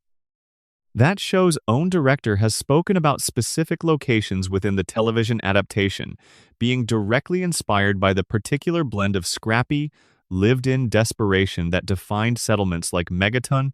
a small but meaningful piece of evidence that this particular wasteland's influence continued rippling outward across an entirely different medium. More than 15 years after players first stepped out of Vault 101 and into the sunlight, let that settle gently into you now, alongside everything else we've spent tonight gathering together. A game whose original development team finished their work nearly 2 decades ago, and yet whose particular wasteland kept quietly growing, kept quietly being rebuilt and reimagined, by players, by modders, by entirely new creative teams, working in entirely new mediums, refusing to simply stay still and become a fixed, finished artifact of a single moment in gaming history. Before we move into that final chapter, let's pause on one last small comforting detail: the way the game treated its own quietest, least dramatic moments with just as much care as its biggest, loudest set pieces. Throughout the Capital Wasteland, players can find dozens of small, optional, entirely unmarked locations carrying no quest, no reward, and no mechanical purpose whatsoever, beyond simply existing as a fragment of story for anyone curious enough to stumble across them. A skeleton slumped beside an empty bottle in an abandoned room, a child's toy left undisturbed for 2 centuries in the corner of a collapsed nursery, a pair of wedding rings sitting together on a nightstand beside 2 skeletons holding hands, frozen in the exact position they died in, on the exact day the bombs fell. None of these moments advance any quest. None of them grant experience points or unique items. They exist purely because someone on that small development team believed a wasteland built only from combat encounters and fetch quests would feel hollow, and that genuine emotional weight sometimes comes from nothing more than a single, quiet, carefully placed detail left entirely for players to discover or walk past without ever knowing it was there at all. Let that be the final thing we carry with us tonight, out of everything this long, patient wasteland had to offer. Sometimes the most meaningful stories aren't the ones marked with a quest marker or announced with a fanfare. Sometimes they're simply left quietly in the dark, waiting patiently for someone gentle enough, curious enough, willing enough to slow down and actually look. Before we move into that final chapter, one more quiet thought worth sitting with: the sheer number of hours a single careful playthrough of this game actually demands, and what that says about the kind of patience the development team trusted their audience to bring with them. A completionist playthrough of the base game alone, exploring every marked location, completing every available side quest, and reading through the dense scattering of terminal entries and holotapes woven throughout the wasteland, regularly stretches past 80 or even 100 hours for many players before ever touching a single piece of downloadable content. Factor in all 5 expansions, and a truly thorough journey through the Capital Wasteland can easily exceed 150 hours of total playtime. That's an extraordinary amount of trust to place in an audience. The assumption that players would willingly spend that much of their own time wandering through a world built from rubble and reflection rather than constant, escalating spectacle. And yet, for so many players across nearly 2 decades now, that trust has been repaid many times over, hour after quiet hour, by a wasteland that never stopped finding new, small, considered details worth discovering. Let's bring our journey gently toward its final stretch now,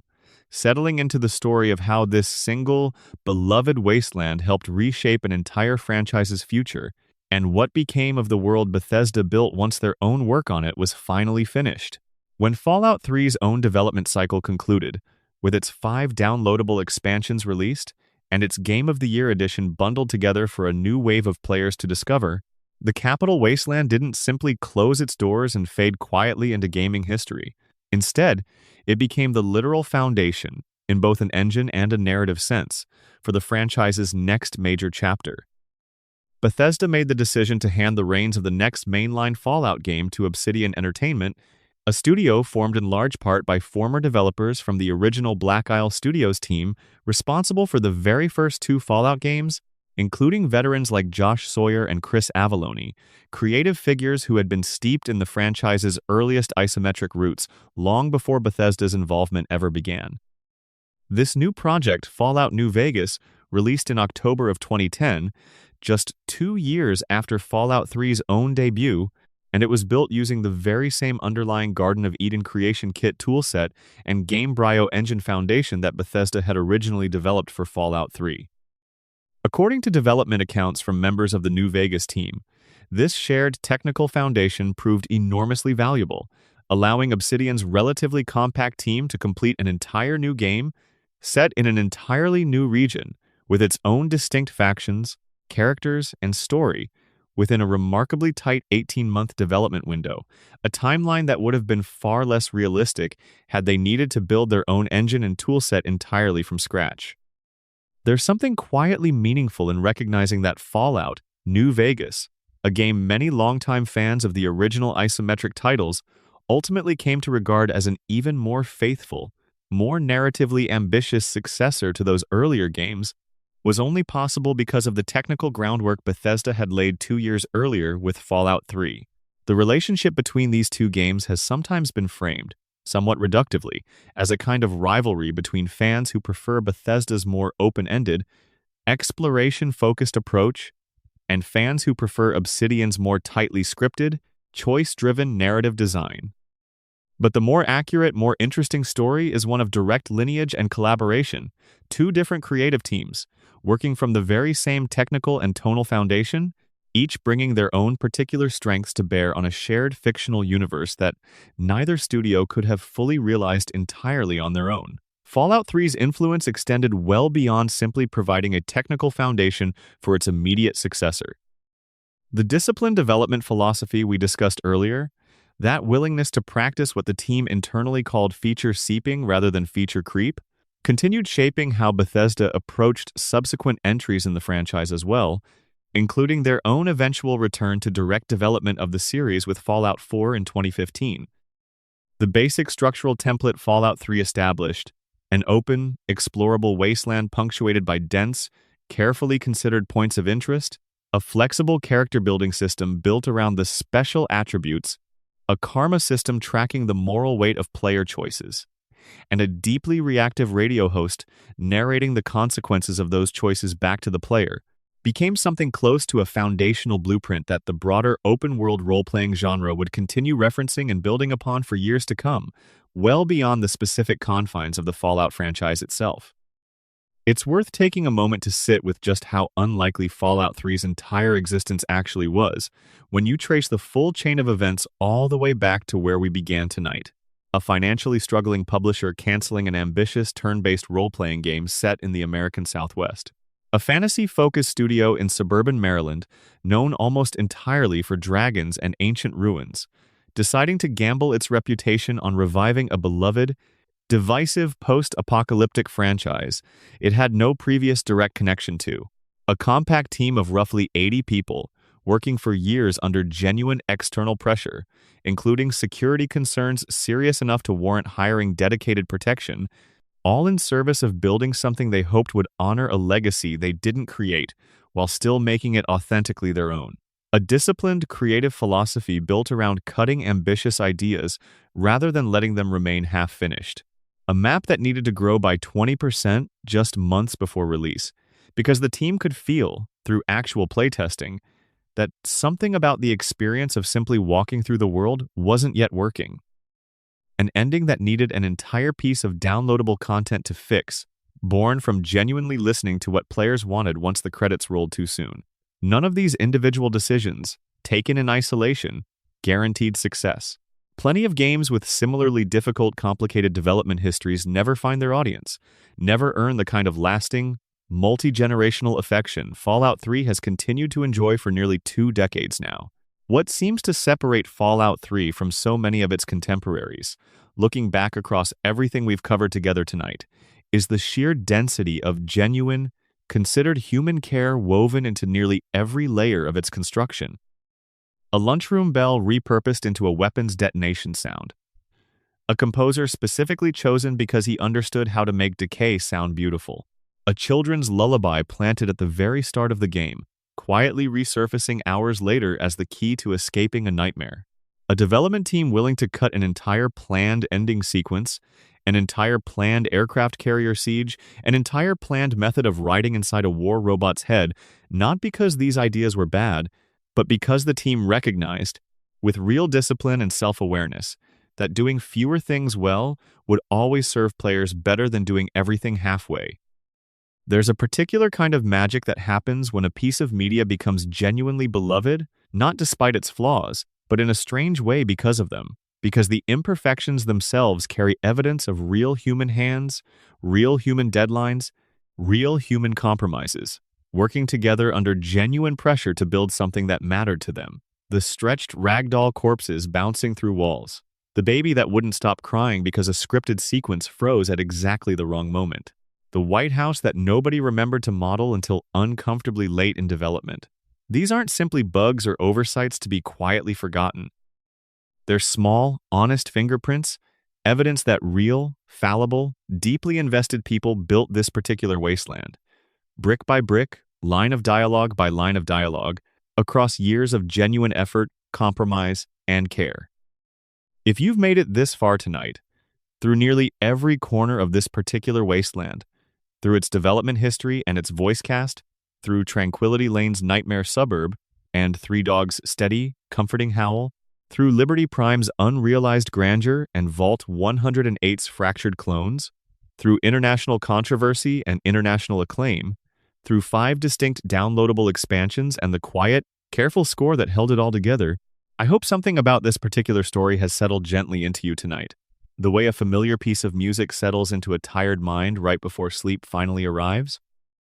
The Capital Wasteland was never really about nuclear devastation, or mutant creatures, or scavenged weapons built from teddy bears and lunchboxes, even though all of that is genuinely, memorably part of what made it special. At its quiet center, it was always a story about what people choose to rebuild and how they choose to rebuild it once almost everything familiar has been taken away. A father searching desperately for redemption through clean water. A radio host using nothing but his own voice to fight what he called the good fight against fascism and despair. A wealthy, fortified tower deciding who deserves shelter and who doesn't.